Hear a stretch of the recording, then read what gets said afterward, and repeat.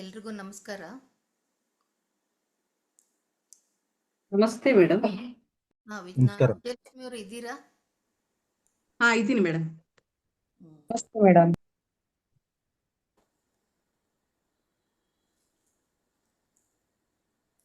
Video open ಮಾಡ್ಕೊಳ್ಳಿ. ಮಾಡಿದ್ದೀನಿ madam.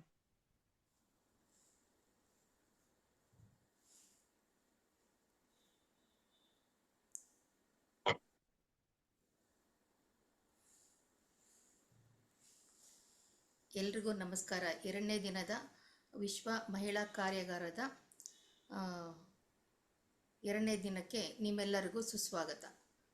ಇವತ್ತಿನ ದಿನ ಇಬ್ಬರು ಒಂದು ಪಂಡಿತರಾದಂತಹ ಜ್ಯೋತಿಷ ಜ್ಞಾನದಲ್ಲಿ ವಿಜಯಲಕ್ಷ್ಮಿ ಅವರೊಬ್ಬರು ಮತ್ತು ಗಾಯತ್ರಿ ಮೇಡಮ್ ಇಬ್ಬರು ಕೂಡ ಮಾತಾಡ್ತಾರೆ. ಇವರಿಬ್ಬರು ಕೂಡ ಜ್ಯೋತಿಷದಲ್ಲಿ ಅಪಾರವಾದಂಥ ಜ್ಞಾನವನ್ನು ಹೊಂದಿದ್ದಾರೆ. ಮೊದಲನೇದಾಗಿ ವಿಜಯಲಕ್ಷ್ಮಿಯವರು ಮಾತಾಡ್ತಾರೆ. ಅವ್ರ ಬಗ್ಗೆ ನಾವೇನು ಹೇಳೋವಾಗಿಲ್ಲ, ನಿಮ್ಮೆಲ್ಲರಿಗೂ ಚಿರಪರಿತರು. ಮತ್ತು ಅವರು ಯಾವುದೇ ಒಂದು ವಿಷಯವನ್ನು ತಗೊಂಡಾಗ ಅದಕ್ಕೆ ಸರಿಯಾದ ನಿಟ್ಟಿನಲ್ಲಿ ಒಂದು ಹಂತವಾಗಿ ಆ ವಿಷಯಗಳನ್ನು ಹೇಳುವ ಒಂದು ಆಧಾರವನ್ನು ಇಟ್ಕೊಂಡವರು ಹೇಳುವಂಥವರು, ನಿಖರವಾಗಿ ಹೇಳುವಂಥವರು. ಹಾಗಾಗಿ ಅವರು ಜ್ಯೋತಿಷ ಜ್ಞಾನದಲ್ಲಿ ಇವತ್ತು ಶನಿಯ ಬಗ್ಗೆ, ನಾವು ಶನಿಯ ಬಗ್ಗೆ ಕೇಳೋದು ಅಂತಂದರೆ ಬಹಳ ನಮಗೆ ಒಂಥರ ಭಯಭಕ್ತಿನೂ ಇರುತ್ತೆ, ಒಂದು ಉತ್ಸಾಹ ಕುತೂಹಲವೂ ಕೂಡ ಇರುತ್ತೆ. ಶನಿದೇವನ ಒಂದು ಬಗ್ಗೆ ಕೇಳೋದ್ರಿಂದ ಕೂಡ ಒಂದು ನಾನು ಏನು ಹೇಳ್ಬೋದು ಅಂತಂದರೆ ಶನಿಯ ದೋಷಗಳು ಕೂಡ ಇವತ್ತು ಕೆಲವೊಂದು ಹೋಗ್ಬೋದು ಅಂತ ಅಂದ್ಕೊಂಡಿದ್ದೀನಿ. ವಿಶ್ವ ಮಹಿಳಾ ದಿನಾಚರಣೆಯ ಒಂದು ಈ ವೇದಿಕೆಗೆ ವಿಜಯಲಕ್ಷ್ಮಿ ಅವರನ್ನು ನಾವು ಸ್ವಾಗತ ಮಾಡ್ತಾ ಅವರ ಉಪನ್ಯಾಸ ಮುಂದುವರಿಸಲಿ ಅಂತ ಕೇಳ್ಕೊಳ್ತಾ ಇದ್ದೀವಿ. ನಿಮಗೆ ಸ್ವಾಗತ ವಿಜಯಲಕ್ಷ್ಮಿ ಅವರೇ. ಧನ್ಯವಾದಗಳು. ನಿಮ್ಮ ಉಪನ್ಯಾಸವನ್ನು ಮುಂದುವರಿಸ್ಕೊಳ್ಳಿ. Thank you madam. ಓಂ ಗಂ ಗಣಪತಿಯೇ ನಮಃ. ಓಂ ಶ್ರೀ ಗುರುಭ್ಯೋ ನಮಃ. ಶ್ರೀ ಲಲಿತಾ ಪರಮೇಶ್ವರಿಯೇ ನಮಃ. ಸಮಸ್ತ ಗುರುವೃಂದಕ್ಕೂ ಜ್ಯೋತಿಷ್ಯ ಬಾಂಧವರಿಗೂ ನನ್ನ ಅನಂತಾನಂತ ನಮಸ್ಕಾರಗಳು. ಮಹಿಳಾ ದಿನಾಚರಣೆಯ ಅಂಗವಾಗಿ ಹಮ್ಮಿಕೊಂಡಿರುವ ಈ ಕಾರ್ಯಾಗಾರವನ್ನು ಹಮ್ಮಿಕೊಂಡಿರುವ ಮೇಘನಾ ವರ್ಷಾರವರಿಗೆ ನನ್ನ ಅನಂತ ಧನ್ಯವಾದಗಳನ್ನು ಅರ್ಪಿಸ್ತಾ ಈ ಕಾರ್ಯಕ್ರಮನ ಒಂದು ಶುರು ಮಾಡೋಣ ಅಂತ. Thank you madam. ಈ ಶನಿವಾರವೇ ಶನಿಗ್ರಹದ ಬಗ್ಗೆ ಮಾತನಾಡೋದಕ್ಕೆ ನನಗೆ ದೊರಕಿದ್ದು ಒಂದು ನನ್ನ ಭಾಗ್ಯ ಅಂತಾನೆ ಅನ್ಕೋತೀನಿ. ಒಂದು, ಆ ಶನಿದೇವರ ಅನುಗ್ರಹ ನಿಮ್ಮೆಲ್ಲರ ಮೇಲೂ ಇದೆ ಎಂಬುದಕ್ಕೆ ಇದೆ ಸಾಕ್ಷಿ. ಇನ್ನೊಂದು ಅದೃಷ್ಟ. ಆ ಅದೃಷ್ಟದ ಬಗ್ಗೆ ಮುಂದಕ್ಕೆ ಮಾತಾಡ್ತೀನಿ. ಈಗ ಯಾವುದೇ ಒಂದು ದೇವರನ್ನ ನಾವು ಪೂಜೆ ಮಾಡ್ಬೇಕಾದ್ರೆ ಒಂದು ಅಷ್ಟೋತ್ತರ ಅಂತರ ಏನೋ ಒಂದು ಇಟ್ಕೊಂಡು ಮಾಡ್ತೀವಿ. ಅಂದ್ರೆ ಅದ್ರೊಳಗಡೆ ಆ ದೇವರ ಒಂದು ಗುಣಗಾನವನ್ನ ಎಲ್ಲವನ್ನು ಅವನ ಎತ್ತಿರೋ ಅವತಾರಗಳನ್ನ ಎಲ್ಲವನ್ನೂ ಅವನನ್ನ ಸೂಚನೆ ಮಾಡ್ಕೊಂಡು ಅಷ್ಟೋತ್ತರ ಮಾಡ್ತೀವಿ. ಇವತ್ತು ಶನೀಶ್ವರರ ಬಗ್ಗೆ ನಾವು ಈ ವಿಷಯಗಳನ್ನ ತಿಳ್ಕೊತಾ ಇರೋದ್ರಿಂದ ಅವನಿಗೆ ಇದೊಂದು ಸಮರ್ಪಣೆ. ಅವನ ಒಂದು ಏನ್ ಅವನನ್ನ ಹೊಗಳ್ತೀವೋ, ಅವನನ್ನ ಹೆದರ್ಕೊಂಡಿದೀವೋ ಏನೋ ಅಂತೂ ಅವನ ಭಜನೆ ಇವತ್ತು ಮಾಡೋಣ ಅಂತ ಅಷ್ಟೇ. ಭಜನೆ ಇನ್ ವರ್ಡ್ಸ್. ಈ ಗ್ರಹದ ಬಗ್ಗೆ ಒಬ್ಬೊಬ್ಬರಿಗೆ ಒಂದೊಂದ್ ತರಹ ಚಿಂತನೆಗಳಿರುತ್ತೆ. ಈ ಗ್ರಹನ ಹೊಗಳೋರಿದ್ದಾರೆ, ತೆಗಳೋರಿದ್ದಾರೆ, ಈ ಗ್ರಹಕ್ಕೆ ಹೆದರೋರಿದ್ದಾರೆ, ಪೂಜೆ ಮಾಡೋರಿದ್ದಾರೆ. ಹೀಗೆ ಅನೇಕ ತರಹದ ಹಿಂಬಾಲಕರಿರ್ತಾರೆ ಶನಿ ಮಹಾರಾಜರಿಗೆ. ದೇವರಿಗೆ ಎಷ್ಟೋ ಜನ ಕೈ ಮುಗಿದೇ ಇರೋರು ಕೂಡ ಶನೀಶ್ವರರಿಗೆ ಕೈ ಮುಗಿಯೋದನ್ನ ನೀವು ನೋಡಿರ್ಬೋದು, ನಾನು ನೋಡಿದ್ದೀನಿ. ಈಗ ಪುರಾಣದ ಪ್ರಕಾರ ಶನಿ, ಮೇಡಮ್ ಕೇಳಿಸ್ತಾ ಇದೆಯಾ? ಸರಿಯಾಗಿದೆಯಾ ಡಿಸ್ಟೆನ್ಸ್ ನ ಇಟ್ಕೊಂಡಿರೋದು? ಕೇಳಿಸ್ತಾ ಇದೆ. Thank you sir. Shani Surya ದೇವನ 2ನೇ ಪತ್ನಿ ಛಾಯಾದೇವಿಯ ಮಗ. ಅದು ನಮ್ಗೆಲ್ಲ ಗೊತ್ತಿದೆ. ತಂದೆಯಿಂದ ನಿಕೃಷ್ಟತೆಗೆ ಒಳಗಾಗಿರುವಂತ ತನ್ನ ತಾಯಿ ಅಂತ ಶನಿಗೆ ಸೂರ್ಯನ ಮೇಲೆ ಒಂದು ಅತೀವ ಕೋಪ ಮತ್ತೆ ವೈರತ್ವ. ಸೊ ಆ ಪುರಾಣದ್ದು ಒಂದ್ ಸ್ವಲ್ಪ ಪಕ್ಕಕ್ಕೆ ಇಟ್ಟು ವೈಜ್ಞಾನಿಕವಾಗಿ ನಾನು ಸ್ವಲ್ಪ ತಗೊಳ್ತೀನಿ. ನಮ್ಮ ಸೌರ ಮಂಡಲದಲ್ಲಿ ಶನಿಗ್ರಹ ಅಂದ್ರೆ ಸ್ಯಾಟರ್ನ್ ಸೂರ್ಯನಿಂದ 6ನೇ ಗ್ರಹವಾಗಿ ಸೂರ್ಯನನ್ನ ಪರ್ಯಟನೆ ಮಾಡ್ತಾ ಇದೆ. ಸೂರ್ಯನಿಂದ ಸುಮಾರು 1434 ಬಿಲಿಯನ್ ಕಿಲೋಮೀಟರ್ ದೂರ ಇದ್ದು ಭೂಮಿಯಿಂದ ಸುಮಾರು 1200 ಬಿಲಿಯನ್ ಕಿಲೋಮೀಟರ್ ದೂರದಲ್ಲಿ ಇದೆ. ಮತ್ತೆ ಶನಿಗ್ರಹದ ಅಯಸ್ಕಾಂತ ಅದರ ಪ್ರಭಾವ ಪೃಥ್ವಿಗಿಂತ ಅಂದ್ರೆ ಭೂಮಿಗಿಂತ 578ರಷ್ಟು ಹೆಚ್ಚಾಗಿದೆ. ಅದಕ್ಕಾಗಿ ಅದರ ಪ್ರಭಾವ ಪೃಥ್ವಿಯ ಜನರ ಮೇಲೆಲ್ಲ ಕೂಡ ಎಲ್ಲಾ ಗ್ರಹಗಳಿಗಿಂತ ಹೆಚ್ಚಾಗಿ ಇದೆ ಅಂತ ಹೇಳ್ಬೋದು. ಇದಕ್ಕೆ ಸುಮಾರು 100ಕ್ಕಿಂತ ಹೆಚ್ಚು ಉಪಗ್ರಹಗಳು ಇವೆ ಅಂತ ಸೈಂಟಿಸ್ಟ್ಗಳು ತಮ್ಮ ರಿಸರ್ಚ್ ಮೂಲಕ ತಿಳಿಸಿದ್ದಾರೆ. ಉಪಗ್ರಹಗಳು ಅಂದ್ರೆ ಈ ವೈಜ್ಞಾನಿಕದಲ್ಲಿ ಮೂನ್ಸ್ ಅಂತ ಹೇಳ್ತೀವಿ. ಸೊ ಇದರಲ್ಲಿ ಒಂದು 2-3 ಹೆಸರು ಹೇಳೋದಾದ್ರೆ ಟೈಟಾನ್, ಎನ್ಸೆಲಾಡಸ್, ರಿಯಾ, ಲ್ಯಾಪಿಟಸ್, ಮಿಮಾಸ್ ಎಂಬುದಾಗಿ ಹೇಳ್ಬೋದು. ಜ್ಯೋತಿಷ್ಯದ ಪ್ರಕಾರ ಅದರ ಒಂದು ಉಪಗ್ರಹ ಬಂದು ಮಾಂದಿ, ಮತ್ತೆ ಅದನ್ನೇ ಗುಳಿಕ ಅಂತಾನು ಕರಿತೀವಿ. ಈಗ ನಾನು ಮೇಡಮ್ ಹೇಳ್ದಂಗೆ ಸ್ವಲ್ಪ ಬೇಸಿಕ್ಸ್ ಇಂದ ತಗೊಂಡ್ಬಿಡೋಣ ಅಂತ. ಓಕೆ. ಶನಿ ಗ್ರಹದ ಸ್ಥಾನಮಾನ ಬಚಕ್ರದಲ್ಲಿ ಯಾವ ರೀತಿ ಬರುತ್ತೆ ಅಂತ ನಮ್ಗೆ ಎಲ್ಲರಿಗೂ ಗೊತ್ತಿರುವಂತದ್ದೇ, ಪುನಃ ಹೇಳ್ತಾ ಇದ್ದೀನಿ ಅಷ್ಟೇನೆ. ಮತ್ತೆ ಅವರ ಸ್ವಸ್ಥಾನ ಬಂದು ಮಕರ ಕುಂಭ, ಬಚಕ್ರದ 10ನೇ ಮತ್ತು 11ನೇ ಮನೆಗಳು. ಉಚ್ಚ ಸ್ಥಾನ ಬಂದು ತುಲಾ, ನೀಚ ಸ್ಥಾನ ಬಂದು ಮೇಷ, ಮೂಲ ತ್ರಿಕೋಣ ಬಂದು ಕುಂಭ, ಅವನ ನಕ್ಷತ್ರಗಳು ಬಂದು ಪುಷ್ಯ, ಅನುರಾಧ, ಉತ್ತರಾಭಾದ್ರ. ಶನಿ ಸೂಚನೆ ಮಾಡತಕ್ಕಂತ ಬಣ್ಣ ಗಾಢ ನೀಲ ಅಂದ್ರೆ ಕಪ್ಪು ಅಂತಾನು ಹೇಳ್ಬೋದು ಸ್ವಲ್ಪ ಸರಿ. ಅಧಿದೇವತೆ ಬಂದು ಪ್ರಜಾಪತಿ, ಪ್ರತ್ಯಧಿದೇವತೆ ಯಮ, ಅಭಿಮಾನಿ ದೇವತೆ ತ್ರಿಮೂರ್ತಿಗಳು. ಶನಿಯ ಗೋತ್ರ ಕಾಶ್ಯಪ ಗೋತ್ರ, ಅವನ ದೇಶ ಬಂದು ಸೌರಾಷ್ಟ್ರ ದೇಶ, ದಿಕ್ಕು ಪಶ್ಚಿಮ ಜೊತೆಗೆ ನೈಋತ್ಯ. ಧಾನ್ಯ ಕಪ್ಪು ಎಳ್ಳು. ದಶಾವತಾರದಲ್ಲಿ ಕೂರ್ಮಾವತಾರವನ್ನ ಸೂಚನೆ ಮಾಡ್ತಾನೆ. ಇಲ್ಲಿ ಎಷ್ಟೋ ಜನ ಶನೀಶ್ವರರ ಶಾಂತಿ ಮಾಡ್ಬೇಕಾದ್ರೆ ಕೂರ್ಮಾವತಾರದ ಕಥೆಯನ್ನು ಕೂಡ ಓದಿ ಅವನ ಒಂದು ಶಾಂತಿಯನ್ನ ಮಾಡೋರಿದ್ದಾರೆ. ಲಿಂಗ ನಪುಂಸಕ ಲಿಂಗ. ರತ್ನ ಬಂದು ನೀಲ. ದಶಾವರ್ಷ ಬಂದು 19. ಸಂಗೀತದಲ್ಲಿ ಸರಿಗಮ ಪದ ನೀ ಅಕ್ಷರ ಅಥವಾ ನೀ ಸ್ವರ ಬಂದು ಶನೀಶ್ವರ ಅದನ್ನ ರೆಪ್ರೆಸೆಂಟ್ ಮಾಡ್ತಾನೆ. ಇವನಿಗೆ ಶತ್ರುಗಳು ಬಂದು ರವಿ, ಚಂದ್ರ, ಕುಜ. ಮಿತ್ರರು ಬಂದು ಬುಧ, ಶುಕ್ರ. ಗುರು ಬಂದು ಸಮ. ಸಮಿತ್ತು ಶಮಿ ವೃಕ್ಷ. ಪ್ರತಿಮಾ ದ್ರವ್ಯ ಬಂದು ಕಬ್ಬಿಣ. ಪೂಜಾ ಪುಷ್ಪ ಅದು ಶಂಖ ಪುಷ್ಪ ಅಂತ ಹೇಳ್ತೀವಿ, ನೀಲಿ ಕಲರ್ ಬರುತ್ತಲ್ಲ ಅದು. ಸ್ವಭಾವ ಕ್ರೂಯಲ್ ಅಂದ್ರೆ ಸ್ವಲ್ಪ ಕ್ರೂರ. ನೈವೇದ್ಯಕ್ಕೆ ಸಾಮಾನ್ಯವಾಗಿ ಎಳ್ಳಿನ ಅನ್ನ. ಇದನ್ನ ಪಿತೃ ಕಾರ್ಯಗಳಲ್ಲಿ ಕೂಡ ಪಿಂಡ ಪ್ರದಾನ ಮಾಡೋದಕ್ಕೆ ಉಪಯೋಗಿಸ್ತಾರೆ ಅನ್ನೋದನ್ನ ನೀವು ನೋಡಿರ್ಬೋದು. ಇವನು ಗುಣ ಹೇಗೆ?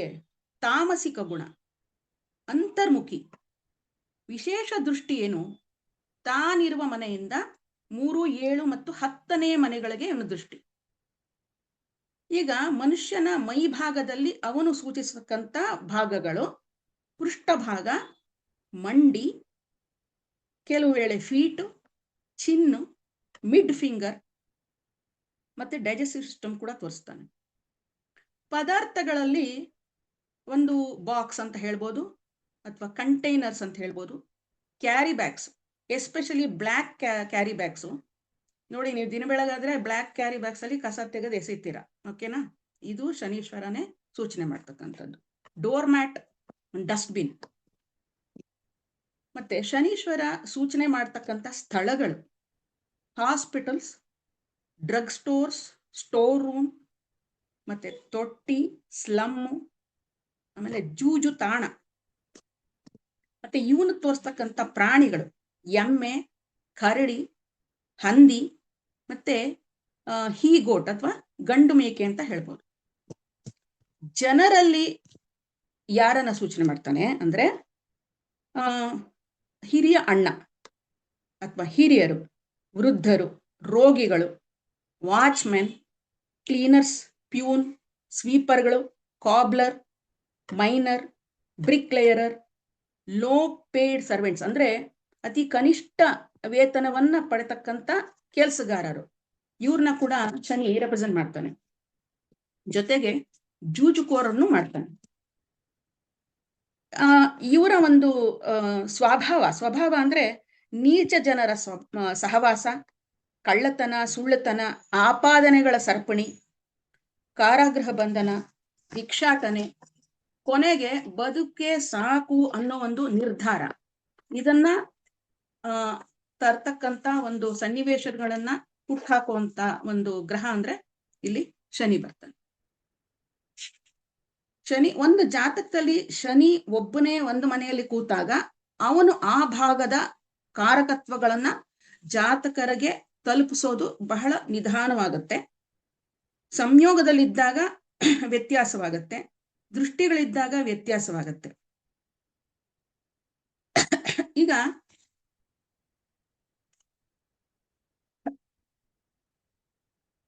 ನಮ್ಮ ಭಾರತದ ಸಂವಿಧಾನವನ್ನು ತಗೊಳ್ಳೋಣ. ಅಂದ್ರೆ ನಮ್ಮ ಇಂಡಿಯನ್ ಕಾನ್ಸ್ಟಿಟ್ಯೂಷನ್ ಮೊದಲನೇ ರೂಲ್ ಏನದು ಅಂತಂದ್ರೆ by the people, of the people, for the people ಅಂತ ಹೇಳ್ತೀವಿ. ಈಗ ಅದನ್ನೇ ಕನ್ನಡದಲ್ಲಿ ಪ್ರಜೆಗಳಿಂದ, ಪ್ರಜೆಗಳಲ್ಲಿ, ಪ್ರಜೆಗಳಿಗಾಗಿ ಅಂತ ಹೇಳ್ಬೋದು. ಈಗ ಪ್ರಜೆಗಳು ಅಂದ್ರೆ ಯಾರು? ಒಬ್ಬ ಸಾಮಾನ್ಯ ಮನುಷ್ಯ. ಅದಕ್ಕೆ ಕಾರಕ ಯಾರು? ಶನೀಶ್ವರ. ಅಂದ್ರೆ ಅರ್ಥ ಏನು? ಶನಿಯಿಂದ ಸರ್ಕಾರ ಅಲ್ವಾ? ಸೊ ಸರ್ಕಾರವನ್ನ ರೆಪ್ರೆಸೆಂಟ್ ಮಾಡೋದು ಯಾರು? ರವಿ. ಸೊ ಈಗ ಏನ್ ಹೇಳ್ಬೋದು ಅಂದ್ರೆ ಶನಿ ರೂಪಿಸಿ ಕೊಟ್ಟಂತ ಸರ್ಕಾರದಲ್ಲಿ ರವಿಯ ಪ್ರಾಧಾನ್ಯತೆ. ನಾವು ನಿತ್ಯ ಜೀವನದಲ್ಲಿ ಕಾಣೋದು ಒಬ್ಬ ತಂದೆ ಆದವನು ಮಕ್ಕಳಿಗೆ ಅಥವಾ ಮಗನಿಗೆ ಎಲ್ಲ ಸೌಲಭ್ಯಗಳನ್ನ ಮಾಡಿಕೊಟ್ಟು ಕೆಲಸವನ್ನು ಕೊಟ್ಟು ನೋಡ್ಕೊಳ್ತಕ್ಕಂತ ನೋಡಿದೀವಿ. ಇಲ್ಲಿ ಶನಿ ರೂಪಿಸ್ಕೊಡ್ತಾನೆ ಸರ್ಕಾರನ ಪ್ರಜೆಗಳಿಂದ, ಅಂದ್ರೆ ಅದರಲ್ಲೂ ನಮ್ಮ ದೇಶದಲ್ಲಿ. ಅದಕ್ಕೆ ಅಪ್ಪನನ್ನ ಕೂಡಿಸ್ತಾನೆ, ಅಧಿಕಾರ ಮಾಡು ನೀನು ಅಂತ. ಎಷ್ಟು ಚೆನ್ನಾಗಿದೆ ಅಲ್ವಾ? ಮುಂದೆ ಗೋಚಾರದಲ್ಲಿ ಶನಿಯ ಪರಿಭ್ರಮಣೆಗಳನ್ನ ತೋರಿಸ್ತಕ್ಕಂತ ಒಂದು ಫಲಗಳು ಕೊಡ್ತಕ್ಕಂಥದ್ದು. ಎಲ್ಲರಿಗೂ ಗೊತ್ತಿದ್ದಂಗೆ ಒಂದು ರಾಶಿಯಲ್ಲಿ ಶನೀಶ್ವರ 30 ತಿಂಗಳು ಇರ್ತಾನೆ ಅಂತ ಗೊತ್ತು.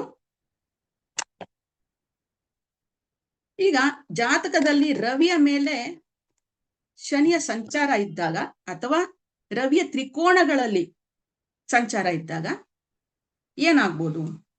ತಂದೆ ಮಕ್ಕಳಿಗೆ ಕಿರಿಕಿರಿ ಉಂಟಾಗುತ್ತೆ, ಸಣ್ಣ ಪುಟ್ಟ ವಿಷಯಗಳಿಗೂ ಜಗಳ ಆಗತ್ತೆ, ಜೊತೆಗೆ ತಂದೆಗೆ ಅನಾರೋಗ್ಯ, ಕುಟುಂಬದಲ್ಲಿ ಹಿರಿಯರ ಅಗಲಿಕೆ, ಮತ್ತೆ ವೃತ್ತಿಯಲ್ಲಿ ಹಿನ್ನಡೆ, ಮತ್ತೆ ಅಧಿಕಾರಿಗಳಿಂದ ಕಿರುಕುಳ, ಇದೆಲ್ಲವೂ ಆಗತ್ತೆ. ನಾನು ಒಂದೊಂದು 2 ಪಾಯಿಂಟ್ ಮಾತ್ರ ತಗೊಂಡು ಹೋಗ್ತಾ ಇದ್ದೀನಿ, ಯಾಕೆಂದ್ರೆ ನನ್ನ ನಂತರ ಇನ್ನೊಬ್ರು ಕೂಡ ಮಾತಾಡೋರಿದ್ದಾರೆ. ಅದರಿಂದ ಸ್ವಲ್ಪ ಸ್ವಲ್ಪ ಕನ್ಸೈಸ್ ಮಾಡ್ಕೊಂಡಿದ್ದೀನಿ.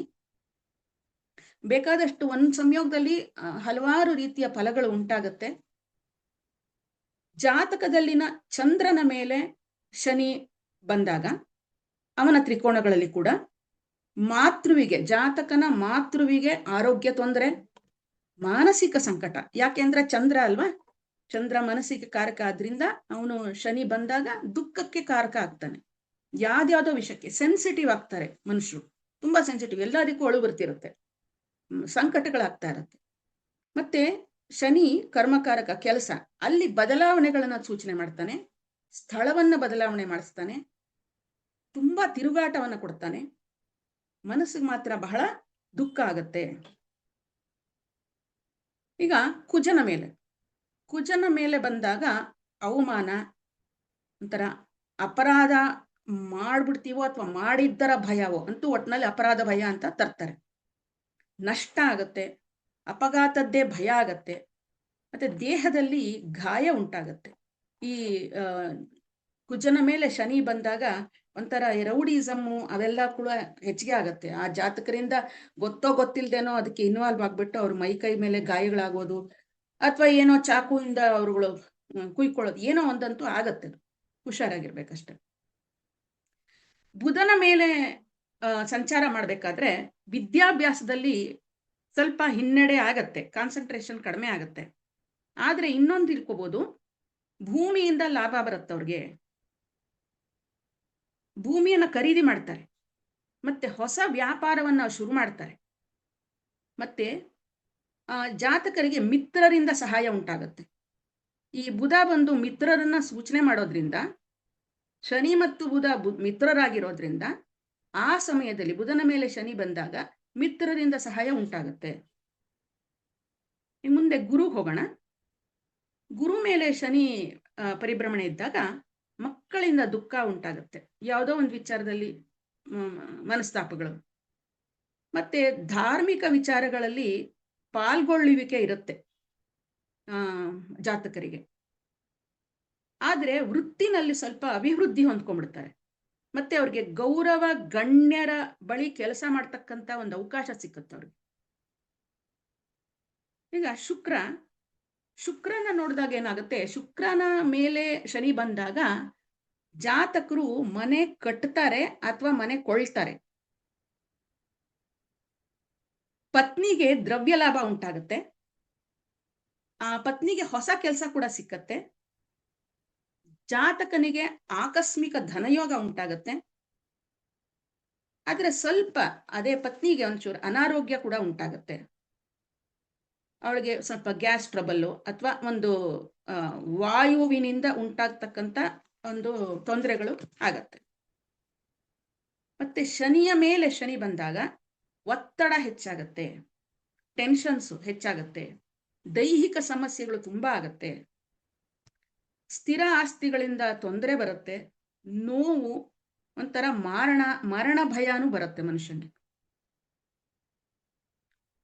ರಾಹುವಿನ ಮೇಲೆ ಶನಿ ಬಂದಾಗ ಅನಾರೋಗ್ಯ ಪೀಡಿತರಾಗ್ತಾರೆ, ಸರ್ಕಾರಗಳಿಂದ ಗೊತ್ತಿಲ್ಲದೆ ಇರುವಂತ ತೊಂದರೆಗಳೆಲ್ಲ ಶುರುವಾಗತ್ತೆ, ಮತ್ತೆ ಮನೆಯಲ್ಲಿ ಹಿರಿಯರ ಮರಣಗಳಾಗತ್ತೆ.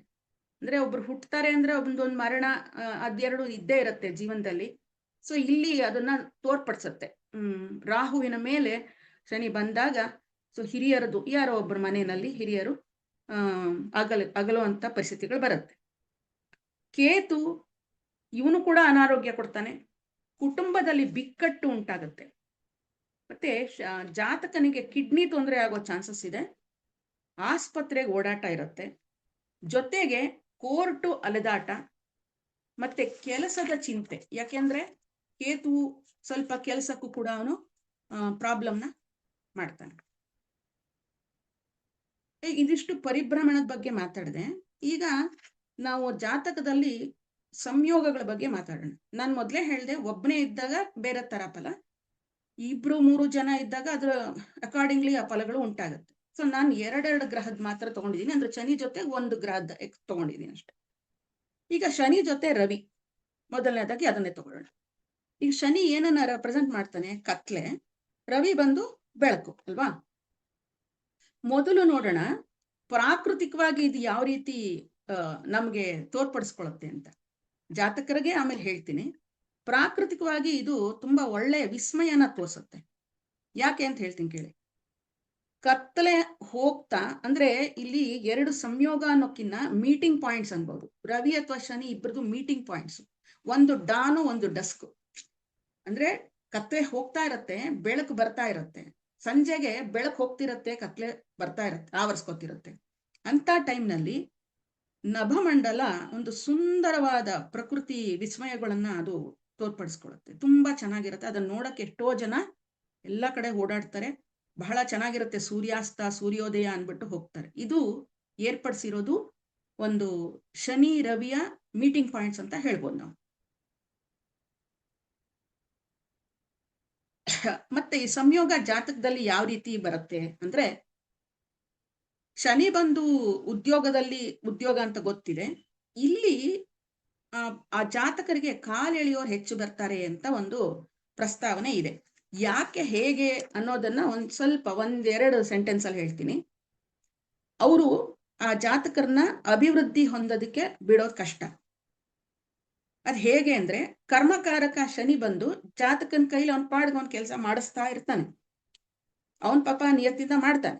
ಆದ್ರೆ ಈ ಸರ್ಕಾರಿ ಅಧಿಕಾರಿಗಳು ಇರ್ತಾರಲ್ಲ ಅಥವಾ ಮೇಲಧಿಕಾರಿಗಳು, ಅವ್ರಿಗೆ ಒಂಥರ ಆ ಒಂದು ಅಧಿಕಾರದ ಒಂದು ಅಹಂ ಇರುತ್ತೆ. ಅವ್ರೇನ್ ಮಾಡ್ತಾರೆ, ನಾನು ಕಷ್ಟಪಟ್ಟು ಇವನ್ ಕೆಲಸ ಮಾಡ್ತಾ ಇದ್ದಾನೆ, ಎಲ್ಲಿ ತಮಗಿಂತ ಅವನು ಮುಂದೆ ಬಂದ್ಬಿಡ್ತಾನೋ ಅಂತ ಒಂದು ಆಲೋಚನೆಗಳಿಂದ ಅವನ ಕೆಲಸನ ಒಪ್ಪದೇ ಇಲ್ಲ. ಅವರು ಸರಿಯಾಗಿದ್ರು ಕೂಡ ಒಪ್ಪಲ್ಲ, ಮತ್ತೆ ಮಾಡಿದ್ದನ್ನೇ ಮಾಡಿಸ್ತಾ ಇರ್ತಾರೆ. ಅಂದ್ರೆ ಎಲ್ಲಿಂದ ಎಲ್ಲಿವರೆಗೆ ಹೋಗ್ತಾನೋ ಅಲ್ಲಿಂದ ಕಾಲು ಎಳೆಯೋದು, ಮತ್ತೆ ಅವನು ಅಲ್ಲಿಂದಾನೇ ಬಂದು ಶುರು ಮಾಡ್ಬೇಕು, ಇದೆಲ್ಲ ಸರಿ ಇಲ್ಲ ಅಂದ್ಬಿಟ್ಟು ಎಲ್ಲ ರಬ್ ಮಾಡಿಸಿ ಮೊದಲಿಂದ ಮಾಡಿಸೋದು. ಈ ತರ ಒಂದು ಕಾರ್ಯಗಳು ನಡೆಯುತ್ತವೆ. ಹಂಗಾಗಿ ಅವನು ಮುಂದೆ ಬರೋದು ತುಂಬಾ ಕಷ್ಟ, ಕಾಲೆಳೆಯೋದು ಅಂತ ಇದೊಂದು ಸುಮ್ಮನೆ ಎಕ್ಸಾಂಪಲ್ ತರ ಹೇಳ್ದೆ. ಮುಂದೆ ಶನಿ ಚಂದ್ರ ಇರೋರು ಮನಸ್ಸಿಗೆ ಸಾಮಾನ್ಯ ಯಾವಾಗ್ಲೂ ಬೇಜಾರು ಅಂತಾನೆ ಹೇಳ್ಬೋದು. ಆದ್ರೆ ಪೌರಾಣಿಕವಾಗಿ ಹೇಳೋದಾದ್ರೆ ಶನಿಗೆ ತಾಯಿ ಕಂಡ್ರೆ ಬಹಳ ಇಷ್ಟ. ನೀವು ಎಲ್ರಿಗೂ ಇಷ್ಟ ತಾಯಿ ಕಂಡ್ರೆ, ಆದ್ರೆ ಶನಿ ನಕ್ಷತ್ರದವರಿಗೆ ಪುಷ್ಯ ಆಗಿರ್ಬೋದು, ಅನುರಾಧ ಆಗಿರ್ಬೋದು, ಉತ್ತರ ಭಾದ್ರ ಆಗಿರ್ಬೋದು, ಅವರುಗಳಿಗೆ ತಾಯಿ ಅಂದ್ರೆ ಎಕ್ಸ್ಕ್ಲೂಸಿವ್ ಆಗಿ ಇಷ್ಟ ಆಗಿರ್ತಾರೆ, ವಿಶೇಷವಾದ ಪ್ರೀತಿ. ಅದು ಅವರವರ ಅನುಭವದಲ್ಲಿ ಅವ್ರು ಹೇಳ್ಬೋದು. ಯಾಕೆಂದ್ರೆ ಸ್ವಲ್ಪ ಈ ಶನಿ ಆ ತಾಯಿಯಿಂದ ಸ್ವಲ್ಪ ದೂರ ಮಾಡ್ತಾನೆ ಅವರನ್ನ. ಹಂಗಾಗಿ ತಾಯಿ ಪ್ರೀತಿಗೆ ಅವರು ಬಹಳ ಒದ್ದಾಡೋದು ಕೂಡ ನಾವು ನೋಡಿದೀವಿ. ಇನ್ನೊಂದ್ ತರ ಯೋಚನೆ ಮಾಡೋಣ. ಈಗ ನಾವು ಶನೀಶ್ವರನ್ನ ಸ್ಲೋ ಮೂವಿಂಗ್ ಪ್ಲಾನೆಟ್ ಅಂತ ಗೊತ್ತು. ಅದೇನೆ ಚಂದ್ರ ಬಂದು ವೆರಿ ಫಾಸ್ಟ್ ಮೂವಿಂಗ್. ಈಗ ಇಬ್ರು ಸೇರ್ಕೊಂಡು ಒಂದು ಪಾರ್ಕ್ ನಲ್ಲಿ ವಾಕಿಂಗ್ ಹೋಗ್ತಿದ್ದಾರೆ ಅಂತ ಅನ್ಕೊಳ್ಳೋಣ. ಅಂದ್ರೆ ಒಂದು ಜಾತಕದಲ್ಲಿ ಈ ಸಂಯೋಗ ಇದೆ, ಇಬ್ರು ಸೇರ್ಕೊಂಡು ಒಂದು ವಾಕಿಂಗ್ ಹೋಗ್ತಿದ್ದಾರೆ ಅನ್ಕೊಳ್ಳಿ. ಇದು ಸಾಧ್ಯನಾ ಅಂತ ಯೋಚನೆ ಮಾಡಿ. ಯಾಕೆಂದ್ರೆ ಶನಿ ಬಂದು ನಿರ್ಲಿಪ್ತ, ಅವನಿಗೇನು ಬೇಡ. ಆದ್ರೆ ಚಂದ್ರ ಹಂಗಲ್ಲ, ಅವನು ಪ್ರೇಮಿ, ಅವನು ಒಂಥರ ಎಲ್ಲಾ ಕಡೆ ಲವರ್ ಬಾಯ್ ಅಂತಾರಲ್ಲ ಆ ತರ. ಈ ಒಂದೆರಡು ಗುಣಗಳಿಂದ ಜಾತಕರನ್ನ ಕನ್ಫ್ಯೂಸ್ ಮಾಡಕ್ ಬಿಟ್ಬಿಡ್ತಾರೆ. ಅವನಿಗೆ ಏನ್ ಡಿಸೈಡ್ ಮಾಡ್ಬೇಕು ಅಂದ್ರೆ ಕನ್ಫ್ಯೂಷನ್ ಸ್ಟೇಟ್ ತುಂಬಾ ಇರುತ್ತೆ ಅವ್ರಿಗೆ. ಇದು ಸುಮ್ಮನೆ ಎಕ್ಸಾಂಪಲ್ ಕೊಟ್ಟಿದ್ದು, ವಾಕಿಂಗ್ ಎಲ್ಲ ಹೋಗೋದೆಲ್ಲ ನೀವು ಪ್ರಾಕ್ಟಿಕಲ್ ಆಗಿ ಅನ್ಕೊಂಡ್ಬಿಡ್ಬೇಡಿ, ಸುಮ್ಮನೆ ಹೇಳಿದ್ದಷ್ಟೇನೆ. ಇದು ಕನ್ಫ್ಯೂಷನ್ ಯಾವ ರೀತಿ ಕ್ರಿಯೇಟ್ ಆಗತ್ತೆ ಅನ್ನೋದಕ್ಕೆ ಒಂದು ಹೇಳಿದ್ದಷ್ಟೇ. ಕೆಲಸ ಅವ್ರಿಗೆ ಒಂದ್ ಕಡೆ ನಿಲ್ಲಲ್ಲ, ಅವರು ಮೂವ್ ಆಗ್ತಾ ಇರ್ಬೇಕು. ಒಂದ್ ಕಡೆ ಹಲ್ ಕಚ್ಕೊಂಡು ಅದೇನೋ ಹೇಳ್ತಾರಲ್ಲ, ಒಂದ್ ಕಡೆ ಇರಲ್ಲ, ಹೋಗ್ಬೇಕು, ಇಲ್ಲಿ ಸರಿ ಹೋಗಲ್ಲ, ಮುಂದಕ್ಕೆ ಹೋಗ್ಬೇಕು. ಹಂಗಾಗಿ ಅವ್ರಿಗೆ ಆದಾಯಗಳು ಕಡಿಮೆ ಆಗ್ತಾ ಇರುತ್ತೆ, ಫ್ಲಕ್ಚುಯೇಟಿಂಗ್ ಮೈಂಡ್ ಇರುತ್ತೆ. ಇನ್ನೊಂದು ಅದಲ್ದೇನೆ ಈಗ ಶನಿ ಅನ್ನೋದು ಬಹಳ ಕಸ ಅಂತ ಅನ್ಬೋದು, ಅನ್ಕ್ಲೀನ್ ಅಂತ ಅನ್ಬೋದು ಅಲ್ವಾ. ಈ ಶನಿ ಚಂದ್ರ ಇರೋರನ್ನ ಸ್ವಲ್ಪ ನೀವು ಹತ್ರದಿಂದ ನೀವು ಗಮನಿಸಿದ್ರೆ ನೋಡಿ, ಅವ್ರು ಬಂದು ಕೂತ ಕಡೆಗೇನೆ ಇದ್ದಕ್ಕಿದ್ದಂಗೆ ತುಂಬಾ ಕಸಗಳನ್ನ ಹರಡ್ಕೊಂಡಿರ್ತಾರೆ. ಏನೇನೋ ಪರ್ಸಿಂದ ತೆಗಿತಾರೆ, ಒಂದ್ ಪೇಪರ್ ಹಾಕ್ತಾರೆ, ಪರ್ಸಿಂದ ಅಲ್ಲಿ ಹಾಕ್ತಾರೆ, ಕೀ ತೆಗೆದು ಹಾಕ್ತಾರೆ, ಖರ್ಚು ತೆಗೆದು ಎಲ್ಲ ಒಂದೊಂದ್ ಕಡೆ ಹಾಕೊಂಡಿರ್ತಾರೆ ಇಮಿಡಿಯೇಟ್ ಆಗಿ. ಅದು ಒಂಥರ ನೋಡೋರ್ಗೆ ಬಹಳ ಅನ್ಕ್ಲೀನ್ ಅಂತ ಅನ್ಸುತ್ತೆ. ಆಮೇಲೆ ಅದನ್ನೆಲ್ಲವನ್ನ ಚೊಕ್ಟ ಮಾಡೋದು ಅವರೇನೆ, ಕ್ಲೀನ್ ಮಾಡಿಡ್ತಾರೆ. ಇದೊಂದು ಸ್ವಭಾವ ಅವರಲ್ಲಿ ಬಹಳ ಕಂಡು ಬರುತ್ತೆ ಶನಿ ಚಂದ್ರ ಇರುವಂತ ಸಂಯೋಗಗಳು. ಶನಿ ಕುಜ ಇದ್ದಾಗ ನೋಡಿ, ಒಂದು ಮಂದ ತಟಸ್ಥ ಗ್ರಹದ ಜೊತೆಗೆ ಅತಿ ಉತ್ಸಕ, ಶಕ್ತಿ ಮತ್ತೆ ಕೋಪೋದ್ರೇಕದ ಗ್ರಹ, ಇದೆರಡು ಹೊಂದಿಕೊಳ್ತೀಯೇ? ಸಾಧ್ಯನೇ ಇಲ್ಲ. ಶನಿ ಬಂದು ಒಂದು ಸರ್ವೆಂಟು, ಒಬ್ಬ ಲೇಬರರು, ಅವನು ಬಂದು ಆರ್ಮಿ ಚೀಫು. ಇಬ್ಬರ ಫೀಲ್ಡ್ ಕೂಡ ಬೇರೆ ಬೇರೆ. ಒಬ್ಬನದು ಸ್ಲಮ್ಮು, ಇನ್ನೊಬ್ಬನದು ರಣರಂಗ. ಶನಿ ಬಂದು ಹೊತ್ತು ಬಂದ ಹಾಗೆ ಕೊಡೆ ಹಿಡಿಯೋನು, ಅಂದ್ರೆ ಕೆಲ್ಸಕ್ಕೆ ಬಂದ್ರೆ ಬರ್ತಾನೆ, ಇಲ್ಲ ಅಂದ್ರೆ ಇಲ್ಲ. ಅವನ್ ಹಂಗಲ್ಲ, ತುಂಬಾ ಡಿಸಿಪ್ಲಿನ್. ಸೊ ಕೂಲಿ ಕಾರ್ಮಿಕರ ಹತ್ರ ಕೆಲಸ ತೆಗೆಯೋದು ಎಷ್ಟು ಕಷ್ಟ ಅಂತ ಬಹುಶಃ ಮನೆ ಕಟ್ಟಿರೋರ್ಗೆ ಅಥವಾ ಅವ್ರಗಳಿಗೆ ಗೊತ್ತಿರುತ್ತೆ. ಅವನ ಹತ್ರಕ್ಕೆ ಎಷ್ಟು ಕೆಲಸ ಮಾಡಿಸ್ಬೇಕು ಅಷ್ಟು ಮಾಡ್ಸಕ್ ಆಗೋದೇ ಇಲ್ಲ, ಆ ತರ ಅವನು. ಇವನ್ ಬಂದು ಅತಿ ಸ್ಟ್ರಿಕ್ಟು, ಡಿಸಿಪ್ಲಿನ್, ಹೊಂದಾಣಿಕೆ ಆಗೋದೇ ಇಲ್ಲ ಇಬ್ಬರಿಗೂ. ಹೀಗಾಗಿ ಈ ಎರಡು ಗ್ರಹಗಳ ಸಂಯೋಗ ಒಂದು ಜಾತಕದಲ್ಲಿದ್ದಾಗ ಜಾತಕರಿಗೆ ತಳಮಳ ಇರುತ್ತೆ, ತುಂಬಾ ತಳಮಳ ಹೆಚ್ಚಾಗತ್ತೆ. ಮತ್ತೆ ಜಗಳ ಇರುತ್ತೆ, ಯಾರನ್ನ ನೋಡೋದು ಜಗಳ ಆಡ್ಬಿಡ್ತಾರೆ, ಇದ್ದಕ್ಕಿದ್ದಂಗೆ ಜಗಳ ಆಡೋದು. ಮತ್ತೆ ಅಪಘಾತಗಳಿಗೆ ಈಡು ಮಾಡುತ್ತೆ. ಈ ತರ ಮನಸ್ಸಿನಲ್ಲಿ ಏನೋ ಇಟ್ಕೊಂಡು ಇವರು ವೆಹಿಕಲ್ಸ್ ಓಡ್ಕೊಂಡು ಹೋದ್ರೆ ಅಪಘಾತಗಳು ತಾನೇ ಆಗುತ್ತೆ. ಸೊ ಇದು ಶನಿ ಕುಜ ಇದ್ರೆ ಇವೆಲ್ಲವನ್ನ ಅದು ಸೂಚನೆ ಮಾಡುತ್ತೆ. ಈಗ ಶನಿ ಮತ್ತೆ ಬುಧ, ಈ ಸ್ಲೋ ಪ್ಲಾನೆಟ್ ಜೊತೆಗೆ ಇಂಟೆಲಿಜೆಂಟ್ ಪ್ಲಾನೆಟ್ ಸೇರ್ಕೊಂಡಿದ್ರೆ ಏನಾಗುತ್ತೆ? ಯಾರ ಪ್ರಭಾವ ಯಾರ ಮೇಲೆ ಬೀಳುತ್ತೆ ಅಂತಂದ್ರೆ ಶನಿ ಗ್ರಹದ ಪ್ರಭಾವ ಬುಧನ್ ಮೇಲೆ.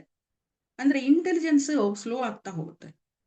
ಜಾತಕರು ಒಂಥರ ಮಂಕ್ ಆಗ್ಬಿಡ್ತಾರೆ. ಅವ್ರಿಗೆ ಮ್ಯಾಥ್ಸ್ ಅಂದ್ರೆ ಭಯ, ಲೆಕ್ಕ ಅಂದ್ರೆ ಭಯ. ಆದ್ರೆ ಒಂದ್ ತಿಳ್ಕೋಬೇಕು, ಈ ಎರಡು ಗ್ರಹಗಳಿಗೆ ವೈರತ್ವ ಇಲ್ಲ. ಬುಧ ಬಂದು ಒಂದು ಬುದ್ಧಿವಂತ ಗ್ರಹ, ಸೊ ಇವನೇನ್ ಮಾಡ್ತಾನೆ, ಮಂದಗ್ರಹ ನನಗೆ ಮಂದತ್ವ ಇದೆ ಅನ್ನೋದು ಇವನಿಗೆ ಅರಿವಾಗಿ ಹೋಗುತ್ತೆ. ಹಾಗಾದ್ರೆ ಅದನ್ನ ಹೆಂಗಾರ ಮೇಕಪ್ ಮಾಡ್ಬೇಕಲ್ಲ. ಹಂಗಾಗಿ ಅವನು ಹಿರಿಯರಿಗೆಲ್ಲ ಮರ್ಯಾದೆ ಕೊಡೋದು, ಯಾಕೆಂದ್ರೆ ಶನಿ ಹಿರಿಯರನ್ನ ಸೂಚನೆ ಮಾಡುತ್ತಲ್ಲ. ಮತ್ತೆ ಮೋಸ್ಟ್ ಅಡ್ಜಸ್ಟಿಂಗ್ ನೇಚರ್ ಇರೋದು ಬುಧನ್ಗೆ, ಅಡ್ಜಸ್ಟ್ ಮಾಡ್ಕೊಂಡಿರ್ತಾನೆ. ಅರಿತು ನಡೆಯುವ ಒಂದು ಬುದ್ಧಿ ಇರೋದು ಬುಧನಿಗೆ. ಹಂಗಾಗಿ ಹೆಚ್ಚಿಗೆ ತುಂಬಾ ಏನೇನು ಮಾಡ್ಕೊಳ್ಳಲ್ಲ ಇವ್ರುಗಳು. ಶನಿ ಬುಧ ಇರೋರು ನಿಧಾನ ಯೋಚನೆ ಮಾಡ್ತಾನೆ. ಇದು ಈ ಹುಟ್ಟಿದಾಗ್ಲಿಂದಾನೇ ಈ ತರ ಒಂದು ಕಾಂಬಿನೇಷನ್ ಇದ್ದಾಗ ಅವ್ರಿಗೆ ಮಾತು ಸ್ವಲ್ಪ ನಿಧಾನಕ್ಕೆ ಬರುತ್ತೆ. ಆದ್ರೆ ಬರುತ್ತೆ ಮಾತು ನಿಧಾನ, ಯಾಕೆಂದ್ರೆ Shani will not deny the result ಅಂತ ಹೇಳ್ತಾರಲ್ಲ, ಅವನು ಡಿನೈ ಮಾಡಲ್ಲ, ಕೊಡ್ತಾನೆ, ಸ್ವಲ್ಪ ನಿಧಾನ ಅಷ್ಟೆ. ಈಗ ಶನಿ ಮತ್ತೆ ಗುರು ಇವರಿಬ್ಬರ ಕಾಂಬಿನೇಷನ್ ಹೆಂಗೆ? 2 gigantic planets of our solar system. ನಮ್ಮ ಸೌರ ವ್ಯೂಹದ 2 ದೈತ್ಯ ಗ್ರಹಗಳು. ಹಾಗಾಗಿ ಇಬ್ಬರು ಸಮಾನರು, ಇಬ್ಬರ ಗುರಿ ಒಂದೇ ಅಂತ ನಾವು ಅರ್ಥಕೊಳ್ಬೇಕು. ಗುರು ಹೇಳ್ತಾನೆ, ನಂದು ನನಗೆ, ನಿಂದು ನಿನಗೆ, ನೋ ಕ್ವಾರಲ್ ನೋ ಡಿಸ್ಪ್ಯೂಟ್ ಅಂದ್ಬಿಡ್ತಾನೆ. ಸೊ ಇಬ್ರು ಸೇರಿದ್ರೆ ಒಂದು ಜಾತಕದಲ್ಲಿ ನ್ಯಾಯಪರವಾಗಿ ಕೆಲಸ ಮಾಡ್ತಾರೆ ಆ ಜಾತಕರು. ಅವರು ಸಾಮಾನ್ಯವಾಗಿ ವೃತ್ತಿ ತಗೊಳ್ಳೋದು ಅಧ್ಯಾಪಕ ವೃತ್ತಿ, ಯಾಕೆಂದ್ರೆ ಗುರು ಬಂದು ಅಧ್ಯಾಪಕ ವೃತ್ತಿನ ತೋರ್ಸುತ್ತೆ, ಶನಿ ಬಂದು ಕರ್ಮಕಾರಕ. ಮತ್ತೆ ಅವ್ರಿಗೆ ಅದು ಫೇವರೆಟ್ ಆಗಿರುತ್ತೆ. ಬೇರೆ ಯಾವುದೇ ಒಂದು ಕೆಲಸ ಮಾಡಿದ್ರು ಎಲ್ಲೋ ಒಂದು ಸೈಡ್ ಕೆಲಸ ಅಥವಾ ಒಂದು ಎಕ್ಸ್ಟ್ರಾ ಇದರಾಗಿ ಇವರು ಒಂದು ಅಧ್ಯಾಪಕ ವೃತ್ತಿನೂ ಮಾಡ್ತಾ ಇರ್ತಾರೆ. ಹೆಚ್ಚಾಗಿ ವಕೀಲರಾಗ್ಬೋದು ಅಥವಾ ನ್ಯಾಯಾಧೀಶರಾಗ್ಬೋದು. ಇಂಥವ್ರು ನ್ಯಾಯಾಧೀಶರಾದ್ರೆ ನಿಜವಾಗ್ಲೂ ಬಹಳಷ್ಟು ಜನಕ್ಕೆ ಒಳಿತಾಗತ್ತೆ ಅಂತ ಒಂದು ಭಾವನೆ. ಇದನ್ನ ಧರ್ಮ ಕರ್ಮಾಧಿಪತಿ ಯೋಗ ಅಂತ ಕೂಡ ನಾವು ಕರಿಬಹುದು. ಬಚಕ್ರದ 9 ಮತ್ತು 10ರ ಅಧಿಪತಿಗಳು ಇವರಿಬ್ರು. ಇದು ಒಂದು ಒಳ್ಳೆಯ ಸಂಯೋಗ ಅಂತ ಹೇಳ್ಬೋದು. ಇವ್ರು ಮಾಡೋ ಬಹಳ ಅಂದ್ರೆ ಒಳ್ಳೆ ಎಲ್ಲ ಕೆಲಸಗಳು ಕೂಡ ಬಹಳ ಧಾರ್ಮಿಕವಾಗಿರುತ್ತೆ ಅಂತ ಹೇಳ್ಬೋದು. ಶನಿ ಮತ್ತೆ ಶುಕ್ರನ ಕಾಂಬಿನೇಷನ್ ಇದ್ದವರು, ಇಲ್ಲಿ ನಾನು ಸ್ವಲ್ಪ ಮುಂಚೆ ಪರಿಭ್ರಮಣದಲ್ಲಿ ಮಾತಾಡಿದ್ದೆ, ಹಾಗೇನೆ ಇಲ್ಲಿ ಕಷ್ಟಪಡ್ತಕ್ಕಂಥ ಪತ್ನಿ ಅಥವಾ ಉದ್ಯೋಗದಲ್ಲಿರ್ತಕ್ಕಂಥ ಪತ್ನಿ ಅಂತಾನೆ ಹೇಳ್ಬೋದು. ಇನ್ನು ಶನಿ ಕಸವನ್ನ ಸೂಚನೆ ಮಾಡಿದ್ರೆ ಶುಕ್ರ ಹಣವನ್ನ ಸೂಚನೆ ಮಾಡ್ತಾನೆ. ಕಸ ನೀವು ಸುಮ್ಮನೆ ಒಂದ್ ಕಡೆ ಒಂದು ಡಸ್ಟ್ಬಿನ್ ಅಲ್ಲೇ ಆಯ್ತು, ಬೆಳಗ್ಗೆ ಏನೋ ಒಂದು ಖಾಲಿ ಕವರ್ ಹಾಕ್ಬಿಟ್ಟು ಅದ್ರೊಳಗೆ ಒಂದು ಹಾಕ್ತಿವಿ, ಸಂಜೆ ನೋಡೋ ಹೊತ್ತಿಗೆ ಅದು ಹೀಪಾಗಿ ಬೆಳ್ಕೊಂಡಿರತ್ತೆ. ನೀವೇ ತಗೊಂಬಂದ್ ಹಾಕಿರ್ತೀರಾ, ತರಕಾರಿ ಸಿಪ್ಪೆ ಅದು ಇದು ಎಲ್ಲ ಹಾಕಿರ್ತೀರಾ, ಅದು ಒಂದ್ ದಿವಸಕ್ಕೆ ಅಷ್ಟು ಹೀಪಾಗಿ ಬೆಳ್ಕೊಳ್ಳೋ ಅಂತ ಚಾನ್ಸು ಅಲ್ವಾ. ಹಾಗೇನೆ ಇದು ಶುಕ್ರ ಬಂದು ಹಣವನ್ನ ತೋರಿಸ್ತಾನೆ, ಹೀಪ್ ಆಫ್ ಅರ್ನಿಂಗ್ಸ್. ಅವ್ರಿಗೆ ಮೊದಲಲ್ಲಿ ತೊಂದರೆ ಕೊಟ್ಟರು ಕೂಡ ಇವ್ರಿಗೆ ಹಣ ಶೇಖರಿಸ್ಕೊಳತ್ತೆ. ಇವ್ರಿಗೆ ಶುಕ್ರ ಶನಿ ಇದ್ದವ್ರಿಗೆ ಹಣ ಶೇಖರಿಸ್ಕೊಳತ್ತೆ. ಇವ್ರಿಗೆ ಒಂದೇ ಒಂದು ಹಳೆಯ ಮನೆ ವಾಸ ಇರುತ್ತೆ ಅಥವಾ ಹಳೆ ಒಂದು ವಾಹನ ಇವ್ರಿಗೆ. ಯಾಕಂದ್ರೆ ಶನಿ ಬಂದು ಹಳೆಯದನ್ನ ಸೂಚನೆ ಮಾಡೋದು, ಶುಕ್ರ ಬಂದು ಮನೆಯನ್ನ ಸೂಚನೆ ಮಾಡೋದ್ರಿಂದ ಆ ಹಳೆ ಮನೆ ಇವ್ರಿಗೆ ಯಾವುದೋ ಒಂದು ಪಿತ್ರಾರ್ಜಿತವಾಗಿ ಬಂದಿರತಕ್ಕಂಥದ್ದು, ತಂದೆಯಿಂದ ಬಂದಿರತಕ್ಕಂಥ ಯಾವುದೋ ಒಂದು ಹಳೆ ಮನೆ ಅಂತೂ ಲಭ್ಯ ಇರುತ್ತೆ ಇವ್ರಿಗೆ.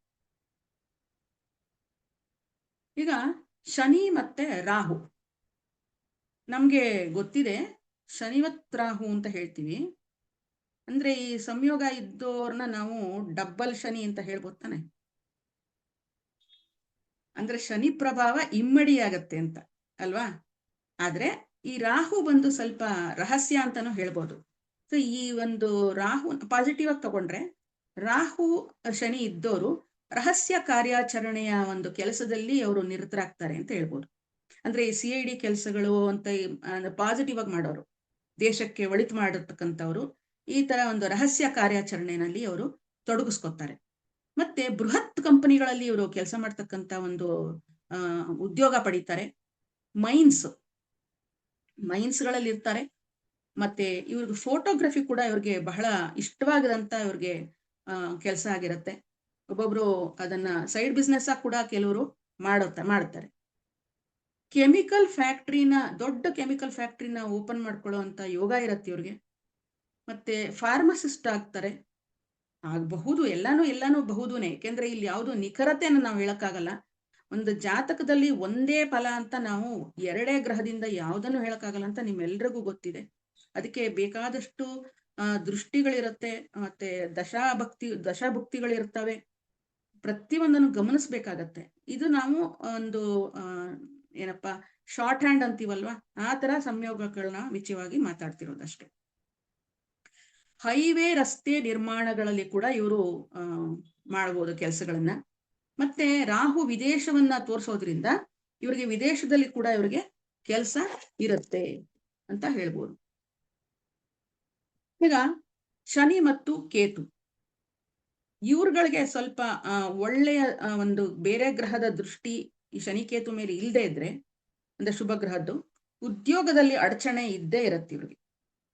ಅಥವಾ ಕೆಲಸದಲ್ಲಿ ಕೆಲಸದಲ್ಲಿ ಒಳ್ಳೆ ಹೆಸರು ಕೂಡ ಬರುವಂತ ಒಂದು ಅವಕಾಶ ಇರುತ್ತೆ. ಯಾಕೆ ಅಂದ್ರೆ ಕೇತು ಬಂದು ಧ್ವಜಕಾರಕ, ಅಥವಾ ಅವರನ್ನ ಫೇಮಸ್ ಮಾಡ್ತಕ್ಕಂತ ಒಂದು ಇದಿರುತ್ತೆ, ಒಂದು ಕ್ವಾಲಿಟಿ ಇರುತ್ತೆ. ಸೊ ಇವ್ರಿಗೆ ಆ ಕೆಲಸದಿಂದ ಅಲ್ಲಿ ಒಳ್ಳೆ ಹೆಸರನ್ನ ತಗೊಳ್ಳುವಂತ ಒಂದು ಅವಕಾಶ ಕೂಡ ಇರುತ್ತೆ. ಇವ್ರಿಗೆ ಟೈಲರಿಂಗ್ ವೃತ್ತಿ ಅದು ಹೇಳಿ ಮಾಡಿಸಿದಾಗಿರುತ್ತೆ. ಶನಿ ಮತ್ತು ಕೇತು ಇದ್ದಾಗ ಅವರ ವೃತ್ತಿ ಬಂದು ಟೈಲರಿಂಗ್ ನ ಚೆನ್ನಾಗಿ ಮಾಡ್ಬೋದು. ಜೊತೆಗೆ ಶುಕ್ರ ಅಥವಾ ಇನ್ನು ಯಾರ ಒಂದು ಸಂಯೋಗಗಳು ಇದ್ದ ಅಥವಾ ದೃಷ್ಟಿ ಇದ್ದಾಗ ಫ್ಯಾಷನ್ ಬ್ಲೌಸ್ಗಳು, ಡಿಸೈನ್ ಬ್ಲೌಸ್ಗಳು ಬೇಕಾದಷ್ಟು ಇದಾವಲ್ಲ ಇವಾಗೆಲ್ಲ, ಅವನ್ನೆಲ್ಲ ಕೂಡ ಮಾಡ್ತಕ್ಕಂತ ಒಂದು ಅವಕಾಶ ಇರುತ್ತೆ ಅವ್ರಿಗೆ. ಕರ್ಮಾನುಸಾರವಾಗಿ ಇವರಿಗೆ ಒಂದು ಕೆಲಸದ ವಿಚಾರವಾಗಿ ಅಥವಾ ಯಾವುದೇ ಒಂದು ವಿಚಾರವಾಗಿ ಲಿಟಿಗೇಷನ್ ಅಂತೂ ಇವರು ಒಂದ್ ಕಡೆ ಫೇಸ್ ಮಾಡ್ತಾರೆ. ಅದು ಅವರ ದಶಾಭುಕ್ತಿ ಅಥವಾ ಇದರಲ್ಲಿ ಮೇಲೆ ಹೋಗುತ್ತೆ.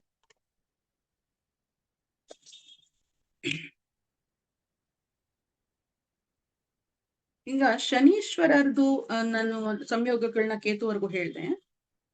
ಈಗ ಶನೀಶ್ವರರು ಯಾಕೆ ನಮ್ಗೆ ಅಷ್ಟೊಂದು ಇಂಪಾರ್ಟೆಂಟ್ ಅಂತ ನಮ್ಗೆ ಅನ್ಸೋದು ಯಾಕೆ, ಅವ್ರ ಬಗ್ಗೆ ನಮ್ಗೆ ಯಾಕೆ ಹೆದರಿಕೆ ಅನ್ನೋದನ್ನ ಹೇಳ್ತೀನಿ. ಈಗ ಆರೋಗ್ಯಂ ಪ್ರದದಾತುನೋ ದಿನಕರಃ ಅಂತ ಗೊತ್ತು, ಅಂದ್ರೆ ನಮ್ಗೆ ಆರೋಗ್ಯ ಕೊಡೋನು ಸೂರ್ಯ ಅಂತ ನಮಗ್ ಗೊತ್ತಿದೆ. ಆದ್ರೆ ಅದು ಗೊತ್ತಾಗೋದು ಹೇಗೆ?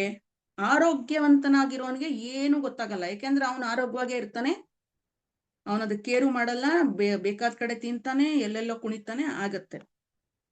ಆದ್ರೆ ಒಂದ್ಸಾರಿ ಆರೋಗ್ಯ ಕೆಟ್ಟು ಅವನಿಗೆ ರೋಗ ಬಂದಾಗ ಆರೋಗ್ಯದ ಬೆಲೆ ಗೊತ್ತಾಗತ್ತೆ. ಅಂದ್ರೆ ರೋಗಕ್ಕೆ ಕಾರಕ ಒಂದು ಶನಿ. ಈ ಶನಿ ಬಂದು ನಿಮ್ಗೆ ರವಿಯ ಪ್ರಾಮುಖ್ಯತೆನ ಎತ್ತು ತೋರಿಸ್ತಾನೆ.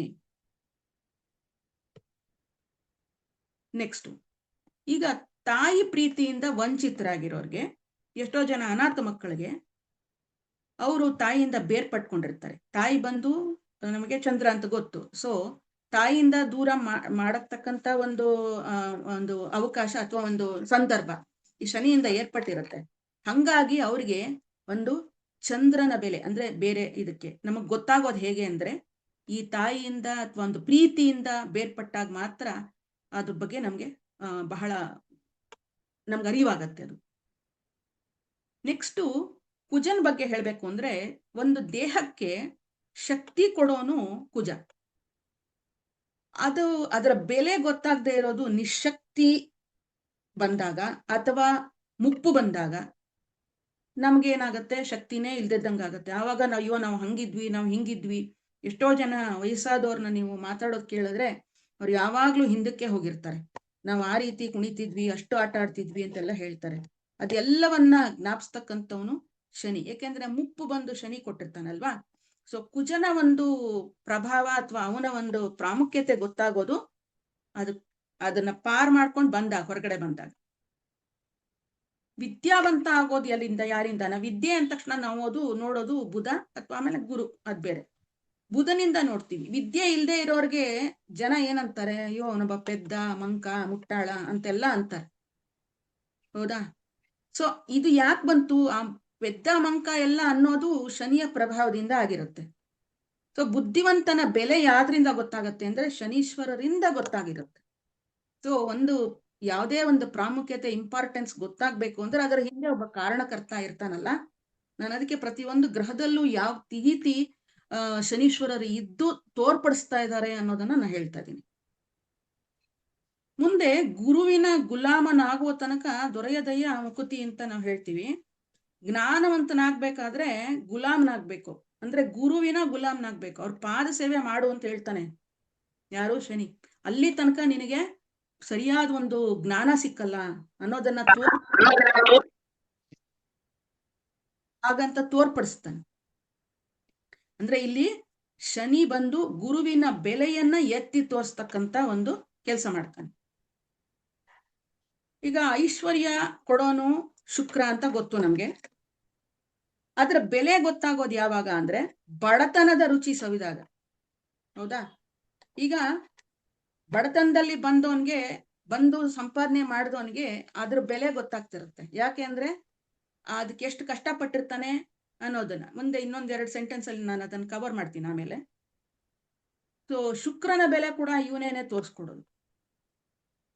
ಹೀಗೆ ಎಲ್ಲಾ ಗ್ರಹಗಳ ಬೆಲೆನ ಕೊತ್ಪಡಿಸೋದು ಶನೀಶ್ವರ ಅಂತಾನೆ ಹೇಳ್ಬೋದು. ಒಂದ್ ತರಹ ಏನ್ ಹೇಳ್ಬೋದು ಅಂದ್ರೆ ಆಲ್ ಇಂಡಿಯಾ ಪರ್ಮಿಟ್ ಯಾರು? ಶನೀಶ್ವರ. ಎಲ್ಲದಕ್ಕೂ ಶನೀಶ್ವರರ ಪರ್ಮಿಟ್ ಅಥವಾ ಕೃಪೆ ಬೇಕೇ ಬೇಕು ಅನ್ನೋದನ್ನ ನಾವಿಲ್ಲಿ ತಿಳಿಬಹುದು. ಒಂದು ವರ್ಡನ್ನ ನಾನು ವಿಶ್ಲೇಷಣೆ ಮಾಡೋದಕ್ಕೆ ಇಷ್ಟಪಡ್ತೀನಿ. ಅದನ್ನ ನಾನು ಹೇಳೋದು ಜ್ಞಾನೋದಯ ಅಂತ ಒಂದು ವರ್ಡ್. ಏನಂದ್ರೆ ಜ್ಞಾನೋದಯ ಅಂತಂದ್ರೆ ಇವಾಗ ನಾವುಗಳೆಲ್ಲ ಮೆಡಿಟೇಷನ್ ಅಥವಾ ಎಲ್ಲೋ ಜನ ಮಾಡ್ತಾರೆ, ಯೋಗಿಗಳು ಋಷಿಗಳು ಅದನ್ನೆಲ್ಲ ಪಡೀಲಿಕ್ಕೆ, ಜ್ಞಾನೋದಯ ಪಡೀಲಿಕ್ಕೆ ಬಹಳ ಕಷ್ಟಪಟ್ಟು ಎಷ್ಟೆಷ್ಟೋ ವರ್ಷಗಳು ತಪಸ್ಸನ್ನ ಮಾಡ್ತಾರೆ. ಅದಕ್ಕೆ ಎನ್ಲೈಟನ್ಮೆಂಟ್ ಅಂತ ಹೇಳ್ತಾರೆ. ಅದೆಲ್ಲ ಓಕೆ, ಆಯ್ತಾ? ಆದ್ರೆ ನಮ್ಗೆ ಗೌತಮ ಬುದ್ಧನ ಒಂದು ಕತೆ ಗೊತ್ತಿರ್ಬೇಕು ಎಲ್ಲರಿಗೂ. ನಮ್ಗೆ ಫಸ್ಟ್ ಎನ್ಲೈಟನ್ಮೆಂಟ್ ಅಂತ ಒಂದು ವರ್ಡ್ ಅಥವಾ ಜ್ಞಾನೋದಯ ಅನ್ನೋ ಒಂದು ವರ್ಡ್ ಬಂದಿದ್ದೇ ಗೌತಮ ಬುದ್ಧನ ಒಂದು ಬುದ್ಧ ಚರಿತ್ರೆಯಿಂದಾನೇ ನಮ್ಗೆ ಗೊತ್ತಾಗಿದ್ದು ಅಂತ ಅನ್ಸುತ್ತೆ. ಅವನ್ ಕಥೆನಲ್ಲಿ ಬರೋದು ಹೇಗೆ ಅಂದ್ರೆ, ಅವನು ಊರ್ ಬಿಟ್ಟು ಅರಮನೆ ಬಿಟ್ಟು ತಪಸ್ಸಿಗೆ ಕುಳಿತುಕೊಳ್ಳೋಕೆ ಕಾರಣ ಅವನು ಕಂಡಂತ ಒಂದು 3 ಪ್ರಕರಣಗಳು. ಏನ್ ಪ್ರಕರಣಗಳು ಅಂದ್ರೆ, ಒಂದು ಡೆಡ್ ಬಾಡಿ, ಒಂದು ಕೃಶವಾದ ಒಬ್ಬ ಮುದುಕನ ಒಂದು ದೇಹ, ಇನ್ನೊಬ್ಬ ರೋಗಿ. ಇದನ್ನೆಲ್ಲ ನೋಡಿ ಅವನು ಒಂದು ಗೊತ್ತಿಲ್ಲದೆ ಇರೋ ಇನ್ನೋಸೆಂಟ್ ಪರ್ಸನ್. ಅವನು ಅರಮನೆ ಒಳಗಡೆ ಒಂದು ಕುಪಮಂಡುಕ ತರ ಇರ್ತಾನಲ್ಲ, ಅವನು ಇದ್ದಕ್ಕಿದ್ದಂಗೆ ಇದನ್ನ ನೋಡಿದಾಗ ಅವನಿಗೆ ವ್ಯಾಕುಲಗೊಂಡ್ಬಿಟ್ಟು ಮುಂದೆ ಏನೇನೋ ಒಂದು ಆಗ್ಬಿಟ್ಟು ಅವನೇನ್ ಮಾಡ್ತಾನೆ, ಎಲ್ಲ ತ್ಯಾಗ ಮಾಡಿ ಅವನು. ಅಂದ್ರೆ ಈ 3 ಒಂದು ಪ್ರಕರಣಗಳಿಗೆ ಅಥವಾ ಈ 3 ಒಂದು ಸಿಗ್ನಿಫಿಕೆನ್ಸ್ ಯಾರು ತೋರ್ಸೋದು ಅಂದ್ರೆ ಶನೀಶ್ವರ. ಡೆಡ್ ಬಾಡಿನಾಗ್ಲಿ, ಕೃಶನಾದ ಮುದುಕನನ್ನಾಗ್ಲಿ, ಒಬ್ಬ ರೋಗಿಯನ್ನಾಗ್ಲಿ ಕಾಣಿಸೋದು ಅವನು ಶನೀಶ್ವರ. ಸೊ ನಾವೇನ್ ಹೇಳ್ಬೋದು ಅಂದ್ರೆ ಶನಿ ಒಂದು ಜ್ಞಾನೋದಯಕ್ಕೆ ಮೂಲ. ಜ್ಞಾನೋದಯದ ಮೂಲ ಇನ್ನೂ ಮುಂದಕ್ಕೆ ಹೋಗ್ತಾ ಬೇರೆ ಗ್ರಹಗಳನ್ನೆಲ್ಲ ನಾವು ನೋಡ್ತೀವಿ. ಅದೇ ಅದಕ್ಕೆ ಮೂಲ ಕಾರಕ ಒಬ್ಬ ಇರ್ಬೇಕಲ್ಲ, ಮೂಲ ಕಾರಣ ಒಬ್ಬ ಇರ್ಬೇಕಲ್ಲ.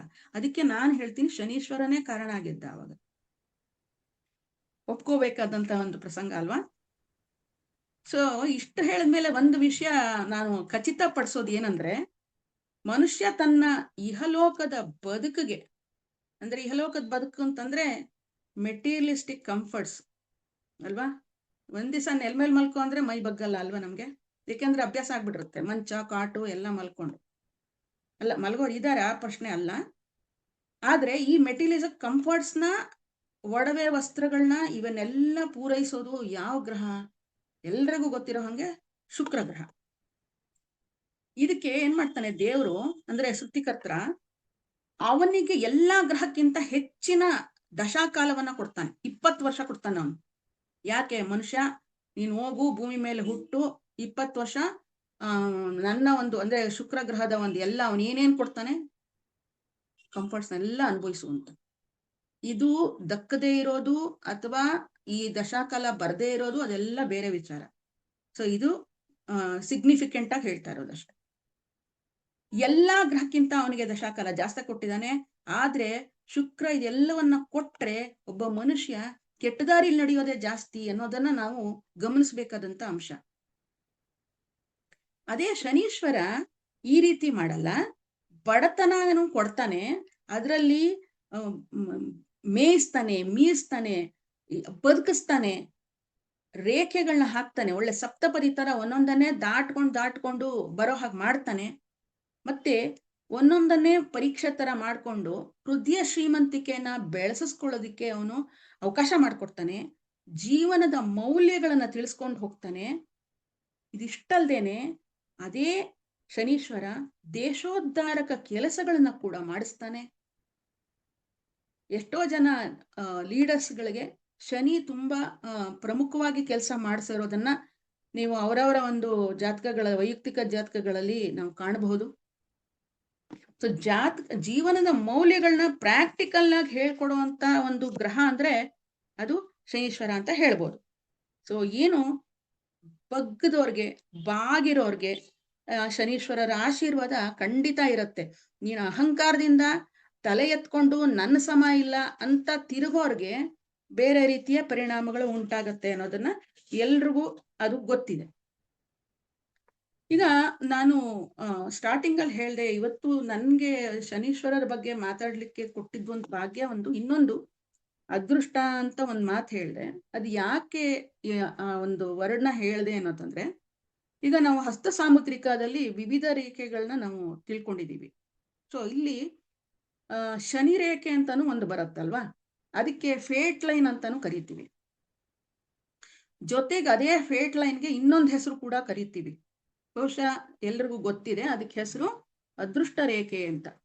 ಈ ಶನಿ ರೇಖೆನ ಯಾಕೆ ಅದೃಷ್ಟ ರೇಖೆ ಅಂತ ಕರೀತಾರೆ ಅಲ್ವಾ? ನೀವೇನ್ ಅನ್ಕೋತೀರಾ? ಅದೃಷ್ಟ ಅಂತಂದ್ರೆ ಇದ್ದಕ್ಕಿದ್ದಂಗೆ ಏನೋ ಬಂದ್ಬಿಡತ್ತೆ. ಇವತ್ತು ನಾಳೆ ಬೆಳಗಾದ್ರೆ ನಾನು ಐರಾವತ ಇರುತ್ತೆ ನನ್ನ ಮನೆ ಮುಂದೆ, ನಾನು ರಾಜ್ಯವನ್ನ ಆಳ್ತೀನಿ ಅಂತ ಒಂದು ಅದೃಷ್ಟವನ್ನ ಅನ್ಕೊಳ್ಳೋ ಚಾನ್ಸಸ್. ಅಂತ ಅದೃಷ್ಟ ಬಂದಿದ್ ಹಂಗೆ ಹೊರಟು ಹೋಗುತ್ತೆ. ಯಾಕೆ ಅಂದ್ರೆ ಈ ಶನೀಶ್ವರ ಈ ಅದೃಷ್ಟ ರೇಖೆ ಅನ್ನೋದನ್ನ ಯಾಕೆ ಹೇಳ್ತಾ ಇದ್ದಾರೆ ಅಂದ್ರೆ, ನಾವ್ ಇದನ್ನ ಅಳವಡಿಸ್ಕೋಬೇಕು. ಏನಂತಂದ್ರೆ, ಕೈ ಕೆಸರಾದ್ರೆ ಬಾಯಿ ಮೊಸರು ಅನ್ನೋದನ್ನ ನಾವು ಅಳವಡಿಸ್ಕೋಬೇಕಾಗತ್ತೆ.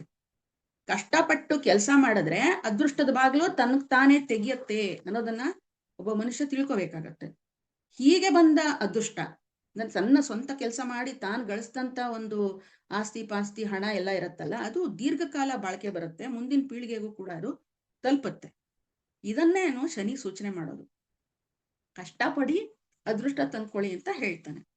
ಈಗ ನಿಮ್ಮ ಬಚಕ್ರದಲ್ಲಿ ಮತ್ತೆ 10ನೇ ಮತ್ತು 11ನೇ ಮನೆ ಅಧಿಪತಿ ಬಂದು ಮಕರ ಕುಂಭ ಆಗಿ ಶನಿಯೇ ಯಾಕೆ ಅದನ್ನ ಕೊಟ್ಟಿದ್ದಾನೆ ಅನ್ನೋದನ್ನ ಒಂದು ಸೂಚ್ಯವಾಗಿ ಇಲ್ಲಿ ತಿಳಿಸುತ್ತೆ. ಮಕರದಲ್ಲಿ ಕರ್ಮಾಧಿಪತಿ, ಕರ್ಮವನ್ನ ನೀನು ಮನಸ್ಸಿಟ್ಟು ಕಷ್ಟಪಟ್ಟು ಬಗ್ಗಿ ಕೆಲಸ ಮಾಡು, ನಾನೇ ಅಲ್ಲಿ ಲಾಭನೂ ಕೊಡ್ತೀನಿ ಅಂತ. ಅದು ನಿಮ್ಮ ಎಫರ್ಟ್ಸ್ ಮೇಲೆ ಹೋಗುತ್ತೆ. ಬೇರೆ ಗ್ರಹಗಳಿಂದ ಬರ್ತಕ್ಕಂತ ಹಣ ಆಗ್ಲಿ ಐಶ್ವರ್ಯ ಆಗ್ಲಿ ಅದು ಕ್ಷಣಿಕ ಇರ್ಬೋದು, ಕೆಲವೇ ವರ್ಷಗಳಿರ್ಬೋದು, ಅಥವಾ ಅದರ ಮೇಲೆ ಆಸಕ್ತಿ ಇಲ್ಲದೆ ಇರ್ಬೋದು, ಬೇಕಾದಷ್ಟು ತರಹದಲ್ಲಿ ವ್ಯತ್ಯಯಗಳು ಉಂಟಾಗತ್ತೆ. ಇದು ನಾನು ಹೇಳಿದ್ದು ಅವಾಗ ಅದೃಷ್ಟ ಅನ್ನೋ ಒಂದು ರೀತಿ ನಾನು ಹೇಳಿದ್ದಷ್ಟೆ. ಈಗ ನಾನು ಶನಿಯ ಪರಿಭ್ರಮಣ ಮಾತಾಡ್ಬೇಕಾದ್ರೆ ಚಂದ್ರನ ಮೇಲಿನ ಒಂದು ಇದು ಕೂಡ ಹೇಳಿದೆ. ಇಲ್ಲಿ ಶನಿಗ್ ಮಾತ್ರ ಸಾಡೆ ಸಾತಿ ಅನ್ನೋದನ್ನ ನಾವು ತುಂಬಾ ಪ್ರಾಮುಖ್ಯತೆ ಕೊಟ್ಟು ಮಾತಾಡ್ತೀವಿ. ಅಯ್ಯೋ ಸಾಡೆ ಸಾತಿ ಶುರುವಾಗ್ಬಿಡ್ತು, 11ನೇ ಮನೇಲಿದ್ದ ಈಗ 12ಕ್ಕೆ ಬಂದ, ಆಯ್ತು ಶುರುವಾಯ್ತು ಅಂತ ಎಲ್ಲ ಶುರು ಮಾಡ್ತೀವಿ. ಇದು ಯಾವ ರೀತಿ ಒಂದು ಫಲಗಳನ್ನ ಅದು ಕೊಡುತ್ತೆ ಅನ್ನೋದನ್ನ ಸ್ವಲ್ಪ ಸೂಕ್ಷ್ಮವಾಗಿ ತಿಳ್ಕೊಳ್ಳೋದಾದ್ರೆ, ರಾಶಿಯ ಹಿಂದಿನ ಮನೆಗೆ ಬಂದಾಗ ಅದು ವ್ಯಯಸ್ಥಾನ ಆಗಿರುತ್ತೆ. ಬಂದಾಗ ಬೇಡದೆ ಇರುವಂತ ಖರ್ಚುಗಳು, ಅಂದ್ರೆ ನಮ್ಗೆ ಬೇಡದೆ ಇರೋ ಖರ್ಚು ಅಂದ್ರೆ ಯಾವ್ದು ಬರುತ್ತೆ ಅವಾಗ? ಆಸ್ಪತ್ರೆ ಖರ್ಚಿರ್ಬೋದು, ಅಥವಾ ಎಲ್ಲೋ ಲಾಸ್ ಆಗ್ಬಿಡೋದು ಯಾವುದೋ ರೀತಿನಲ್ಲಿ, ಅವೆಲ್ಲ ನಮ್ಗೆ ಬೇಡದೆ ಇರೋ ಖರ್ಚು ಅಲ್ವಾ? ಆಸ್ಪತ್ರೆ ಭೇಟಿ ಆಗೋದು, ಮನಸ್ಸಿಲ್ಲ ಅಲ್ಲ ಅಲ್ಲಿಗೆಲ್ಲ ಹೋಗೋದಕ್ಕೆ ಯಾರಿಗ್ ಮನಸ್ಸಿರುತ್ತೆ? ಸೊ ಅದೆಲ್ಲ ಅವನು ಹಿಂದಿನ ಮನೆಗೆ ಬಂದಾಗ ತೋರಿಸ್ತಾನೆ. ಅಂದ್ರೆ ನಮ್ಮ ರಾಶಿಯ ಹಿಂದಿನ ಮನೆಗೆ ಬಂದಾಗ್ಲೇನೆ ಅವ್ನು ಸಾಡೆ ಸಾತಿ ಶುರು ಅನ್ನೋ ಒಂದು ವಿಚಾರ ನಿಮಗೆ ಗೊತ್ತಿದೆ. ಚಂದ್ರನ ಮೇಲೆ ಬಂದಾಗ ಅವಾಗ್ಲೂ ಮಾತಾಡದೆ, ಮನಸ್ಸಿಗೆ ಅತ್ಯಂತ ಕ್ಷೋಭೆ, ತಾಯಿಗೆ ಸಂಕಷ್ಟಗಳು, ಮತ್ತೆ ತಾಯಿಯನ್ನ ಹೆಚ್ಚು ಕಡಿಮೆ ವಯಸ್ಸಿನ ನಂತರ ಅವರ ಒಂದು ವೈಯಕ್ತಿಕ ಜಾತಕಗಳನ್ನ ಬಿಟ್ರೆ ಇವರ ಸೂಚಿತವಾಗಿ ಅವರಿಂದ ದೂರ ಆಗುವಂತ ಒಂದು ಸಮಯ ಕೂಡ ಅಲ್ಲಿ ಸೂಚನೆ ಕೊಡುತ್ತೆ. ಮತ್ತೆ 2ನೇ ಮನೆಗೆ ಬಂದಾಗ ವೃಥಾ ಖರ್ಚು, ಸಾಲ, ಮತ್ತೆ ಅವ್ರಿಗೂ ಕೂಡ ಅದು ಮಾರಣಾಂತಿಕ ಅನುಭವಗಳನ್ನ ಅದು ತಂದ್ಕೊಡುವಂತ ಒಂದು ಸ್ಟೇಜ್ ಅದು. ಸೊ ಇದು ಸಾಡೆ ಸಾತಿನಲ್ಲಿ ಬರ್ತಕ್ಕಂಥ 3 ರಾಶಿಗಳ ಒಂದು ಅನುಭವಗಳು. ಈ ಪರಿಭ್ರಮಣ ಕಾಲದಲ್ಲಿ ಶನಿ ಬಂದು ಇವನು ಈ ಮಿತ್ರನ ಮನೆ, ಇವನು ಶತ್ರು ಮನೆ, ಅಂತ ಯಾವುದನ್ನು ಶನಿ ನೋಡಲ್ಲ. ಆಯಾ ಮನೆಗಳಿಗೆ ಬಂದಾಗ ಆಯಾ ಒಂದು ಫಲಗಳನ್ನ ಅವ್ನು ಕೊಟ್ಟು ಮುಂದಕ್ಕೆ ಹೋಗ್ತಾ ಇರ್ತಾನೆ. ಆದ್ರೆ ಕೆಲವರಿಗೆ ಇವನ ಉಪಟಳವನ್ನ ಸಹಿಸುವಂತ ಶಕ್ತಿ ಆ ಕೆಲವು ರಾಶಿಗಳಿಗೆ ಕೊಟ್ಟಿರಬಹುದು ಅಥವಾ ಸ್ವಯಂ ಇರುತ್ತದೆ ಅಂತ ನಾವು ಹೇಳ್ಬೋದು ಅಷ್ಟೆ. ಅಂದ್ರೆ ಅವರವರ ಜಾತಕ, ವೈಯಕ್ತಿಕ ಜಾತಕದ ಮೇಲೆ ಅದು ಹೋಗ್ಬೋದು. ಅಂದ್ರೆ ಯಾರೂನು ಅದರಿಂದ ತಪ್ಪಿಸ್ಕೊಳ್ಳೋಕೆ ಆಗಲ್ಲ ಅನ್ನೋದನ್ನ ವಿಚಾರ ಮಾಡ್ತೇವೆ.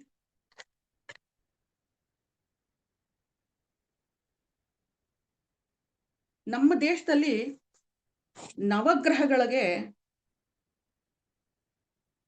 ನವಗ್ರಹಗಳಿಗೆ ಅಂತಾನೆ ಬೇರೆ ಬೇರೆ ಒಂದು ಈಶ್ವರನ ದೇವಸ್ಥಾನದಲ್ಲಿ ನವಗ್ರಹಗಳಿಗೆ ಹೋಗ್ತೀವಿ, ಅಲ್ಲಿ ನಮಸ್ಕಾರ ಮಾಡ್ತೀವಿ, ಒಟ್ಟಿಗೆ ಎಲ್ಲ ಹಾಕ್ಬಿಟ್ಟು ಬರ್ತೀವಲ್ವಾ. ಆದ್ರೆ ಶನೀಶ್ವರಿಗೆ ಪ್ರತ್ಯೇಕವಾದ ದೇವಸ್ಥಾನ ಕಟ್ಟೋದು ಈ ಒಂದು ಗ್ರಹಕ್ಕೆ ಮಾತ್ರನೇ. ನೀವು ಎಲ್ಲಿ ಹೋದ್ರೂನು ಬೇರೆ ಗ್ರಹಗಳಿಗೆ ದೇವಸ್ಥಾನ ಇರಲ್ಲ. ಅಂದ್ರೆ ತಮಿಳ್ನಾಡಿನಲ್ಲಿ ಇದೆ, ಬಟ್ ಅದ್ರ ಜೊತೆಗೆ ಈಶ್ವರನ ದೇವಸ್ಥಾನದ ಒಂದು ಕಟ್ಟಡದೊಳಗಡೆನೆ ಇರುತ್ತೆ. ಆದ್ರೆ ಎಷ್ಟೋ ಊರುಗಳಲ್ಲಿ ಶನಿಗೆ ಅಂತಾನೆ ಪ್ರತ್ಯೇಕವಾದ ದೇವಸ್ಥಾನ ಇರೋದನ್ನ ನಾವು ನೋಡ್ಬೋದು. ಅಂದ್ರೆ ಶನಿಗೆ ಎಷ್ಟು ಪ್ರಾಮುಖ್ಯತೆ ಕೊಡ್ತಾರೆ ಅನ್ನೋದನ್ನ ನಾವು ಕಾಣ್ಬೋದು. ಮತ್ತೆ ಈ ಶನಿ ಮಹಾರಾಜರಿಗೆ ಮಾತ್ರನೇ ಈಶ್ವರನ ಹೆಸರನ್ನ ಜೋಡಿಸಿ ಬಂದಿರತಕ್ಕಂತ ಒಂದು ಹೆಸರು. ಅಂದ್ರೆ ಶನೀಶ್ವರ, ಶನೈಶ್ಚರ ಬೇರೆ, ಅಂದ್ರೆ ಅವನ ನಿಧಾನಕ್ಕೆ ನಡೀತಾನೆ ಅನ್ನೋ ಒಂದು ವಿಚಾರ. ಶನೀಶ್ವರ ಅಂತಾನು ಕರಿತಾನೆ. ಈಶ್ವರ ಅವನ ಹೆಸರನ್ನ ಇವನಿಗೆ ಸೇರಿಸಿ ಕರೆಯುವಂಥದ್ದು. ಬೇರೆ ಯಾವ ಗ್ರಹಗಳಿಗೂ ಈಶ್ವರ ತನ್ನ ಆ ಹೆಸರನ್ನ ಜೋಡಿಸಲ್ಲ. ಸೋಮೇಶ್ವರ ಅಂತ ಕರಿತೀವಿ, ಆದ್ರೆ ಅದು ಚಂದ್ರನ ಹೆಸರಲ್ಲ, ಅದು ಈಶ್ವರಂದೇ ಹೆಸರು. ಯಾಕೆಂದ್ರೆ ಶಿವ ಬಂದು ಚಂದ್ರನನ್ನ ಅವನ ತಲೆ ಮೇಲೆ ಇರಿಸ್ಕೊಂಡಿದ್ದಕ್ಕೆ ಅವನಿಗೆ ಸೋಮೇಶ್ವರ ಅಂತ ಹೆಸರು ಬಂದಿರುತ್ತೆ ಹೊರತು ಅದನ್ನ ಚಂದ್ರನಿಗೆ ಹೇಳಲ್ಲ. ಆದ್ರೆ ಶನಿಗ್ ಮಾತ್ರ ಶನೀಶ್ವರ ಅಂತಾನೆ ನಾವು ಕರಿತೀವಿ. ಸೊ ನಾವು ಇದರಿಂದ ಎಷ್ಟು ತರಹದಲ್ಲಿ ನಾವು ಇವಾಗ ಇಷ್ಟೆಲ್ಲಾ ಪಾಯಿಂಟ್ಸ್ ನೋಡ್ಕೊಂಡಾಗ ಗೊತ್ತಾಗತ್ತೆ ಶನಿಗೆ ಎಷ್ಟು ಪ್ರಾಮುಖ್ಯತೆ ಇದೆ ನಮ್ಮ ಒಂದು ಜ್ಯೋತಿಷ್ಯ ಇದ್ರೊಳಗಡೆ ಅಂತ ಗೊತ್ತಾಗತ್ತೆ. ಈಗ ನಾವು ಸುಮಾರಾಗಿ ಎಲ್ಲ ಒಂದು ಕವರಪ್ ಮಾಡ್ಕೊಂಡೇ ಬಂದ್ವಿ, ಆಯ್ತಾ. ಶನೀಶ್ವರನ ಒಂದು ಪ್ರೀತಿಗಾಗಿ ನಾವು ಏನ್ ಮಾಡ್ಬೋದು ಅಂದ್ರೆ, ಈಗ ಸಾಮಾನ್ಯವಾಗಿ ಪರಿಹಾರ ರೂಪಗಳನ್ನ ಬಹಳ ಕೇಳ್ತಾರೆ. ಅಂದ್ರೆ ಫೋನ್ನಲ್ಲೇ ಬೇಕಾದ್ರೂ ಕೇಳ್ತಾರೆ. ಇವಾಗ ನಮ್ಗೆ ಸಾಡೆ ಶುರುವಾಗಿದೆ, ಏನ್ ಮಾಡ್ಬೋದು ಅಂತ. ಎಲ್ಲ ದೇವಸ್ಥಾನದಲ್ಲೂ ಗೊತ್ತು, ಎಳ್ಳಿನ ದೀಪ ಹಚ್ತಾರೆ, ಆಂಜನೇಯನ್ಗೆ ಹೋಗ್ತಾರೆ, ಅದೆಲ್ಲ ಹೋಗುತ್ತಲ್ವಾ. ಮಾಡ್ಬೋದು, ಏನ್ ಬೇಕಾದ್ರೂ ಮಾಡ್ಬೋದು. ಕೆಲವು ಶಾಸ್ತ್ರ ಸಮ್ಮತವಾಗೂ ಇರುತ್ತೆ, ಶಾಸ್ತ್ರವಲ್ಲದೆ ಪ್ರಾಕ್ಟಿಕಲ್ ಆಗಿ ಕೆಲವು ವಿಚಾರಗಳನ್ನ ನಾವು ಅದನ್ನ ಆಚಾರದಲ್ಲಿ ತಂದ್ಕೊಂಡ್ರು ತಪ್ಪೇನಿಲ್ಲ. ಅದೇನಂದ್ರೆ ಪ್ರಾಕ್ಟಿಕಲ್ ಆಗಿ ಜನಗಳ ಸೇವೆ ಮಾಡೋದು, ಅದು ಕೂಡ ಶನೈಶ್ವರಗೆ ಪ್ರಿಯವಾದದ್ದು. ಮತ್ತೆ ಹಿರಿಯರಿಗೆ, ವೃದ್ಧರಿಗೆ ಊಟ ಉಪಚಾರಗಳು, ಅಂದ್ರೆ ಈಗ ಅನಾಥಾಶ್ರಮ ಇರ್ಬೋದು ಅಥವಾ ವೃದ್ಧಾಶ್ರಮ ಇರ್ಬೋದು, ಅವ್ರುಗಳಿಗೆ ಹೋಗಿ ಏನಾದ್ರೂ ಒಂದು ಅನುಕೂಲ ಮಾಡ್ತಕ್ಕಂಥದ್ದು ಹಾಗೂ ಕೂಡ ಮಾಡ್ಬೋದು, ಅದು ಒಂದು ಸೇವೆನೇ ಆಗತ್ತೆ. ಮತ್ತೆ ಭಿಕ್ಷುಕರಿಗೆ ಅನ್ನದಾನ ಮಾಡೋದು, ಮತ್ತೆ ಚಳಿಗಾಲದಲ್ಲಿ ಕಂಬಳಿಯನ್ನ ಅವ್ರಿಗೆ ದಾನ ಮಾಡೋದು, ಇದು ಎಲ್ಲಾನು ಕೂಡ ಶನೀಶ್ವರದ ಪ್ರೀತ್ಯರ್ಥವಾಗೇನೆ ಮಾಡ್ತಕ್ಕಂಥದ್ದೊಂದು ಇದು. ಅಥವಾ ಅನ್ನದಾನ, ಚಿತ್ರಾನ್ನ ಎಲ್ಲ ಮಾಡ್ಕೊಂಡು ತಗೊಡ್ಕೋದು, ಅದ್ರೊಂದಿಗೆ ಒಂದು 4 ಕಾಳು ಎಳ್ಳು ಹಾಕ್ಬಿಟ್ಟು ಮಾಡಿದ್ರೆ ರುಚಿ ಏನ್ ಕೇಳಲ್ಲ, ರುಚಿ ಇಮ್ಮಡ್ಸತ್ತೆ. ಮತ್ತೆ ಅದು ಚಿತ್ರಾನ್ನವಾಗಿ ಎಲ್ಲರಿಗೂ ತಲುಪಿದ್ರೆ ಎಲ್ಲರಿಗೂ ಒಂದು ಸಮಾಧಾನನೂ ಕೂಡ ಆಗತ್ತೆ. ಮತ್ತೆ ಪಠಣೆಗೆ ಉಪಯುಕ್ತವಾದಂತ ಕೆಲವು ಶ್ಲೋಕಗಳನ್ನ ಎಲ್ಲರಿಗೂ ಗೊತ್ತಿರ್ತಕ್ಕಂಥದ್ದೇನೆ. ಮುಖ್ಯವಾಗಿ ಶ್ರೀರಾಮ ರಕ್ಷಾ ಸ್ತೋತ್ರ ಮತ್ತೆ ಹನುಮಾನ್ ಚಾಲಿಸ ಎಲ್ಲರಿಗೂ ಗೊತ್ತು. ದಶರಥ ಕೃತ ಶನೈಶ್ಚರ ಸ್ತೋತ್ರ, ಆಮೇಲೆ ಶನೈಶ್ವರನೇ ಬರ್ದಿರ್ತಕ್ಕಂಥ ನರಸಿಂಹ ಸ್ತೋತ್ರ ಇದೆ. ಮತ್ತೆ ಶನಿವಾರಗಳಲ್ಲಿ ರುದ್ರಾಭಿಷೇಕ ಮಾಡಿಸೋದು, ಶಿವನಿಗೆ ರುದ್ರಾಭಿಷೇಕ ಮಾಡಿಸೋದು. ಮತ್ತೆ ತುಂಬಾ ತೀವ್ರವಾದ ಕಷ್ಟ, ಮತ್ತೆ ಹೆಲ್ತ್ಗೆ ತುಂಬಾ ಅಪ್ಸೆಟ್ ಆಗಿದೆ, ಹೆಂಗೋ ಇದಾರಪ್ಪ ಅಂತಂದ್ರೆ ಎಮ್ಮೆಗಳಿಗೆ ಏನಾರ ಒಂದು ಆಹಾರವನ್ನ ತಿನ್ಸೋದು, ಮತ್ತೆ ಮೃತ್ಯುಂಜಯ ಹೋಮ ಮಂತ್ರ ಇವುಗಳನ್ನ ನಾವು ಪಠನೆ ಮಾಡೋದು. ಇದು ಎಲ್ಲವೂ ಕೂಡ ಶನೈಶ್ವರನ ಪ್ರೀತಿಗಾಗಿ ಮಾಡ್ತಕ್ಕಂತ ಒಂದು ಪರಿಹಾರ ರೂಪಗಳು ಅಂತ ಹೇಳ್ಬೋದು. ಮತ್ತೆ ಇಲ್ಲಿ ಶನಿಗಾಯತ್ರಿ ಮಂತ್ರ ಅಂತಾನೂ ಇದೆ. ಓಂ ಶನೈಶ್ಚರಾಯ ವಿದ್ಮಹೆ ಸೂರ್ಯಪುತ್ರಾಯ ಧೀಮಹಿ ತನ್ನೋ ಮಂದಃ ಪ್ರಚೋದಯಾತ್. ಮತ್ತೆ ಇನ್ನೊಂದು ಓಂ ಪ್ರಾಂ ಪ್ರೀಂ ಪ್ರೌಂ ಸಹ ಶನೈಶ್ಚರಾಯ ನಮಃ. ಸೊ ಇದನ್ನ ಒಂದು ಶನಿವಾರ ಒಂದು ಚಿಕ್ಕದಾಗಿದ್ರೆ 108 ಸರಿ ಕೂಡ ಮಾಡ್ಕೊಳ್ಬೋದು. ಯಾವುದಕ್ಕೂ ಒಂದು 108 ಅನ್ನೋದು ಒಂದು ಜಪಮಾಲೆಯಲ್ಲಿ ಬರ್ತಕ್ಕಂಥದ್ದು, ಅದನ್ನ ಟೈಮ್ ಇದ್ದವರು ಮಾಡ್ಕೋಬಹುದು. ಸೊ ಟೈಮ್ ಇಲ್ದೇನೆ ಇರೋರು ಸೇವೆಗಳನ್ನ ಹೊರಗಡೆ ಮಾಡ್ತಕ್ಕಂಥವ್ರು. ಒಂದು ಹೇಳ್ಬೇಕು ಅಂದ್ರೆ ಧಾರ್ಮಿಕವಾಗಿ ನಾವ್ ಯಾರಿಗೂ ಕೇಡ್ ಬಯಸ್ದೇನೆ ನಂಬಿಕೆಯಿಂದ ನಡ್ಕೊಂಡು ಹೋದ್ರೆ ಎಷ್ಟೋ ಆಯ್ತು. ಬೇರೆಯವ್ರಿಗೆ ಉಪಕಾರ ಮಾಡಕ್ಕೆ ಶಕ್ತಿ ಇರಲ್ದೇ ಇದ್ರು ಕೂಡ ಅಪಕಾರವನ್ನ ಮಾಡದೇ ಇದ್ರು ಕೂಡ ಅದು ಒಂದು ಶನಿಗೆ ಪ್ರೀತ್ಯರ್ಥವಾಗೇ ಇರುತ್ತೆ. ಕೊನೆಗೊಂದು ನಾನಿವತ್ತು ಮಾತಾಡ್ಬೇಕಲ್ಲ ಶನಿದು ಸುಮ್ನೆ ಯೋಚನೆ ಮಾಡ್ಕೊಂಡು ಹಂಗೆ ಏನೋ ನೋಡ್ತಾ ಇದ್ದೆ. ಯಾರದ್ದು ಒಂದು ಇನ್ಸ್ಟಾಗ್ರಾಮ್ ಅಲ್ಲಿ ಒಂದು ಸುಮ್ನೆ ಸ್ಕ್ರೋಲ್ ಮಾಡ್ತಿದ್ದ ಕಾಣಿಸಿದ್ದೇನಂದ್ರೆ ಶನಿಯ ಬಗ್ಗೆ ಇಂಗ್ಲಿಷ್ ಅಲ್ಲಿ ಒಂದು 4 ಲೈನ್ ಕಾಣಿಸ್ತು. ಅದನ್ನ ಹಾಗೆ ಬರ್ಕೊಂಡಿದ್ದೀನಿ ಸುಮ್ನೆ. ಮತ್ತೆ ಅದನ್ನ ನಾನು ಬೇಕಾದ್ರೆ ಕನ್ನಡದಲ್ಲೂ ಹೇಳ್ತೀನಿ. Shani is the custodian of ಕರ್ಮ ಅಂತಾನೆ. ಕಸ್ಟೋಡಿಯನ್ ಆಫ್ ಕರ್ಮ ಅಂದ್ರೆ ಕರ್ಮವನ್ನ ಅವನು ಕಸ್ಟಡಿಗೆ ತಗೊಂಡು ಅದನ್ನ ಎಲ್ಲರಿಗೂ ಅವ್ರವ್ರಿಗೆ ತಕ್ಕಂಗೆ ತಲುಪಿಸುವಂತ ಒಂದು ಕೆಲಸ ಬಂದು ಶನಿದು, ಅಥವಾ ಕರ್ಮ ಫಲದಾತ ಅಂತ ಹೇಳ್ಬೋದು. ನೆಕ್ಸ್ಟ್ ಅವನು ಬಂದು most impartial judge in the cosmos ಅಂತಾನೆ. ಇಂಪಾರ್ಷಿಯಲ್ ಜಡ್ಜ್, ನಿಷ್ಪಕ್ಷಪಾತಿ ಅಂತ ಹೇಳ್ತಾನೆ. ಯಾರಿಗೂ ಯಾವ ತರ ಅನ್ಯಾಯಗಳನ್ನು ಆಗದೆ ಇದ್ದಂಗೆ ನೋಡ್ತಕ್ಕಂತ ಒಂದು ಗ್ರಹ ಅಂದ್ರೆ ಈ Shaneshwara. Every action is recorded by Shani ಅಥವಾ ಶನಿದೇವ. ಸೊ ಎವ್ರಿ ಆಕ್ಷನ್, ನೀವ್ ಏನೇ ಕೆಲಸ ಮಾಡಕ್ ಮುಂಚೆ ಅದನ್ನ 3 ಸರ್ತಿ ಯೋಚನೆ ಮಾಡಿ ಮನಸ್ಸಿನಲ್ಲಿ ಮಾಡ್ಕೊಳ್ಬೇಕು. ಯಾಕೆಂದ್ರೆ ಇಟ್ ಈಸ್ ಬೀನ್ ರೆಕಾರ್ಡೆಡ್ ಅಂತ ಹೇಳ್ತಾರೆ. ಮತ್ತೆ every result is delivered by Shaneshwara. So ನೀವು ಮಾಡ್ತಕ್ಕಂತ ಒಂದು ಏನೇ ಆಗಿರ್ಲಿ ಅವತ್ತವತ್ತಿಗೇನೋ ಒಂದು ಫಲ ಬಂದಿರುತ್ತೆ ಅಂದ್ರೆ ಅದಕ್ಕೆ ಶನೀಶ್ವರನೂ ಕಾರಣ ಆಗ್ತಾನೆ. ಅವನೇನೆ ಕರ್ಮದಾತನೂ ಹೌದೇ, ರಿಸಲ್ಟ್ ಕೂಡ ಅವನೇ ಕೊಡ್ತಕ್ಕಂಥವ್ನು. ಮತ್ತೆ 7.7 ಅವ್ರು ಹೇಳ್ತಾರೆ karmic accountability teaches you patience. ಒಂದು ತಾಳ್ಮೆಯನ್ನ ಕಲಿಸ್ತಾನೆ. ನಮಗೆ ತಾಳ್ಮೆ ಇರುತ್ತೋ ಇಲ್ವೋ, ಸಾಕಷ್ಟು ನೊಂದು ಬೆಂದು ಮಾಡೋದ್ರಿಂದ ಇನ್ನೇನ್ ಮಾಡಕ್ಕಾಗತ್ತೆ, ನಾವು ತಾಳ್ಮೆ ತಂದ್ಕೊಂಡ್ರೆ ನಾವು ಬದುಕಕ್ಕಾಗೋದು ಅನ್ನೋದನ್ನ ತಿಳ್ಪಡಿಸೋನು ಈ ಶನೈಶ್ಚರ. ಮತ್ತೆ ಹ್ಯೂಮಿಲಿಟಿ, ಕರುಣೆಯನ್ನ ತೋರಿಸು ಅಂತ ಹೇಳ್ತಾನೆ. ಕರುಣೆಯನ್ನ ತೋರಿಸಿದ್ರೆ ಯಾವತ್ತೋ ಕರಗೋದನ್ನ ಇವತ್ತೇ ಕರಗಿ ಅವ್ರಿಗೆ ನಾವು ಸೇವೆ ಮಾಡ್ತಕ್ಕಂತ ಒಂದು ಹ್ಯೂಮಿಲಿಟಿನ ಡೆವಲಪ್ ಮಾಡ್ಕೊಳ್ಳಿ ಅಂತಾನೆ. ನಾನು ಆವಾಗ ಹೇಳ್ದೆ ಕುಜನು ಡಿಸಿಪ್ಲಿನ್, ಇವನು ಇಂಡಿಸಿಪ್ಲಿನ್ ಅಂತ. ಆದ್ರೆ ಆ ಡಿಸಿಪ್ಲಿನ್ ನ ಕಲಿಸ್ತಾನೆ ಇವನು. ಯಾಕೆ ಅಂದ್ರೆ ಬೇರೆ ತರದೆಲ್ಲ ನಾವು ಕಷ್ಟಗಳನ್ನ ಅನುಭವಿಸಿದ್ಮೇಲೆ ಹೌದು ನಾವು ಹಿಂಗಿದ್ರೇನೆ ನಾವು ಜೀವನ ಮಾಡಬಹುದು ಅನ್ನೋ ಒಂದು ತೋರ್ಪಡಿಸೋದು ಶನೀಶ್ವರ. ಮತ್ತೆ ಇನ್ನೊಂದು ದೊಡ್ಡ ಒಳ್ಳೆ ಸೆಂಟೆನ್ಸ್ ಏನಂದ್ರೆ he restores balance of everything in nature ಅಂತಾನೆ. ಸೊ ಈ ಬ್ಯಾಲೆನ್ಸ್ ಮಾಡೋದು, ಪ್ರಪಂಚವನ್ನ ಬ್ಯಾಲೆನ್ಸ್ ಮಾಡ್ತಕ್ಕಂತ ಒಂದು ಕೆಲಸವನ್ನ ಶನೇಶ್ವರ ಮಾಡ್ತಾನೆ. ಅಂದ್ರೆ ಯಾವ ರೀತಿ ಬ್ಯಾಲೆನ್ಸ್ ಅಂತ ನೀವೇ ತಿಳ್ಕೊಳ್ಳಿ. ಅದು ಬಯೋಟಿಕ್ ಇರ್ಬೋದು, ಬಯೋಟಿಕ್ ಇರ್ಬೋದು, ಒಂದು ಮರ ಬಿದ್ದು ಹೋಗ್ಬೋದು, ಅಥವಾ ಒಂದು ಪ್ರಾಣ ಹೋಗ್ಬೋದು, ಎಲ್ಲೋ ಯುದ್ಧ ಆಗ್ಬೋದು, ಅಂದ್ರೆ ಜನಸಂಖ್ಯೆನ ಸಮ ಮಾಡ್ಬೋದು, ಅರ್ಥಕ್ವೇಕ್ಸ್ನ ಮಾಡ್ಬೋದು, ಜ್ವಾಲಾಮುಖಿಗಳನ್ನ ಎಬ್ಬಿಸ್ಬೋದು. ಇದು ಮೂಲತಃ ಭೂಮಿಯನ್ನ ಕಾಪಾಡ್ತಕ್ಕಂತ ಒಂದು ದೊಡ್ಡ ಕ್ರಿಯೆಗಳಲ್ಲಿ ಅವಂದೇ ಆದಂತ ಕಾರ್ಮಿಕ್ ಥಿಯರಿ ಇರುತ್ತೆ. ಇದು ಸಾಮಾನ್ಯರಿಗೆ ಅರ್ಥ ಆಗೋದ್ ಕಷ್ಟ. ಹೌದು, ಯುದ್ಧ ಆಯ್ತು, ನಮ್ಗಿಷ್ಟು ಕಷ್ಟ ಆಯ್ತು, ಇನ್ನೇನೇನೋ ಬೆಲೆ ಜಾಸ್ತಿ ಆಯ್ತು, ಇವತ್ತು ಪೆಟ್ರೋಲ್ ಜಾಸ್ತಿ 65 ಪೈಸೆ ಎಷ್ಟೋ ಜಾಸ್ತಿ ಆಯ್ತು, ನಾವು ಹೋಗಿ ನಿಂತ್ಕೋಬೇಕು, ಪೆಟ್ರೋಲ್ ತುಂಬಿಸ್ಕೊಳ್ಬೇಕು ಇವತ್ತಿಂದು ಅಂತ ಯೋಚನೆ ಮಾಡ್ತೀವಿ ಹೊರತು ಅದರಿಂದ ಆಗ್ತಕ್ಕಂತ ಒಂದು ಎಫೆಕ್ಟ್ಸ್ ಆಗ್ಲಿ, ಪರಿಸ್ಥಿತಿ ಆಗ್ಲಿ, ಅಥವಾ ಯಾಕೆ ಆಗ್ತಿದೆ ಅನ್ನೋದನ್ನ ಯೋಚನೆ ಮಾಡ್ಬೇಕಾಗತ್ತೆ. ಎಲ್ಲದಕ್ಕಿಂತ ಹೆಚ್ಚಾಗಿ ನಾನು ಹೇಳೋದು ಒಂದು ಧ್ಯಾನ. ನಮ್ಮನ್ನ ನಾವು ತಿಳಿಪಡಿಸ್ಕೊಳತಕ್ಕಂತ ಒಂದು ಧ್ಯಾನದಿಂದ ನಾವು ಪ್ರತಿ ದಿವಸ ಪ್ರತಿ ಕ್ಷಣ ಉತ್ತಮ ಪ್ರಜೆ ಆಗೋದಕ್ಕೆ ನಾವು ಪ್ರಯತ್ನ ಮಾಡ್ಬೇಕು. ಉತ್ತಮ ಪ್ರಜೆ ಆಗ್ಲಿ, ಅಥವಾ ಮನೆಯಲ್ಲಿ ನಾವ್ ಯಾವ ಪಾತ್ರ ವಹಿಸ್ತೀವಿ, ನಾವು ಹೆಂಗಸರು ಒಂದು ಗೃಹಿಣಿ ಆಗ್ಬೋದು, ತಾಯಿ ಆಗ್ಬೋದು, ಹೆಂಡತಿ ಎಲ್ಲ ಅವರವರ ಪಾತ್ರಕ್ಕೆ ತಕ್ಕಂತೆ ನಡ್ತಕ್ಕಂತ ಕ್ಷಮತೆ ಬರ್ಬೇಕು. ಇದು ಗಂಡಸ್ಗಾಗ್ಲಿ ಇರ್ಬೋದು, ಹೆಂಗಸ್ಗಾಗ್ಲಿ ಇರ್ಬೋದು, ಮಕ್ಳಿಗಾಗ್ಲಿ ಇರ್ಬೋದು. ಮಕ್ಳಿಗೆ ಅವರವರ ಒಂದು ಕರ್ತವ್ಯ, ಓದೋದಾಗ್ಲಿ ಇರ್ಬೋದು, ಇದನ್ನ ತಿಳ್ಪಡ್ಕೊಂಡ್ರೆ ಅಷ್ಟಕ್ಕಿಂತ ಭಾಗ್ಯ ಇನ್ಯಾವುದೂ ಇಲ್ಲ. ಸೊ ಇಷ್ಟನ್ನ ಹೇಳಿ ನನ್ನ ಮಾತುಗಳನ್ನ ಮುಗಿಸ್ತೀನಿ. ಇಷ್ಟು ಮಾತುಗಳನ್ನ ನೀವು ಸಾವಧಾನವಾಗಿ ಕೇಳಿದ್ದೀರಾ ಅನ್ನೋದು ಒಂದು ದೊಡ್ಡ ಸಂತೋಷ. ಹಂಗೆ ಈ ಅವಕಾಶವನ್ನು ಕೊಟ್ಟಂತ ಮೇಘನಾ ಶ್ರೀಮಣಿ ಮೇಡಮ್ಗೆ ತುಂಬಾ ಹೃದಯದ ನಮಸ್ಕಾರಗಳು. Madam, thank you. ಧನ್ಯವಾದಗಳು. ನಿಮ್ಮ ಒಂದು ಮಾತುಗಳನ್ನು ನೋಡಿ ನಿನ್ನೆಯಿಂದ ನನಗೆ ತುಂಬ ಖುಷಿ ಅನ್ನಿಸ್ತಿದೆ. ಈ ಕುತ್ಕೊಂಡು ಕೇಳುವಾಗ ಎಲ್ಲರೂ ಕೂಡ ಎಷ್ಟು ಸಮಾಧಾನವಾಗಿ ಕೇಳ್ತಿದಾರಲ್ಲ, ಇದೇ ನನಗೆ ಯಾವ ಸಲಿನೂ ಏನಾದರೂ ಏನಾದರೂ ತೊಂದರೆ ಮಾಡ್ತಾಯಿದ್ರು. ಇವತ್ತು ಕೂಡ ನೋಡಿ ತುಂಬ ಸೈಲೆಂಟಾಗಿ ಕೇಳ್ತಾ ಇದ್ದಾರೆ. ನನಗೆ ಭಾಳ ಖುಷಿ ಆಯಿತು.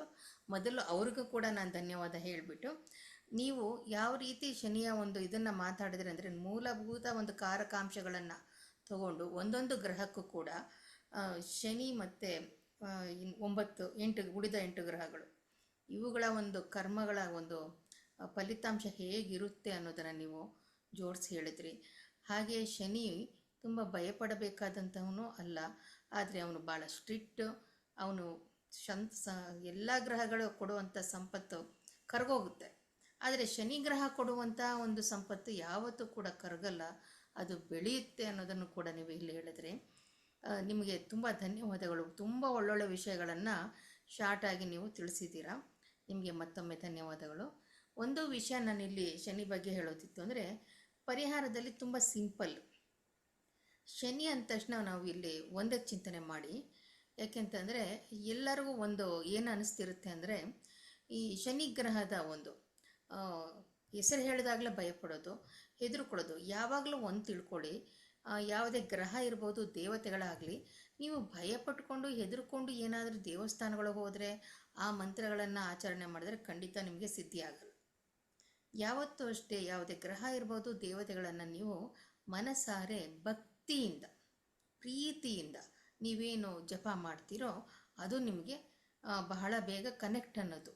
ಗ್ರಹಗಳಿಗಿರ್ಬೋದು, ಗ್ರಹ ಅಧಿದೇವತೆಗಳಿರ್ಬೋದು, ಅಥವಾ ಮುಖ್ಯ ದೇವತೆಗಳಿರ್ಬೋದು, ಅವ್ರಿಗೆ ಕನೆಕ್ಟ್ ಆಗೋದು ತುಂಬ ಈಸಿ ಅಂತ ನಾವು ಹೇಳ್ಬೋದು.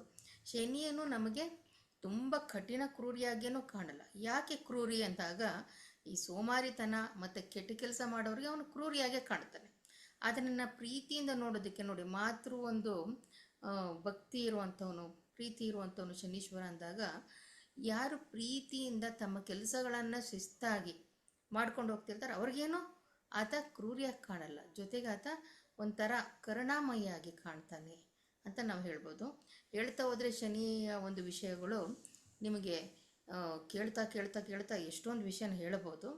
ಆದರೆ ಒಂದೆರಡು ಪರಿಹಾರಗಳನ್ನು ಚಿಕ್ಕದಾಗಿ ನೀವು ಇಲ್ಲಿ ಶನಿವಾರ ಆಗಿರೋದ್ರಿಂದ ಒಂದು ಹೇಳ್ಬೋದು ನಾನು. ಶನಿಗೆ ನೀವು ಹೆದರೋ ಅಗತ್ಯ ಇಲ್ಲ.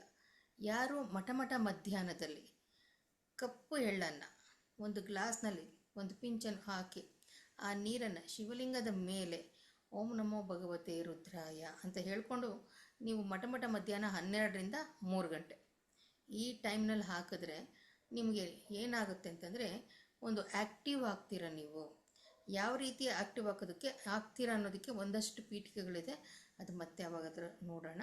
ಬಟ್ ಇದು ಒಂದು ಮುಖ್ಯವಾದಂಥದ್ದು. ಇನ್ನೊಂದು ಏನಂತಂದರೆ ಅನ್ನದಾನ. ನೀವು ಯಾರಾದರೂ ಕೇಳಿದ ತಕ್ಷಣ ಹಸಿದ್ರು ನೀವು ಅವ್ರಿಗೆ ಟೈಮ್ ನೋಡಿಕೊಂಡು, ತಿಂಡಿ ಟೈಮಲ್ಲಿ ತಿಂಡಿ ಇರ್ಬೋದು, ಅನ್ನ ಕೊಡಿಸುವಂಥ ಟೈಮ್ ಇದ್ದರೆ ಊಟ ಸಮಯಕ್ಕೆ ಊಟ, ಡಿನ್ನರ್ ಟೈಮ್ಗೆ ಡಿನ್ನರ್, ಅನ್ನವನ್ನು ಮತ್ತು ಅವ್ರಿಗೆ ಹೊಟ್ಟೆಗೆ ಏನನ್ನಾದರೂ ನೀವು ಕೊಡಿಸ್ತಾ ಇದ್ದರೆ ಅದು ಶನಿವಾರವೇ ಆಗಬೇಕಂತ ಏನಿಲ್ಲ. ಯಾವುದೇ ಸಮಯದಲ್ಲಿ ನೀವು ಹಸಿದ ವ್ಯಕ್ತಿಗೆ ಆತನಿಗೆ ಉದರವನ್ನು ತೃಪ್ತಿಪಡಿಸುವಂತಹ ಕೆಲಸ ಮಾಡಿದ್ರೆ ಖಂಡಿತ ಶನಿ ನಿಮಗೆ ಎಲ್ಲ ರೀತಿಯ ಕರ್ಮಗಳನ್ನು ಕಳೆಯೋದಕ್ಕೆ ಪ್ರಯತ್ನ ಮಾಡ್ತಾನೆ.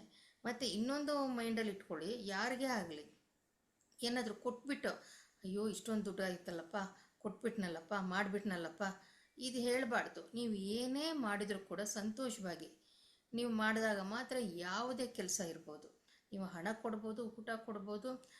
ಕೆಲವ್ರು ಏನು ಮಾಡಿಬಿಡ್ತಾರೆ, ಅಯ್ಯೋ ಇಷ್ಟೊಂದು ಊಟ ಆಗೋಯ್ತಪ್ಪ, ಒಂದು ಜನನ ಊಟ ಕರೆದಾಗ ಅಯ್ಯೋ ಇಷ್ಟು ಖರ್ಚಾಗ್ಬಿಡ್ತು, ಅಷ್ಟು ಖರ್ಚಾಗ್ಬಿಡ್ತು, ಇದೆಲ್ಲ ಹೇಳ್ಬಾರ್ದು. ಇದರಿಂದ ಶನಿ ಕೋಪಗೊಳ್ತಾನೆ ಅಂತ. ಹೆಣ್ಣು ಮಕ್ಕಳಿಗೆ ಇಂಪಾರ್ಟೆಂಟ್ ಇನ್ನೊಂದು ಏನಂತಂದರೆ, ಶನಿಗೆ ಯಾರು ಇವತ್ತು ನೋಡಿ ಮಹಿಳೆಯ ಒಂದು ದಿನಾಚರಣೆ ಅಂಗವಾಗಿ ನಾವು ಕಾರ್ಯಕ್ರಮ ಮಾಡ್ತಿರೋದ್ರಿಂದ, ನೀವು ಹೆಣ್ಣು ಮಕ್ಕಳಿಗೆ ಆಗಲಿ, ಮನೆಯಲ್ಲೇ ಆಗಲಿ, ಹೊರಗಡೆಯಲ್ಲೇ ಆಗಲಿ, ನೀವು ಮರ್ಯಾದೆ ಕೊಡಲಿಲ್ಲ ಅಂತ ಅಂದರೆ ಖಂಡಿತವಾಗ್ಲೂ ಕೂಡ ಶನಿ ನಿಮ್ಮ ಒಂದು ಬಾಳಿಗೆ ಕೋಲಿಡ್ಕೊಂಡು ನಿಂತ್ಕೊಳ್ಳೋವನ್ನೇ ಅವನು. ಈ ಒಂದು ವಿಚಾರವನ್ನು ಕೂಡ ನೀವು ಹೆಣ್ಣು ಮಕ್ಕಳ ಜೊತೆ ಬಹಳ ಸಭ್ಯವಾಗಿ ಅವ್ರಿಗೇನಾದರೂ ಸ್ವೀಟ್ ಕೊಡೋದು, ಸಂತೋಷವನ್ನಾಗಿರಿಸೋದು ಮಾಡಿದ್ರೂ ಕೂಡ ಬಹಳ ಬೇಗ ನಿಮಗೆ ಒಂದು ಲಕ್ ಅಥವಾ ಅಭಿವೃದ್ಧಿ ಅನ್ನೋದು ಆಗುತ್ತೆ. ಇದು 3 ಮಾತ್ರ ಹೇಳಿರ್ತೀನಿ. ಮಿಕ್ಕ ಸಮಯದಲ್ಲಿ ನೋಡೋಣ ಏನೇನು ಹೇಳಬೇಕಂತ, ಸಮಯ ಸಿಕ್ಕಿದಾಗ ಹೇಳೋಣ. ಮತ್ತೊಮ್ಮೆ ವಿಜಯಲಕ್ಷ್ಮಿ ಅವರಿಗೆ ಧನ್ಯವಾದವನ್ನು ಹೇಳ್ತಾ, ಈಗ ಮುಂದಿನ ಉಪನ್ಯಾಸಕರು ಗಾಯತ್ರಿ ದೇವಿಯವರು. ಇವರು ಕೂಡ ಫ್ಯಾಕಲ್ಟಿ ಮೆಂಬರ್ ಆಗಿ ಬದ್ರಿನಾಥ್ ಸರ್ ಇದ್ದಾರಲ್ಲ, ಅವರ ಒಂದು ಇನ್ಸ್ಟಿಟ್ಯೂಟಲ್ಲಿ ಟೀಚರ್ ಆಗಿ ಕೆಲಸ ಮಾಡ್ತಿರೋಂಥವ್ರು. ಇವ್ರ ಬಗ್ಗೆ ನಿಮಗೆ ಗೊತ್ತೇ ಇರುತ್ತೆ, ಕೆಲವರಿಗೆ ಗೊತ್ತಿಲ್ಲದೇವರು ಇವತ್ತು ಅವರ ಪರಿಚಯ ಅಂತ ನಿಮಗಾಗುತ್ತೆ. ಅವರು ಸ್ಯಾನ್ಸ್ಕ್ರಿಟ್ ಮತ್ತು ಈ ಒಂದು ಜ್ಯೋತಿಷ್ಯ, ಆಯುರ್ವೇದ ಇವೆಲ್ಲರ ಒಂದು ಪರಿಚಯಗಳಲ್ಲಿ ಅವರು ಇದ್ದಾರೆ. ಅವರು ಮಾತಾಡುವಂಥ ಒಂದು ವಿಷಯ ಧೂಮ. ಶನಿಯನ್ನು ಮಾತಾಡದಂತಹ ಈ ಸ್ಥಿತಿಯಲ್ಲಿ ನಾವು ಇವತ್ತು ವಾರದಲ್ಲಿ ಆತನ ಮಗನಾದಂಥ ಧೂಮನ ಒಂದು ವಿಚಾರವನ್ನು, ಪರಿಚಯವನ್ನು ಅವರು ನಿಮಗೆ ತಿಳಿಸ್ಕೊಡ್ತಾರೆ. ಅವರನ್ನು ನಾವು ವೇದಿಕೆಗೆ ಅಂದರೆ ನಮ್ಮ ಕಾರ್ಯಕಾರಕ್ಕೆ ಸ್ವಾಗತ ಮಾಡೋಣ. ಗಾಯತ್ರಿಜಿಯವರೇ ಇದ್ದೀರಾ? ಗಾಯತ್ರಿಯವರೇ ಇದೀನಿ ಮಾ, ನಮಸ್ಕಾರ. ನೀವು ಸ್ಕ್ರೀನ್ ಆಫ್ ಮಾಡ್ಕೊಳ್ಳಿ. ಸ್ಕ್ರೀನ್ ಆಫ್ ಮಾಡ್ಬೇಕಾ? ಆನ್ ಮಾಡಿದೀನಿ ಮೇಡಮ್. ಮಾಡಿದ್ದೀರಾ? ನೀವು ಕಾಣಿಸ್ತಿಲ್ವಲ್ಲ? ನೋಡಿ, ಕಾಣಿಸ್ತಿದೆ. ಕಾಣಿಸ್ತಾ ಇದ್ದೀರಾ? ಓಕೆ. ನಿಮ್ಮ ಫೋಟೋ ಕಾಣ್ತಿದೆ, ನೀವು ಲೈವ್ ಆಗಿಲ್ವಲ್ಲ, ಯಾಕೆ? ಇದೀನಲ್ಲ ಮೇಡಮ್, ನನಗೆ ಇಲ್ಲಿ ಕಾಣಿಸ್ತಾ ಇದ್ದೀನಿ ನಾನು. ಇದಾರೆ ಮೇಡಮ್, ಕಾಣಿಸ್ತಾ ಇದ್ದಾರೆ. ಕಾಣಿಸ್ತಿದೆ ಮೇಡಮ್. ಹೌದು, ಕಾಣಿಸ್ತಿದೆ. Okay, thank you. ನೀವು ನಿಮ್ಮ ಉಪನ್ಯಾಸವನ್ನು ನೀವು ಶುರು ಮಾಡ್ಕೊಳ್ಳಿ. ನಿಮಗೆ ನಮ್ಮ ಕಾರ್ಯಾಗಾರಕ್ಕೆ ಸ್ವಾಗತ. ಧನ್ಯವಾದಗಳಮ್ಮ. ಈ ಒಂದು ಅವಕಾಶವನ್ನು ಮಾಡಿಕೊಟ್ಟಿದ್ದೀರಿ, ಧನ್ಯವಾದಗಳು. ಆಪಾದಮೌಳಿ ಪರ್ಯಂತಂ ಗುರುಣಾಮಾಕೃತಿಂ ಸ್ಮರೇತ್ ತೇನ ವಿಘ್ನಾಃ ಪ್ರಣಶ್ಯಂತಿ ಸಿದ್ಧ್ಯಂತಿ ಚ ಮನೋರಥಾಃ. ಪೃಥ್ವೀಮಂಡಲ ಮಧ್ಯಸ್ಥಾಃ ಪೂರ್ಣಬೋಧಮತಾನುಗಾಃ ವಿಷ್ಣುಹೃದಯಾಃ ತಾನ್ ನಮಸ್ಯೆ ಗುರುನ್ ಮಮ. ಪೂಜ್ಯಾಯ ರಾಘವೇಂದ್ರಾಯ ಸತ್ಯಧರ್ಮರತಾಯ ಚ ಭಜತಾಂ ಕಲ್ಪವೃಕ್ಷಾಯ ನಮತಾಂ. ನಮ್ಮ ತಂದೆ ತಾಯಿಗಳು ಹಿರಿಯರನ್ನೆಲ್ಲ ನಮಿಸ್ತಾ, ನನಗೆ ವಿದ್ಯಾದಾನ ಮಾಡಿದಂತಹ ಎಲ್ಲ ಗುರು ವರೇಣ್ಯರನ್ನು ಈ ಸಂದರ್ಭದಲ್ಲಿ ನಮಿಸುತ್ತಾ, ನನಗೆ ಈ ಅವಕಾಶ ಮಾಡಿಕೊಟ್ಟಿರುವಂತಹ ಮೇಘನಾ ವರ್ಷ ಮೇಡಮ್ ಅವ್ರಿಗೂ ಅತ್ಯಂತ ಪ್ರಣಾಮಗಳನ್ನು ಸಲ್ಲಿಸ್ತಾ ಇದ್ದೀನಿ. ಈ ಒಂದು ಮಹಿಳಾ ದಿನಾಚರಣೆ ಸಂದರ್ಭದಲ್ಲಿ ಇದನ್ನು ಮಾಡಿದ್ದಾರೆ. ಅದ್ರ ಬಗ್ಗೆ ಎಲ್ಲ ನಿನ್ನೆ ಮೇಡಮ್ ತುಂಬಾ ಚೆನ್ನಾಗೆಲ್ಲ ವಿವರಣೆ ಕೊಟ್ಟಿದ್ದಾರೆ. ಅದೇ ಥರ ಈ ಒಂದು ನಮ್ಮ ಸಂಸ್ಕೃತಿ ಬೆಳೆದು ಬಂದಿರೋದು ಹೀಗೆ ಇದೆ. ಬರೀ ಪುರುಷರೇ ಅಲ್ಲದೆ ಸ್ತ್ರೀಯರು ಇದರಲ್ಲೇ ಪ್ರಧಾನವಾಗಿ ನಮ್ಮಲ್ಲಿ ವೈದಿಕ ಸಾಹಿತ್ಯ ಒಂದೇ ಅಲ್ಲದೆ ವೈದಿಕ ಧರ್ಮಗಳಲ್ಲೂ ಎಲ್ಲರೂ ಮುಂದೆ ಬಂದಿದ್ದಾರೆ. ಅದಕ್ಕಾಗಿ ಹೆಚ್ಚು ಜನ ಋಷಿಕೆಯರು ಅಂತ ಕರೀತಿದ್ರು. ಗಂಡಸರನ್ನ ಋಷಿಗಳು ಅನ್ನೋರು, ಹೆಂಗಸರನ್ನ ಋಷಿಕೆಯರು ಅನ್ನೋರು. ಅಂಥವ್ರು ಅನೇಕರು ಇದ್ದಾರೆ. ಕೆಲವು ಮಟ್ಟಿಗೆ ಅವ್ರ ಸಾಹಿತ್ಯ ಸಿಕ್ಕಿದೆ, ಇನ್ನೂ ಕೆಲವೆಲ್ಲ ಸಿಕ್ಕಿಲ್ಲ. ಮುಂದೆ ಅನ್ವೇಷಣೆ ಮಾಡೋ ಇದರಲ್ಲಿ ಸಿಗ್ಬೋದು. ಈ ಒಂದು ಸಂದರ್ಭದಲ್ಲಿ ಎಲ್ರಿಗೂ, ಎಲ್ಲ ಹಿರಿಯರು ಚಿಕ್ಕವರು ಯಾರೇ ಆಗಿರ್ಬೋದು, ಹೆಂಗಸರಿಗೂ ಆಗಲಿ ಗಂಡಸರು ಎಲ್ರಿಗೂ ನನ್ನ ಅನಂತ ಪ್ರಣಾಮಗಳನ್ನು ಮಾಡಿ ಎಲ್ರಿಗೂ ಒಳ್ಳೇದಾಗಲಿ ಅಂತ ಹಾರೈಸ್ತಾ ನಾನು ಈ ಒಂದು ಮಾತನ್ನ ಆರಂಭಿಸ್ತಾ ಇದ್ದೀನಿ.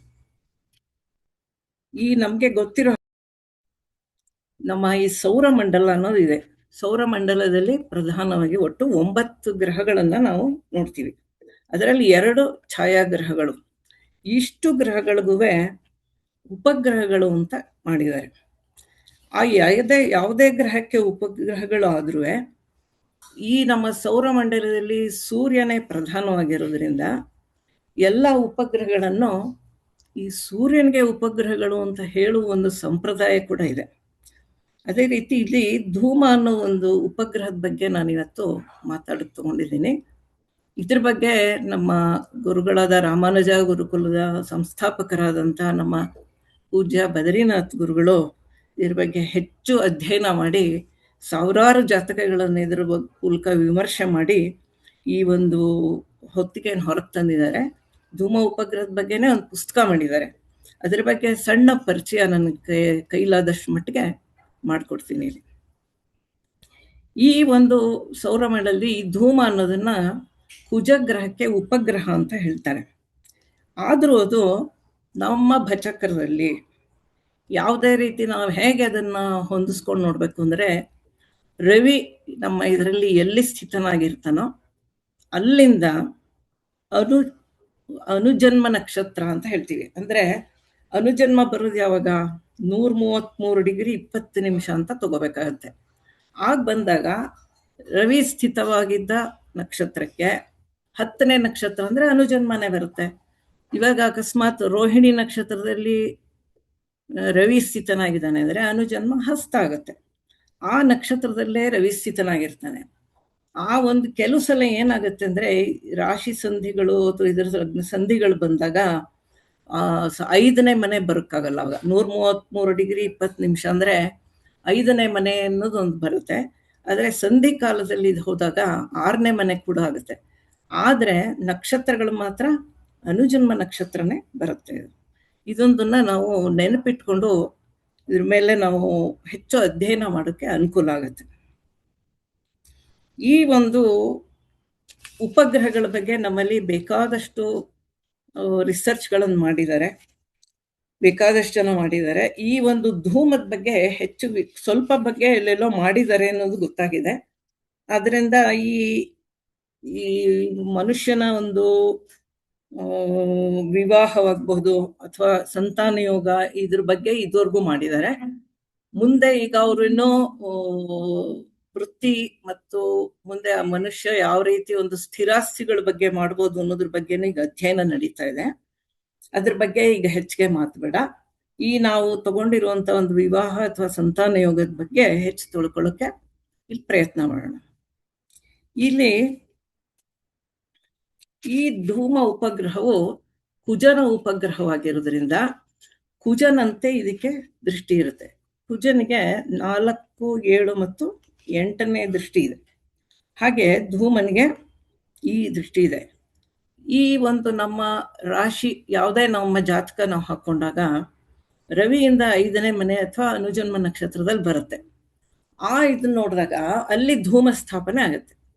ಆ ಧೂಮನ ಸ್ಥಾನದಲ್ಲಿ ಬೇರೆ ಯಾವುದೇ ಗ್ರಹಗಳ ಯುತಿ ಇದ್ರೂ ಕೂಡ ಆ ಗ್ರಹಗಳ ವಿಶೇಷ ದೃಷ್ಟಿ ಏನಾದ್ರು ಇದ್ರೆ ಅದು ಕೂಡ ಇವನಿಗೆ ಸಿಗುತ್ತೆ.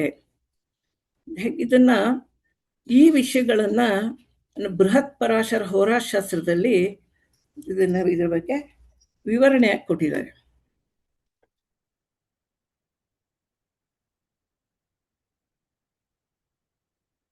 ಸಾಮಾನ್ಯವಾಗಿ ಎಲ್ಲಾ ಗ್ರಹಗಳಿಗೂ 7ನೇ ದೃಷ್ಟಿ ಇದೆ, ಹಾಗೆ ಧೂಮನಿಗೂ ಇದೆ.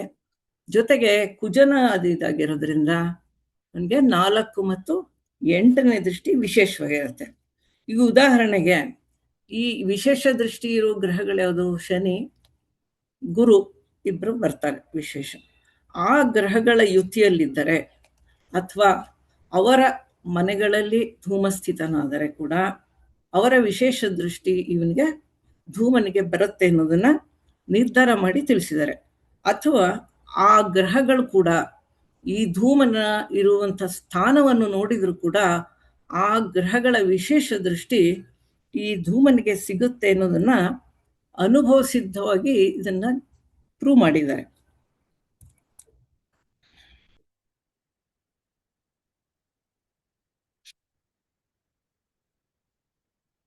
ಯುತಿ ಒಂದೇ ಅಲ್ಲದೆ ಯಾವ ಬೇರೆ ಗ್ರಹಗಳ ದೃಷ್ಟಿ ಬಂದರೂ ಕೂಡ ಅವುಗಳ ವಿಶೇಷ ದೃಷ್ಟಿ ಕೂಡ ಬರುತ್ತೆ. ಈ ಒಂದು ರಚನೆ ಹೇಗೆ ಮಾಡೋದು ಅಂತಂದಕ್ಕೆ ನಾನು ಇಲ್ಲಿ ಹೆಚ್ಚಿಗೆ ಇದೆಲ್ಲ PPTಗಳೆಲ್ಲ ಮಾಡಿಲ್ಲ, ದಯವಿಟ್ಟು ಕ್ಷಮಿಸಿ. ಬರೀ ಒಂದು ಉದಾಹರಣೆ ಜಾತಕದೊಂದು ಕುಂಡಲಿ ಹೇಳ್ತೀನಿ, ಅದರಂತೆ ಫಾಲೋ ಮಾಡೋಣ. ಇವಾಗ ಈ ಒಂದು ಇದರಲ್ಲಿ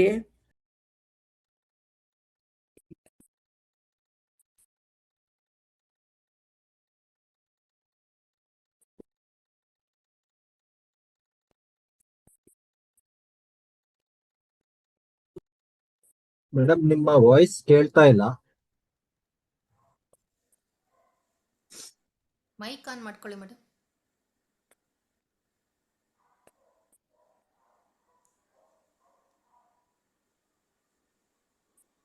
ಅವ್ರಿಗೆ ನೆಟ್ವರ್ಕ್ ಹೊರಟೋಯ್ತೇನೋ ಅನ್ಸುತ್ತಲ್ಲಿ. ಇಲ್ಲ, ಕೀಬೋರ್ಡ್ ಮೇಲೆ ಏನೋ ಇಟ್ಟಿದ್ದಾರೆ ಅನ್ಸುತ್ತೆ, ಅದು ವೈಬ್ರೇಷನ್ ಆಗ್ತಾ ಇದೆ ಕೀಬೋರ್ಡ್ ಮೇಲೆ. ಮೇಡಮ್ ನೀವು ಸ್ವಲ್ಪ ಕೀಬೋರ್ಡ್ ಮೇಲೆ ಏನಾದರೂ ಇಟ್ಟಿದ್ದೀರಾ ನೋಡಿ, ಇಲ್ಲಿ ಇದಾಗ್ತಿದೆ ಒಂಥರ. ನೆಟ್ವರ್ಕ್ ಇಶ್ಯೂ ಇದೆ ಅನ್ಸುತ್ತೆ. ನಿಮ್ಮ ವಾಯ್ಸ್ ಕೂಡ ಕೇಳ್ತಾ ಇಲ್ಲ.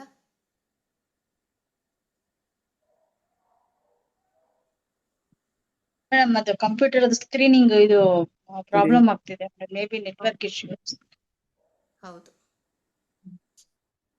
ಈಗ ಸರಿ ಆಯ್ತಾ ಸರ್? ಹಾ ಕರೆಕ್ಟ್, ಹ್ಮ್. ಈಗ ಬಂತು. ಈಗ ಕೇಳಿಸ್ತಾ ಇದೆಯಾ? ಹಾ ಕರೆಕ್ಟ್. ಕೇಳಿಸ್ತಾ ಹಲೋ, ಮಾತಾಡಿ ಕೇಳಿಸ್ತಾ ಇದೆ ಮೇಡಮ್. ಇಂಟರ್ನೆಟ್ ಇದೆಯಾ? ಕೇಳುತ್ತೆ ಮೇಡಮ್. ಕೇಳಿಸ್ತಿದೆ, ಮಾತಾಡಿ ಮೇಡಮ್. ಹಲೋ, ಕೇಳುತ್ತೆ ಈಗ ಮೇಡಮ್. ಕೇಳಿಸ್ತಾ ಇದೆಯಾ? ಓಕೆ. ಕೇಳಿಸ್ತಾ ಒಂದು ಇದೆ. ಕೇಳಿಸ್ತಾ ಇದೆ, ಮಾತಾಡಿ, ಕೇಳಿಸ್ತಾ ಇದೆ. Okay sir.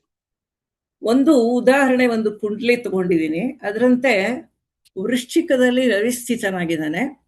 ರವಿ ಜೊತೆ ಕುಜ ಮತ್ತು ಬುಧರು ಇದ್ದಾರೆ. ನೀವು ಬೇಕಾದ್ರೆ ಕುಂಡಲಿ ಹಾಕೊಂಡು ಮಾಡ್ಕೊಳ್ಳಿ.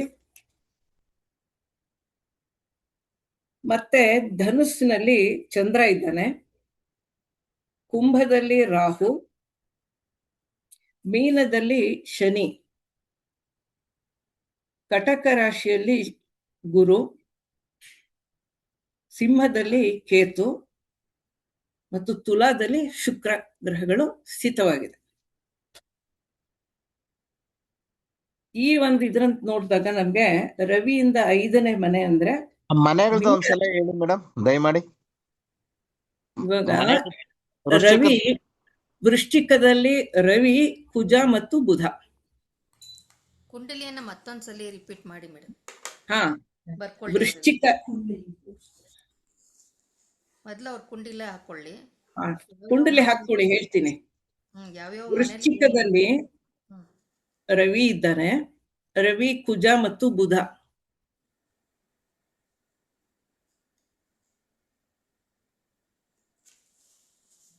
ನೆಕ್ಸ್ಟ್ ಹೇಳಿ ಮೇಡಮ್. ಧನುಸ್ನಲ್ಲಿ ಚಂದ್ರ, ಹ್ಮ್ ಕುಂಭದಲ್ಲಿ ರಾಹು, ಹ್ಮ್ ಮೀನದಲ್ಲಿ ಶನಿ,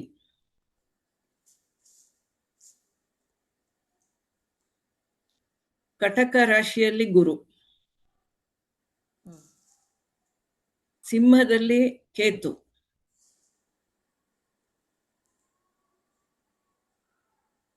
ಮತ್ತು ತುಲಾದಲ್ಲಿ ಶುಕ್ರ. ಹ್ಮ್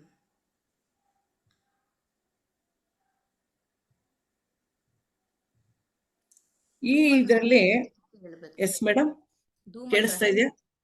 ಧೂಮಗ್ರಹ ಎಲ್ಲಿದೆ ಅಂತ. ಧೂಮಗ್ರಹ ಇಲ್ಲಿ ರವಿ ಇರುವುದು ಅನುರಾಧ ನಕ್ಷತ್ರದಲ್ಲಿ ಇದ್ದಾನೆ. ನಾವೀ ಡೇಟ್ ತಗೊಂಡಿರ್ಬೇಕಾದ್ರೆ ಡೇಟ್ ಹೇಳ್ತೀನಿ ತಗೊಳ್ಳಿ. ಮಾಡಿದ್ದೆ, ಅದನ್ನೇ ಇಟ್ಬಿಟ್ಟಿದ್ದೀನಿ. 23/11/2025 ಡೇಟ್. ಬೇಕಾದ್ರೆ ನೀವು ಇದಕ್ಕೆ ಹೋದ್ರೆ ಈಸಿಯಾಗಿ ಸಿಕ್ಬಿಡತ್ತೆ. ಅನುರಾಧ ನಕ್ಷತ್ರದಲ್ಲಿ ರವಿ ಸ್ಥಿತ. ಅಲ್ಲಿಂದ 133 ಡಿಗ್ರಿ 20 ನಿಮಿಷ ಅಂತಂದ್ರೆ 4 ಮನೆ ಕಳೆದು 5ನೇ ಮನೆ ಬರುತ್ತೆ. ಅಂದ್ರೆ ಉತ್ತರ ಭದ್ರ ನಕ್ಷತ್ರಕ್ಕೆ ಧೂಮ ಸ್ಥಿತನಾಗ್ತಾನೆ. ಅನುಜನ್ಮ ನಕ್ಷತ್ರ, ಅನುರಾಧ ಶನಿ ಆಧಿಪತ್ಯ ಇರೋದ, ಮುಂದಿನ ಇದು ಉತ್ತರ ಭದ್ರ ಬರುತ್ತೆ. ಅದರಿಂದ ಧೂಮ ಸ್ಥಿತ ನಕ್ಷತ್ರ ಉತ್ತರ ಭದ್ರ ಆಗತ್ತೆ. ಅದು ಅನುರಾಧ ಇಂದ 10ನೇ ನಕ್ಷತ್ರ ಆಗತ್ತೆ.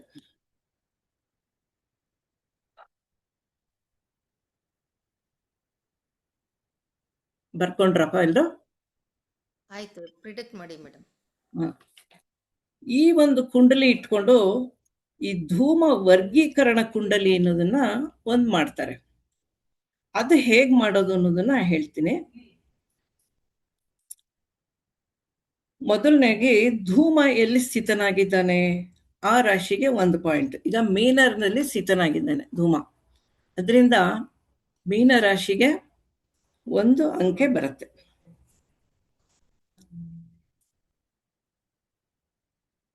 ಯಾವುದೇ ಗ್ರಹಗಳು ಉಚ್ಚವಾಗಿದ್ರೆ, ನಾವು ಯಾವುದೇ ತಗೊಂಡ ಕಾಲದಲ್ಲಿ ಗ್ರಹಗಳು ಉಚ್ಚವಾಗಿದ್ರೆ ಆ ಸ್ಥಾನಕ್ಕೆ 2 ಅಂಕ ಬರುತ್ತೆ. ಇಲ್ಲಿ ಗುರು ಉಚ್ಚನಾಗಿದ್ದಾನೆ, ಅದರಿಂದ ಕಟಕ ರಾಶಿಯಲ್ಲಿ 2 ಅಂಕ ಬರುತ್ತೆ.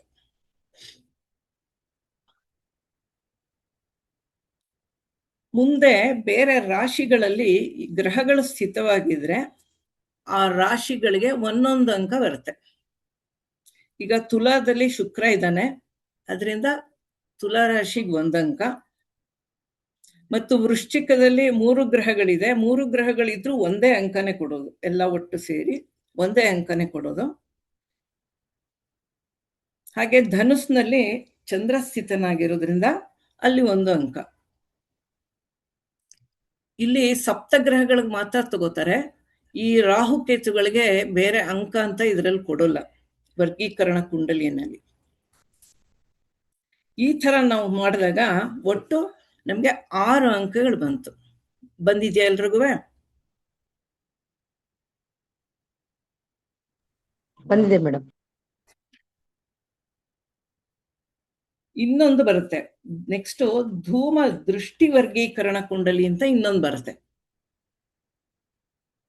ಈಗ ಧೂಮನ್ಗೆ ದೃಷ್ಟಿ ಇರೋದು ಹೇಳಿದೀವಲ್ವಾ, 4, 7, 8 ದೃಷ್ಟಿ ಇದೆ ಸಹಜವಾಗಿ. ಜೊತೆಗೆ ಈ ಒಂದು ಗ್ರಹನ ಗುರು ನೋಡ್ತಾ ಇರೋದ್ರಿಂದ ಗುರುವಿನ ಮನೆಯಲ್ಲೇ ಅವನು ಧೂಮ ಸ್ಥಾಪಿತನಾಗಿದ್ದಾನೆ. ಜೊತೆಗೆ ಗುರುವಿನ ದೃಷ್ಟಿನೂ ಬಂದಿದೆ. ಆದ್ರಿಂದ ಅವನಿಗೆ ಗುರುವಿನ ವಿಶೇಷ ದೃಷ್ಟಿಯಾದ 5 ಮತ್ತು 9ನೇ ಇದು ಕೂಡ ಬರುತ್ತೆ.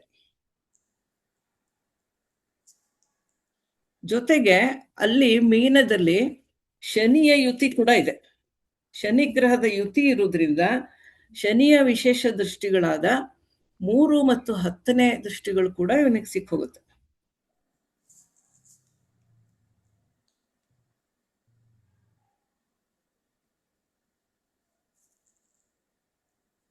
ನೋಟ್ ಮಾಡ್ಕೊಂಡ್ರಾ?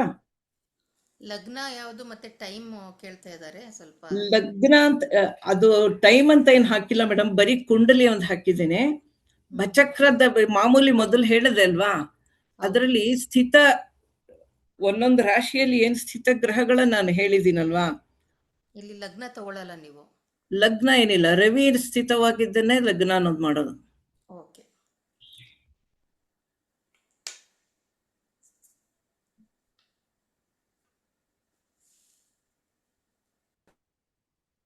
ಈ ಒಂದು ಮೇಲೆ ನಾ ಕೊಟ್ಟಿರೋ ಒಂದು ಕುಂಡಲಿ ಕೊಟ್ಟಿದ್ವಲ್ಲ 23, 11, 25, ಅದರಲ್ಲಿ ಈಗ ಧೂಮ ವರ್ಗೀಕರಣ ಕುಂಡಲಿ ಮಾಡಿದ್ವಿ. ಈಗ ದೃಷ್ಟಿ ವರ್ಗೀಕರಣ ಕುಂಡಲಿ ಅನ್ನೋದು ಇನ್ನೊಂದಿದೆ. ಈಗ ಧೂಮ ಸ್ಥಿತನಾಗಿರೋದು ಮೀನದಲ್ಲಿ. ಈಗ ಅವನಿಗೆ ಯಾವ್ಯಾವ ದೃಷ್ಟಿ? 4, 7, 8 ಜೊತೆಗೆ 5, 9ನೇ ದೃಷ್ಟಿ ಕೂಡ ಬಂದಿದೆ. ಹೌದಾ? ರವಿ ಇವನು ಗುರು ನೋಡ್ತಾ ಇರೋದ್ರಿಂದ, ಜೊತೆಗೆ ಗುರುವಿನ ಮನೆಯಲ್ಲೇ ಸ್ಥಿತನಾಗಿರೋದ್ರಿಂದ ಆ ವಿಶೇಷ ದೃಷ್ಟಿಗಳು ಬಂತು. ಜೊತೆಗೆ ಶನಿಯ ಒಂದು ಯುತಿ ಕೂಡ ಅಲ್ಲಿ ಪಡೆದಿರೋದ್ರಿಂದ ಶನಿಯ ದೃಷ್ಟಿ ಕೂಡ ಬಂದಿದೆ. 3 ಮತ್ತು 10ನೇ ಮನೆ ದೃಷ್ಟಿಗಳು ಲಭಿಸಿದೆ. ಇವಾಗ ಧೂಮಸ್ಥಿತ ರಾಶಿಯಿಂದ ಮೀನದಿಂದ 3ನೇ ಮನೆ ದೃಷ್ಟಿ ಬಂದಿದೆ ಅಂತ ನೋಡಿದಾಗ ವೃಷಭದಲ್ಲಿ ಯಾವುದೇ ಗ್ರಹಗಳಿಲ್ಲ, ಅದರಿಂದ ಅಲ್ಲಿಗೆ ಅಂಕೆ ಇಲ್ಲ. ಕುಜನ ದೃಷ್ಟಿ ಅಂತ ಅಂದ್ರೆ ಧೂಮನ 4ನೇ ಮನೆ ದೃಷ್ಟಿ ಇದೆ. ಅದರಂತೆ ಮಿಥುನದಲ್ಲೂ ಯಾವುದೇ ಗ್ರಹಗಳು ಇಲ್ಲ, ಅದರಿಂದ ಅಲ್ಲಿಗೂ ಯಾವ ಅಂಕೆನೂ ಇಲ್ಲ. 5ನೇ ದೃಷ್ಟಿ ಬಂದಿದೆ. ಅದರಂತೆ ಕಟಕದಲ್ಲಿ ಗುರು ಇದ್ದಾನೆ, ಜೊತೆ ಉಚ್ಚ ಸ್ಥಿತಿನಲ್ಲಿರೋದ್ರಿಂದ ಆ ಒಂದು ಕಟಕ ರಾಶಿಗೆ 2 ಅಂಕ ಬರುತ್ತೆ.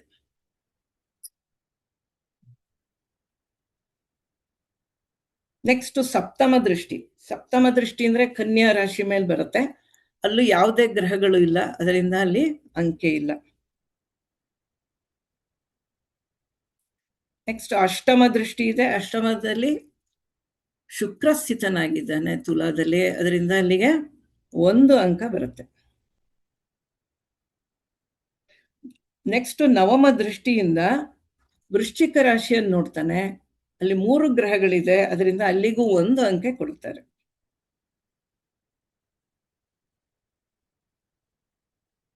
ಮತ್ತೆ ಮುಂದಕ್ಕೆ ಹೋದ್ರೆ 10ನೇ ದೃಷ್ಟಿನೂ ಬಂದಿದೆ, ಶನಿಯ ಯುತಿ ಇರೋದ್ರಿಂದ.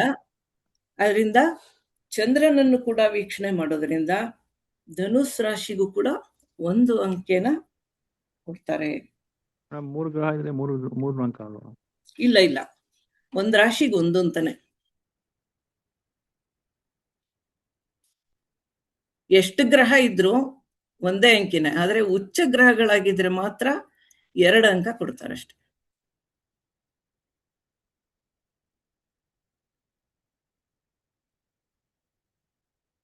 ಈ ನಿಮ್ಗೆ ಧೂಮ ವರ್ಗೀಕರಣ ಕುಂಡಲಿಲೂ ನಮ್ಗೆ 6 ಅಂಕೆ ಬಂತು. ಧೂಮ ದೃಷ್ಟಿ ವರ್ಗೀಕರಣ ಕುಂಡಲಿ ಕೂಡ 6 ನಂಬರ್ ಬಂದಿದೆ. ಬಂದಿದ್ಯಾ ಎಲ್ರಿಗೂ? ಮೀನದಲ್ಲಿ 1 ಅಂಕೆ, ಕರ್ಕಾಟಕದಲ್ಲಿ 2 ಅಂಕೆ, ತುಲಾದಲ್ಲಿ 1, ವೃಶ್ಚಿಕದಲ್ಲಿ 1 ಮತ್ತು ಧನುಸ್ನಲ್ಲಿ 1 ಅಂಕೆ ಬಂದಿದೆ. ಒಟ್ಟು 6 ಅಂಕೆಗಳು ಬಂದಿದೆ.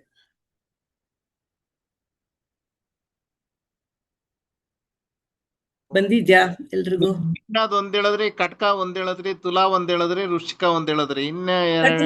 ಅಲ್ಲಪ್ಪ, ಕಟಕದಲ್ಲಿ 2, ಗುರು 2 ಚೆನ್ನಾಗಿರೋದ್ರಿಂದ 2 ಅಂಕೆ ಬರುತ್ತೆ ಅಲ್ಲಿ. ಓಕೆ. ಮೀನದಲ್ಲಿ 1, ಕಟಕದಲ್ಲಿ 2, ತುಲಾದಲ್ಲಿ 1, ವೃಶ್ಚಿಕದಲ್ಲಿ 1 ಮತ್ತು ಧನುಸ್ನಲ್ಲಿ 1.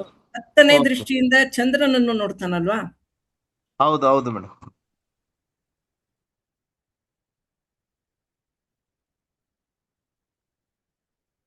ಈ ತರ ನೀವು ಧೂಮ ದೃಷ್ಟಿಗಳಿಂದ ಮಾಡಿಕೊಂಡಾಗ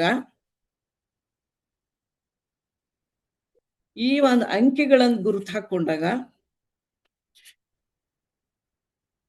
ನಿಮ್ಗೆ ವಿವಾಹದ ಯೋಗಗಳು ಮತ್ತು ಸಂತಾನ ಯೋಗಗಳು ಹೇಗ್ ಬರುತ್ತೆ ಅನ್ನೋದನ್ನ ನೋಡ್ಕೋಬಹುದು.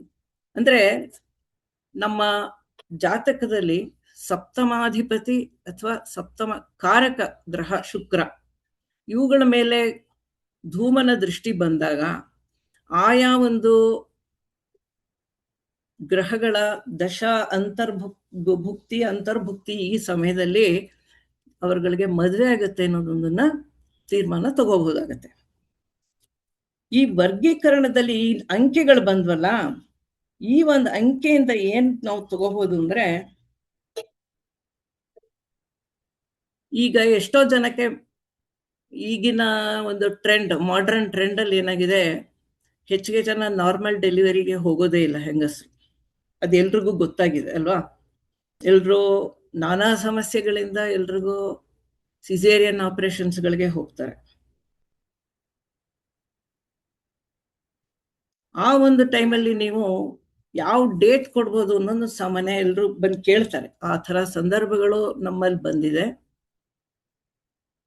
ಆಗ ನೀವು ಜಾತಕರಲ್ಲಿ ತಾಯಿ ಜಾತಕನೇ ತಗೊಂಡ್ರು, ಇಷ್ಟು ವರ್ಗ ಕುಂಡಲಿಗಳಲ್ಲಿ ಈ ತರ ಅಂಕೆಗಳು ಬಂದಾಗ ಆ ಒಂದು ಧೂಮಸ್ಥಿತ ಒಂದು ನಕ್ಷತ್ರ ಯಾವ್ದು ಬಂದಿದೆ ಇಲ್ಲಿ? ಉತ್ತರ ಭದ್ರ ಬಂದಿದೆ ಅಲ್ವಾ? ಅಲ್ಲಿಂದ 6ನೇ ನಕ್ಷತ್ರ ಎಣಿಸ್ಕೊಳ್ಳಿ. ಕುಜಂದ್ ಬರುತ್ತಲ್ವಾ, ಮೃಗಶಿರ ನಕ್ಷತ್ರ ಬರುತ್ತೆ. ಉತ್ತರ ಭದ್ರ ಇಂದ 6 ಅಂದ್ರೆ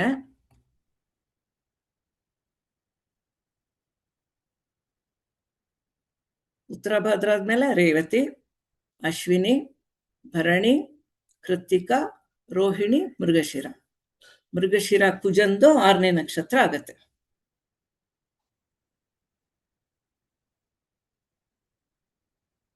ಆಗ ನೀವು ಆ ಜಾತಕರಿಗೆ ಡೆಲಿವರಿ ಟೈಮ್ ಏನಾದ್ರು ಯಾವಾಗ ಮಾಡ್ಬೇಕು ಅಂತನ್ನುವಾಗ ನೀವು ಈ ತರ ತಗೊಂಡ್ಬಿಟ್ಟು ಹೇಳ್ಬೋದು, ಇಂಥ ದಿನ ಮಾಡಿಸ್ಕೊಳ್ಳಿ.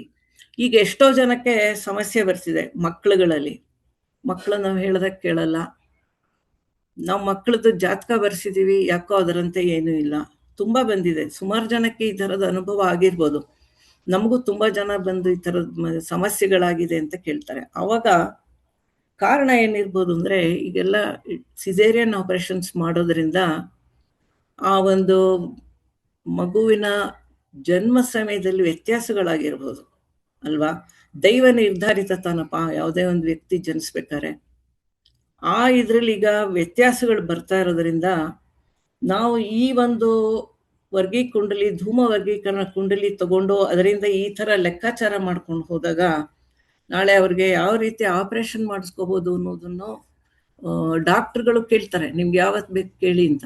ಆವಾಗ ಈ ಒಂದು ಉಪಾಯವನ್ನು ನಾವು ಜ್ಯೋತಿಷ್ಕರು ಇದನ್ನ ಲೆಕ್ಕಾಚಾರ ಮಾಡಿಕೊಂಡು ಅವ್ರಗಳಿಗೆ ನಿರ್ದೇಶನ ಮಾಡಿದ್ರೆ ಒಂದು ಸಮಾಜಕ್ಕೂ ಒಂದು ಒಳ್ಳೇದಾಗುತ್ತೆ ಅನ್ನೋ ನಮ್ಮ ಭಾವನೆ ಇದೆ. ಈ ಒಂದು ಮಹಿಳಾ ದಿನಾಚರಣೆ ಸಂದರ್ಭದಲ್ಲಿ ಇದನ್ನೇ ಉದ್ದೇಶಪೂರ್ವಕವಾಗಿ ಹೇಳಬೇಕು ಅಂತ ನನಗೆ ಅನಿಸಿ ಈ ವಿಷಯ ಹೇಳಿದ್ದೀನಿ. ಇದರಿಂದ ತುಂಬಾ ಜನಕ್ಕೆ ಸಹಕಾರ ಆಗುತ್ತೆ. ನಾಳೆ ಜ್ಯೋತಿಷ್ಯ ಎಲ್ಲದಕ್ಕೂ ಬರ್ತಾರಲ್ವ. ಈಗ ಜ್ಯೋತಿಷ್ಯರನ್ನ ನಾವು ಹೀಗೆ ಮಾಡಬೇಕು, ಏನು ಮಾಡೋದು ಸರ್, ಏನು ಮಾಡೋದು ಮೇಡಮ್, ಹೀಗಿದೆ ಅಂತೆಲ್ಲ ಕೇಳ್ತಾರೆ. ಆವಾಗ ಈ ಒಂದು ಉಪಾಯಗಳನ್ನು ನಾವು ಇಟ್ಕೊಂಡು ಹೇಳಿದ್ರೆ ಅನುಕೂಲ ಆಗುತ್ತೆ ಅಂತ ನಮ್ಮ ಭಾವನೆ ಸರ್. ಅದರಿಂದ ಈ ಒಂದು ಇದನ್ನ ನಿಮ್ಮ ಮುಂದೆ ಇಟ್ಟಿದ್ದೀವಿ. ಇದನ್ನ ಸದುಪಯೋಗ ಪಡ್ಕೊಂಡು ಎಲ್ರಿಗೂ ಇದನ್ನ ಉಪಕಾರ ಹೋಗಿ ಮಾಡಿದ್ರೆ ಹೆಚ್ಚಿಗೆ ಜನಕ್ಕೆ ಉಪಯೋಗ ಆಗಿ ಮುಂದೆ ಬರುವಂಥ ನಮ್ಮ ಜನಾಂಗ, ಮುಂದಿನ ಪೀಳಿಗೆ, ಯಾವುದೇ ವ್ಯಕ್ತಿ ಆಗಿರ್ಬೋದು, ಅವ್ರ ಜೀವನ ಚೆನ್ನಾಗಿರ್ಬೋದು, ಅವ್ರಿಗೆ ಮಾರ್ಗದರ್ಶನ ಮಾಡೋಕ್ಕೆ ಕೂಡ ನಮಗೆ ಅತ್ಯಂತ ಸುಲಭವಾಗತ್ತೆ ಅನ್ನೋ ಒಂದು ತೀರ್ಮಾನಕ್ಕೆ ನಾವು ಬಂದಿರೋದ್ರಿಂದ ಈ ಒಂದು ವಿಷಯನ ಇವತ್ತು ಹೇಳ್ಬೋದು ಅಂತ ಅನ್ಕೊಂಡು ಇದನ್ನ ಎಲ್ಲ ನಿಮ್ಗಳ ಮುಂದೆ ಇಟ್ಟಿದ್ದೀನಿ. ನಿಮ್ದು ಏನೇನೇನಾದ್ರು ಇದ್ರೆ ಮಾಡ್ಬೋದು ಸರ್. ನೀವು 6ನೇ ನಕ್ಷತ್ರವಾಗಿ ಮೃಗಶಿರ ತಗೊಂಡ್ರಿ. ಹೌದು.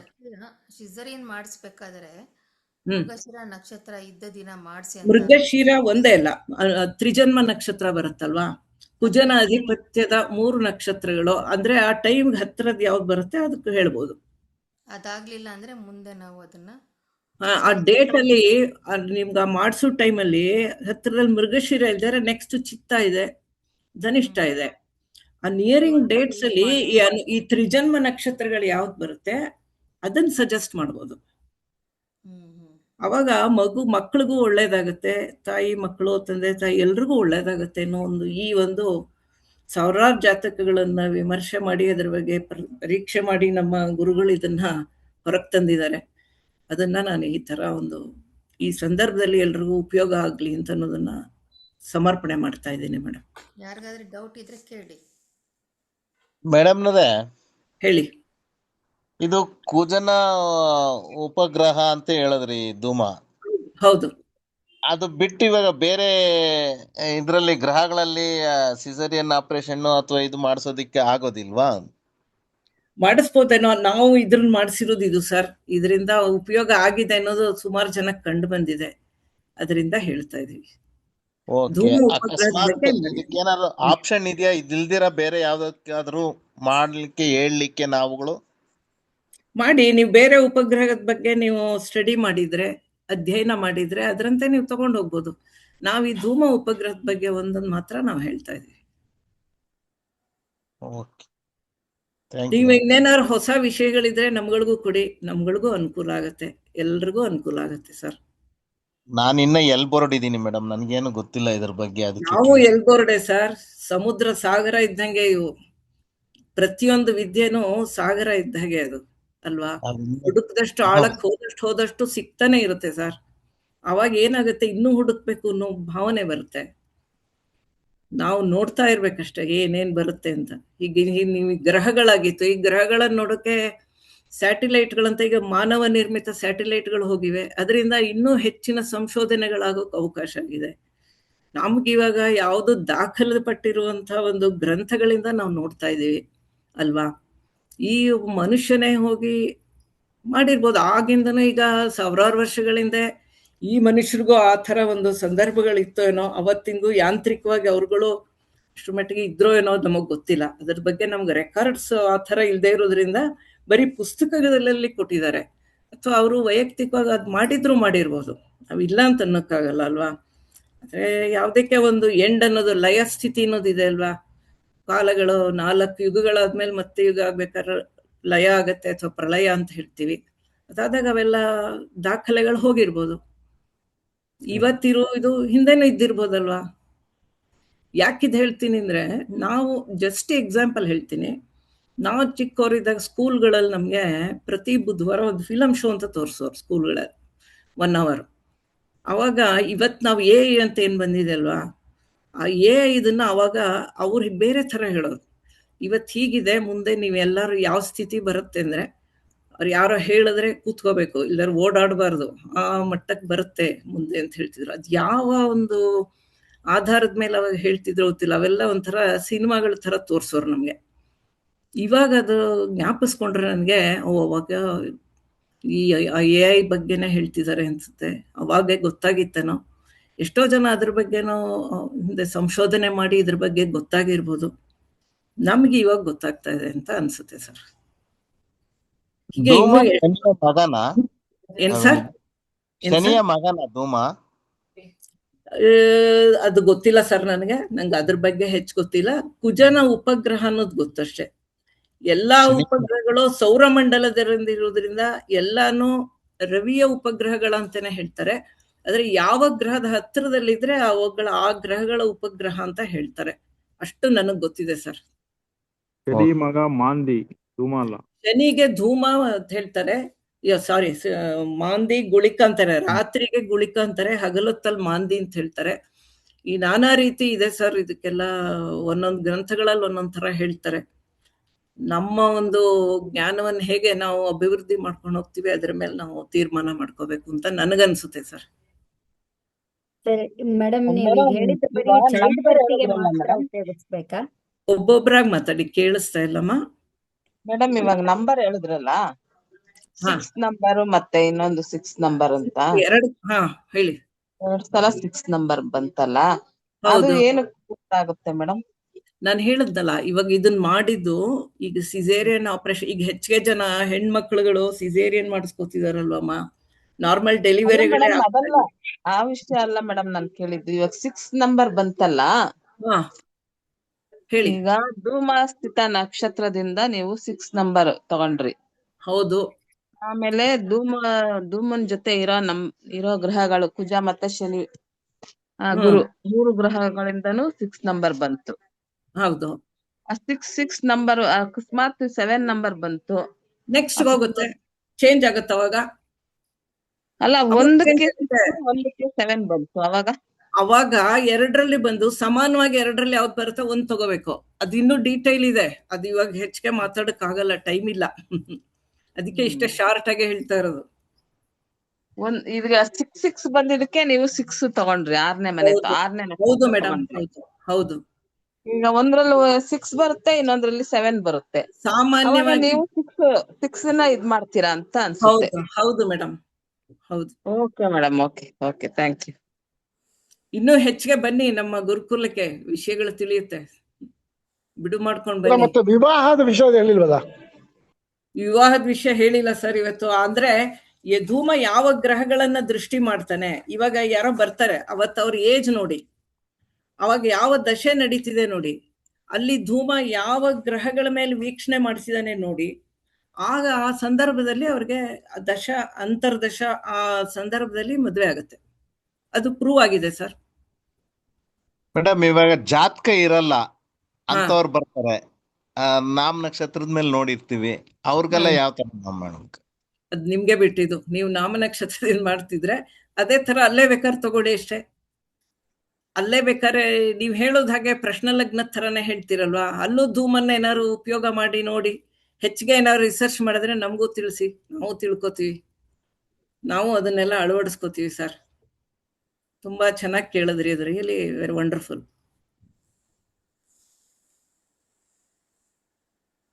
ಹಳ್ಳಿಗಳ ಕಡೆ ಎಲ್ಲ ಅವ್ರು ಯಾರು ಜಾತಕಗಳು ಇಟ್ಟೇ ಇರಲ್ಲ. ಹೌದು ಅವ್ರೆಲ್ಲ ಬರ್ತಾರೆ, ಸ್ವಾಮಿ ಗಂಡನ ಹೆಸರು, ಹುಡುಗಿ ಹೆಸರು, ಹೀಗೆ ಹೇಗಿದೆ ಹೌದು. ಏನು ಅಂತ ಹಿಂಗೆ. ಅದನ್ನ ಟ್ರೈ ಮಾಡಿ ಸರ್ ನೀವು. ಅವಾಗ ಪ್ರಶ್ನೆ ಕುಂಡಲಿ ಹಾಕೊಂಡು ಅಲ್ಲಿ ಒಂದು ಧೂಮನ್ ಸ್ಥಾಪನೆ ಮಾಡಿ ನೋಡಿ ಸರ್. ಸುಮಾರು ಅದು ಆಗ್ಬೋದು. ಯಾಕೆಂದ್ರೆ ಈಗ ಪ್ರಶ್ನೆಶಾಸ್ತ್ರ ನಾನಾ ರೀತಿಯಲ್ಲಿ ಉಪಯೋಗಿಸ್ತಾ ಇದೀವಲ್ವಾ, ಇದನ್ನು ಒಂದು ಮಾಡಿ. ಯಾಕೆಂದ್ರೆ ಯಾವುದೇ ಈ ಒಂದು ಧೂಮ ಉಪಗ್ರಹದಿದ್ದನ್ನ ನೋಡಿದ್ಮೇಲೆ ನನಗೇನ್ ಅನಿಸ್ತು ಅಂದ್ರೆ, ಈ ಸೌರಮಂಡಲದಲ್ಲಿ ಸೂರ್ಯನ ಪ್ರಭಾವ ಜಾಸ್ತಿ ಇದೆ ಅನ್ನೋದು ಎಲ್ರಿಗೂ ಬರ್ತಾ ಇದೆ ಅಲ್ವಾ. ಆ ಸೂರ್ಯ ಇಲ್ದಿದ್ರೆ ಯಾವ ಗ್ರಹಗಳು ಚೇಷ್ಟನ ಇರ್ಲಿಲ್ಲ, ಅಂದ್ರೆ ನಿಶ್ಚೇಷ್ಟವಾಗ್ತಾ ಇದ್ವು. ಅದರಿಂದ ನೀವು ಪ್ರಶ್ನಾ ಲಗ್ನದಲ್ಲೂ ಧೂಮ ಉಪಗ್ರಹನ ಅಳವಡಿಸ್ಕೊಳಕ್ ನೋಡಿ, ಪ್ರಯತ್ನ ಮಾಡಿ, ಅದರಲ್ಲೂ ಒಳ್ಳೆ ಫಲ ಸಿಗ್ಬಹುದು. ನಾವಿನ್ನೂ ಮಾಡಿಲ್ಲ ಸರ್, ಹೊಸ ಸಂಶೋಧನೆ ಮಾಡಿ ನೀವು.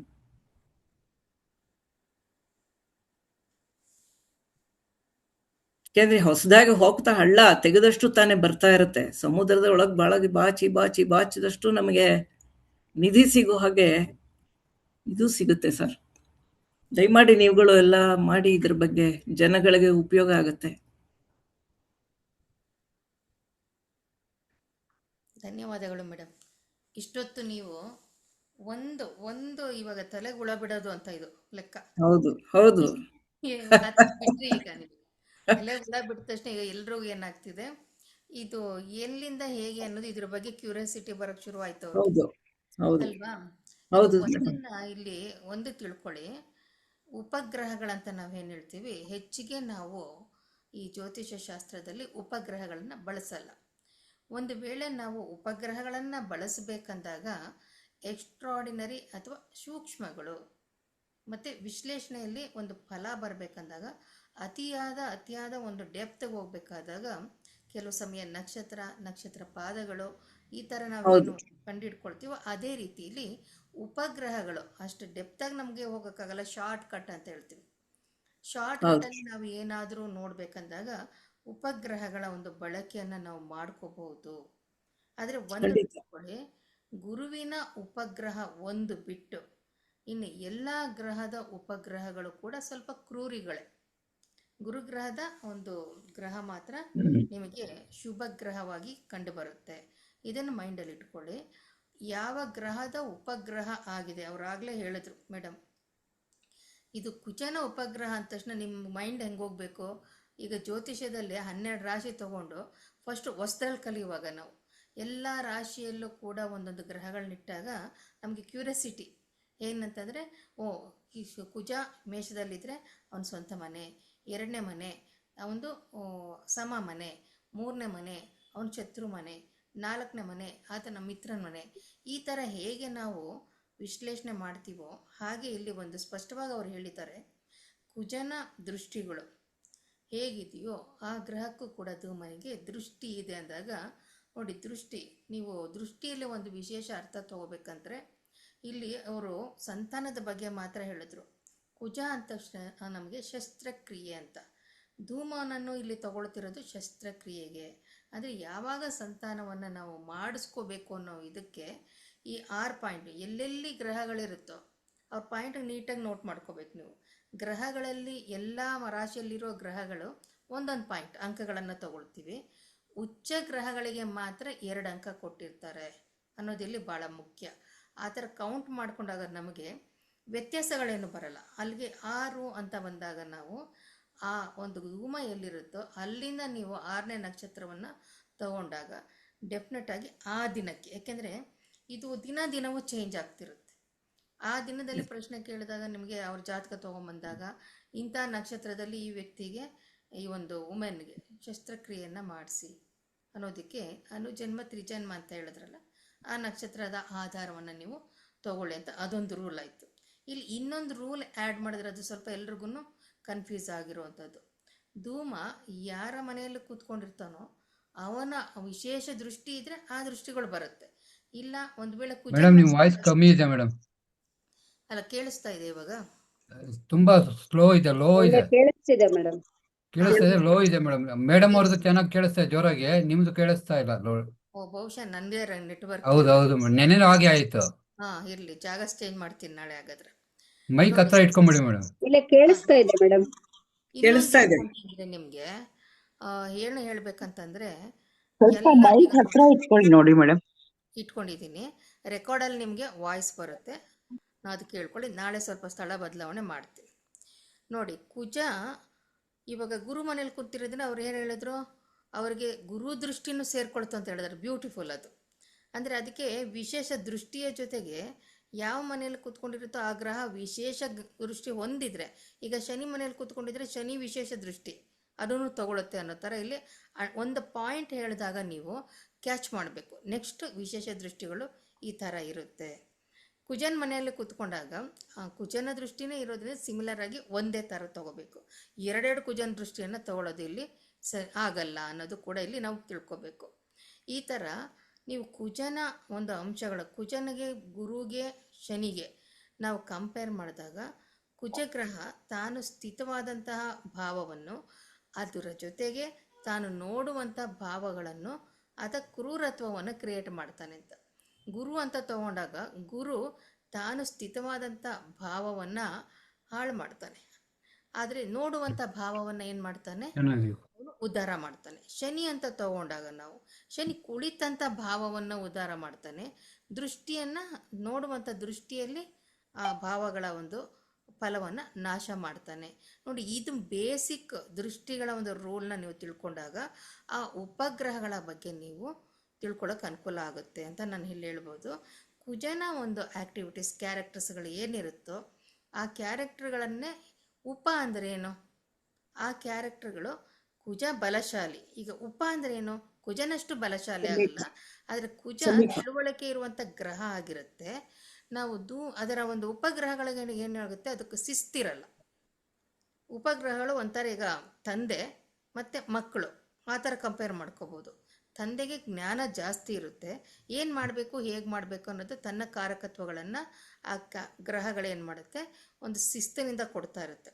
ಉಪಗ್ರಹಗಳಿಗೆ ಏನಾಗುತ್ತೆ, ಆ ಸೆನ್ಸ್ ಇರಲ್ಲ, ಇದ್ರೂ ಕೂಡ ಅದು ಒಂಥರ ಸ್ಪೀಡಾಗಿ ಹೊರಟೋಗೋದು ಅಥವಾ ನಿಧಾನ ಆಗಿಬಿಡೋದು, ಈ ಥರ ಆಕ್ಸಿಡೆಂಟಲ್ ನೇಚರ್ ನಾವು ಹೊಂದಿರುತ್ತೆ. ಅದನ್ನು ನಾವು ರಾಶಿಯಲ್ಲಿ ಇರುವಂಥದ್ದು ಗ್ರಹಗಳ ದೃಷ್ಟಿಯಲ್ಲಿ ನಾವು ತಗೊಂಡು ಸ್ವಲ್ಪ ಕ್ಲೀನಾಗಿ ನಾವು ಜಡ್ಜ್ ಮಾಡಬೇಕಾಗುತ್ತೆ. ಅಂದರೆ ಉಪಗ್ರಹಗಳಿಂದ ಒಂದು ನಮಗೆ ಏನು ಉಪಯೋಗ ಅಂತಂದರೆ, ಸ್ಟಡಿ ಮಾಡೋದ್ರಿಂದ ಶಾರ್ಟ್ ಕಟ್ನಲ್ಲಿ ನಮಗೆ ಆನ್ಸರ್ ಸಿಗುತ್ತೆ ಅನ್ನೋದನ್ನು ನಾವಿಲ್ಲಿ ಹೇಳ್ಬೋದು. ಇದೊಂಥರ ಉಪಗ್ರಹಗಳ ಬಗ್ಗೆ ಇದುವರೆಗೂ ಹೆಚ್ಚಿಗೆ ರಿಸರ್ಚನ್ನು ಅದರ ಕಡೆ ಗಮನ ಕೊಡೋದು ಕಮ್ಮಿ ಆಗೋಗಿದೆ. ಯಾಕೆಂತಂದರೆ ನಮಗೆ ಈ 7 ಗ್ರಹಗಳನ್ನೇ ತಿಳ್ಕೊಳ್ಳೋದಕ್ಕೆ ಕಷ್ಟ ಆಗ್ತಿರುವಾಗ ಅವುಗಳ ಉಪಗ್ರಹಗಳನ್ನು ತಿಳ್ಕೊಳ್ಳೋದಕ್ಕೆ ಟೈಮ್ ಬೇಕು. ಹಾಗಾಗಿ ನಾವು ಇಲ್ಲಿ ಇನ್ನೊಂದು ಅವರು ಹೇಳಿದ್ರು, ಛಾಯಾಗ್ರಹಗಳು ಅಂಕವನ್ನು ಕೊಡೋದಿಲ್ಲ, ರಾಶಿ ಇರೋ ಜಾಗದಲ್ಲಿ ಅಂಕವನ್ನು ಕೊಡಲ್ಲ. ಇದು ರೂಲ್ ಅಷ್ಟೇ. ಅದು ಉಪಗ್ರಹಗಳ ಒಂದು ಸ್ಟಡಿ ಮಾಡುವಾಗ ಧೂಮಕ್ಕೆ ಸಂಬಂಧಪಟ್ಟ ಹಾಗೆ ಅಥವಾ ಈ ಗುಳಿಕಕ್ಕೆ ಸಂಬಂಧಪಟ್ಟ ಹಾಗೆ ಅಥವಾ ಇನ್ನು ಬೇರೆ ಬೇರೆ ಗ್ರಹಗಳಂತ ಏನಿದೆ ಅಲ್ಲ, ಅವುಗಳಿಗೆಲ್ಲ ನಿಯಮಗಳಿರುತ್ತೆ. ಯಾವತ್ತಾದರೂ ಒಂದು ದಿನ ಉಪಗ್ರಹಗಳ ಬಗ್ಗೆನೇ ತುಂಬ ಮಾಸ್ಟರ್ ಆಗಿರೋವಂಥವ್ರು, ಅನುಭವ ಇರೋರ ಕೈಲಿ ಅದೊಂದು ವರ್ಕ್ಶಾಪ್ನ ಏರ್ಪಾಡು ಮಾಡ್ತೀನಿ. ಆವಾಗ ಸ್ವಲ್ಪ ನಿಮಗೆ ಇನ್ನೂ ಸ್ವಲ್ಪ ಇಂಟ್ರೆಸ್ಟ್ ಅನ್ನೋದು ಬರುತ್ತೆ ಅಂತ ಹೇಳ್ತಾ ಇವತ್ತಿನ ದಿನ ಮೇಡಮ್ ಇನ್ನೊಂದು ಹೇಳ್ಬೇಕಾಯ್ತು ನಾನು. ಹೇಳಿ ಹೇಳಿ. ಇದೇ ಬಗ್ಗೆ ನಮ್ಮ ರಾಮಾನುಜ ಗುರುಕುಲದಿಂದ ಮೇ 1ನೇ ತಾರೀಕು ಕಾನ್ಫರೆನ್ಸ್ ಇಟ್ಕೊಂಡಿದ್ದಾರೆ. ಇದರಲ್ಲಿ ನ್ಯಾಷನಲ್ ಕಾಲೇಜ್ ಆಡಿಟೋರಿಯಂ ಅಲ್ಲಿ ಗಾಂಧಿ ಬಜಾರ್ಲಿ ಇದೆಯಲ್ಲ, ಅದರಲ್ಲಿ. ಸೊ ಅದಕ್ಕೆ ಎಲ್ಲರೂ ಭಾಗವಹಿಸ್ಬೋದು. ಅವತ್ತು ಇದು ಧೂಮ ಉಪಗ್ರಹದ ಬಗ್ಗೆ ಒಂದು PPT ಅದು ಎಲ್ಲ ಮಾಡೋಕ್ಕೆಲ್ಲ ಅರೇಂಜ್ ಮಾಡ್ತಾ ಇದ್ದೀವಿ. ಸೊ ಅವತ್ತು ಎಲ್ಲರೂ ಬಂದರೆ ನೋಡ್ಬೋದು ಮೇಡಮ್. ಏನೇ ಹೆಚ್ಚಿಗೆ ವಿಷಯಗಳಿದ್ರು, ಪ್ರಶ್ನೆಗಳಿದ್ರು, ಅವ್ರಿಗೆ ಯಾವ್ಯಾವುದೇ ಥರದ ಅನುಮಾನಗಳಿದ್ರು ಅದನ್ನೆಲ್ಲ ಪರಿಹಾರ ಮಾಡ್ಕೋಬೋದು. ಇದು ತುಂಬ ಕಡಿಮೆ ಟೈಮಲ್ಲಿ, ಹೆಚ್ಚಿಗೆ ಏನು ಹೇಳೋಕ್ಕಾಗಲ್ಲ. ಹೇಳ್ತಾ ಹೋದರೆ ತುಂಬ ಸಮಯ ತಗೋತೆ. ಅದರಿಂದ ಅವತ್ತು ಬೇಕಾದ್ರೆ ಯಾರು ಬೇಕಾದ್ರೂ ಬರ್ಬೋದು. ಅದು ಒಂದನ್ನು ಇಲ್ಲಿ ನಾನು ಎಲ್ರಿಗೂ ವಿಷಯ ತಿಳಿಸೋಕ್ಕೆ ಇಷ್ಟಪಡ್ತಾ ಇದ್ದೀನಿ. ನೋಡಿ, ಹಾಗೆ ನೀವು ಮೇ 1ನೇ ತಾರೀಕಲ್ಲೂ ಕೂಡ ನೀವು ಕಾರ್ಯಾಗಾರನ ಅಟೆಂಡ್ ಮಾಡಿ ಹೆಚ್ಚಿನ ವಿಷಯ ಅಂದರೆ ನೋಡಿ, ಮನೇಲಿ ಕೂತ್ಕೊಂಡ್ರೆ ಆಗಲ್ಲ. ಯಾರೇ ಕಾರ್ಯಾಗಾರ ಮಾಡಲಿ ದಯವಿಟ್ಟು ಅಲ್ಲಿ ಅಟೆಂಡ್ ಮಾಡಿ. ಒಂದು ಸಣ್ಣ ವಿಷಯ ಆದರೂ ನಮಗೆ ಇದೆ, ಎಂಟ್ರೆನ್ಸ್ ಫೀ ಏನಿಲ್ಲ, ಫ್ರೀ ನೋಡಿ, ಫ್ರೀ ಇದೆ. ಅಡ್ವರ್ಟೈಸ್ ಮಧ್ಯದಲ್ಲಿ ಹಾಕಿ ಮೇಡಮ್, ನೀವು ಎಲ್ಲರೂ ಸದುಪಯೋಗ ಪಡ್ಕೊಳ್ಳಿ. ಇಲ್ಲಿಗೆ ನಾವು ಮತ್ತೊಮ್ಮೆ ಗಾಯತ್ರಿ ಅವ್ರಿಗೆ ಧನ್ಯವಾದಗಳನ್ನು ನಮ್ಮೆಲ್ಲರ ಪರವಾಗಿ ಹೇಳುತ್ತಾ, ಒಂದು ಒಳ್ಳೆ ವಿಷಯದ ಬಗ್ಗೆ ಎಲ್ರಿಗೂ ಒಳ ಬಿಟ್ಬಿಟ್ರು. ಈಗ ನಾವು ಅದನ್ನು ಏನು ಮಾಡ್ಕೋಬೇಕು, ರಿಸರ್ಚ್ ಮಾಡಬೇಕು, ಆಳವಾಗಿ ಇಳಿಬೇಕು, ಬೇರು ಅಗಿಬೇಕು, ಅಗದಷ್ಟು ಸಿಗ್ತಾ ಇರುತ್ತೆ. ಖಂಡಿತ 1 ಪಾಯಿಂಟ್ ಸಿಕ್ಕರೆ ನೀವು ಏನು ಮಾಡಬೇಕು, ಜ್ಯೋತಿಷ್ಯ ಕಲಿಯೋದೇ ಹಾಗೆ. ಈಗ ಯಾರಾದರೂ ಒಂದು ವಿಷಯ ಇದ್ದಾಗ ಪಟ್ ಅಂತ ನಾವೇನು ಮಾಡಬೇಕು, ಒಂದು 5-6 ಜಾತಕ ತೊಗೊಂಡು, ಮನೆಯವ್ರದ್ದೇ ಇರುತ್ತೆ, ನೀವು ಅದನ್ನೆಲ್ಲ ಆ ಗ್ರಹ ಈ ವಿಷಯದಲ್ಲಿ ಈ ಥರ ಹೇಳಿದ್ರು, ಅದು ಇದೆಯಾ ಅಂತ ಮನೆಯಲ್ಲೇ 5 ಚೆಕ್ ಮಾಡೋಷ್ಟೊಳಗೆ ನಿಮ್ಗೆ 5 ಜಾತಕದಲ್ಲಿ ಎಷ್ಟೋ ವಿಷಯ ಗೊತ್ತಾಗ್ಬಿಡುತ್ತೆ.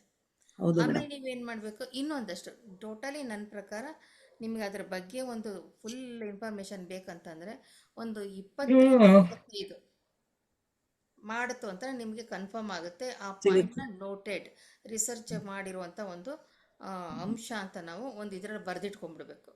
ಆಗ ನಮಗೆ ಈ ಜ್ಯೋತಿಷ್ಯನ ನಂಬೋದಕ್ಕೆ, ಯಾಕೆಂದರೆ ಈಗ ನಾ ಹೇಳ್ತೀನಿ, ಇನ್ನೊಬ್ಬರು ಹೇಳ್ತೀನಿ, ಅದನ್ನೇ ಆಧಾರ ಇಟ್ಕೊಂಡು ನೀವು ಅದನ್ನೇ ನೀವು ಪ್ರಯೋಗ ಮಾಡಬೇಡಿ. ನಾವು ಹೇಳಿದ್ದನ್ನು ನೀವು ಇನ್ನೊಂದು ಸಲ ಪ್ರಯೋಗ ಮಾಡಿದಾಗ ಕರೆಕ್ಟ್ ಇದು ಸರಿ ಮ್ಯಾಚ್ ಆಗುತ್ತೆ. ಆಗ ನೀವು ಅದನ್ನು ನೋಟೆಡ್ ಪಾಯಿಂಟ್ ಅಂತ ಬರೆದಿಟ್ಕೊಂಡ್ರೆ ಬೆಸ್ಟ್ ಅಂದರೆ ಬೆಸ್ಟ್ ಆಗುತ್ತೆ. ಅವ್ರು ಕೇಳಿದ್ರು ಒಬ್ರು, ಅದೇ ಮೇಳ ಮೇಳಿ ಇದು ಹಳ್ಳಿಗಳ ಕಡೆ ಯಾರಿಗೂ ಇರಲ್ಲ ಅಂತ. ಅದಕ್ಕೆ ಪ್ರಶ್ನೆ ಲಗ್ನದಲ್ಲೇ ಪ್ರಯತ್ನ ಮಾಡ್ಬೋದು ಮೇಡಮ್. ಹೊಸದಾಗಿ ಅದೊಂಥರ ಬರುತ್ತೆ, ಅದರಿಂದ ನಮಗೂ ಮಾರ್ಗದರ್ಶನ ಸಿಗುತ್ತೆ. ಅದರಿಂದ ಒಂದು ಹೇಳ್ಬೇಕಂತಂದ್ರೆ, ನಮ್ಮ ಕಾರ್ಯಾಗಾರ ನಡೆದಾಗ ಈಗಷ್ಟೇ 28 ನಾವೊಂದು ಕಾರ್ಯಾಗಾರ ಮಾಡಿದ್ವಲ್ಲ ಭಾರತೀ ದಯಾನಂದ್ ಅವರ ಒಂದು ಎಸ್, ಹೌದು. ಇದರಲ್ಲಿ. ಅಲ್ಲಿ ನೋಡಿ, ನೀವು ಅಟೆಂಡ್ ಯಾಕೆ ಮಾಡಬೇಕು ಅಂತ ನಾನು ಹೇಳೋದು ಕಾರ್ಯಾಗಾರಗಳಿಗೆ.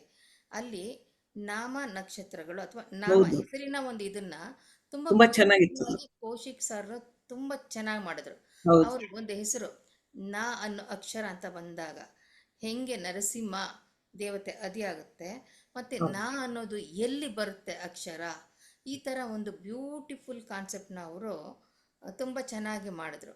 ಏನೂ ಜಾತಕಗಳಲ್ಲಿ ಇಲ್ಲ ಅಂತಂದರೆ, ಬರದೇ ಇಲ್ಲ ಅಂತಂದರೆ ಹೆಸರನ್ನೇ ತಗೊಂಡು ಬಚಕ್ರದಲ್ಲಿ ಅದನ್ನು ಕೂಡಿಸಿ ಅದರ ಒಂದು ಕ್ಯಾರೆಕ್ಟ್ರು, ಆ ಒಂದು ದಶಾವತಾರಗಳನ್ನು ಬ್ಯೂಟಿಫುಲ್ಲಾಗಿ ಎಕ್ಸ್ಪ್ಲೇನ್ ಮಾಡಿದ್ರು. ಇಂಥ ಕಾರ್ಯಕ್ರಮಗಳಲ್ಲಿ ನೀವು ಭಾಗವಹಿಸಿದ್ದೀರೆ, ಒಂದು ತಲೆ ಅನ್ನೋದು ಏನಾಗುತ್ತೆ ನಮಗೆ ಚಿಗುರು ಬಿಡುತ್ತೆ, ಐಡಿಯಾ ಸಿಗ್ತದೆ.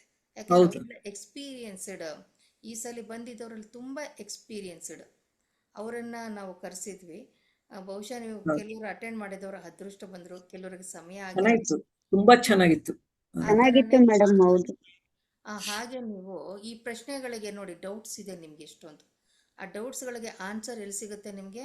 ಕಾರ್ಯಾಗಾರಗಳಲ್ಲಿ. ಮತ್ತು ನಾವು ಮಾಡುವಂಥ ಆನ್ಲೈನ್ ಇರ್ಬೋದು, ಆಫ್ಲೈನ್ ಇರ್ಬೋದು.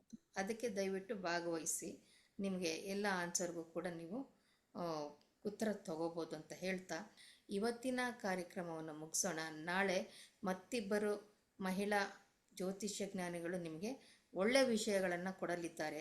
ಅದಕ್ಕೆ ನೀವು ನಾವು ಭೇಟಿಯಾಗೋಣ ನಾಳೆ ಸೇಮ್ ಟೈಮ್ 8:30ಗೆ. ಮತ್ತೊಮ್ಮೆ ನಾವು ಗಾಯತ್ರಿಯವರಿಗೆ ನಮ್ಮೆಲ್ಲರ ಪರವಾಗಿ ಧನ್ಯವಾದಗಳು. ಚೆನ್ನಾಗಿತ್ತು. Thank you madam. ಧನ್ಯವಾದಗಳು ಮೇಡಮ್. ಎಲ್ಲಾ ಗುರುಗಳಿಗೆ ಧನ್ಯವಾದಗಳು. Thank you madam. ಎಲ್ಲರಿಗೂ ವಂದನೆಗಳು. ಧನ್ಯವಾದಗಳು ಮೇಡಮ್. Thank you madam.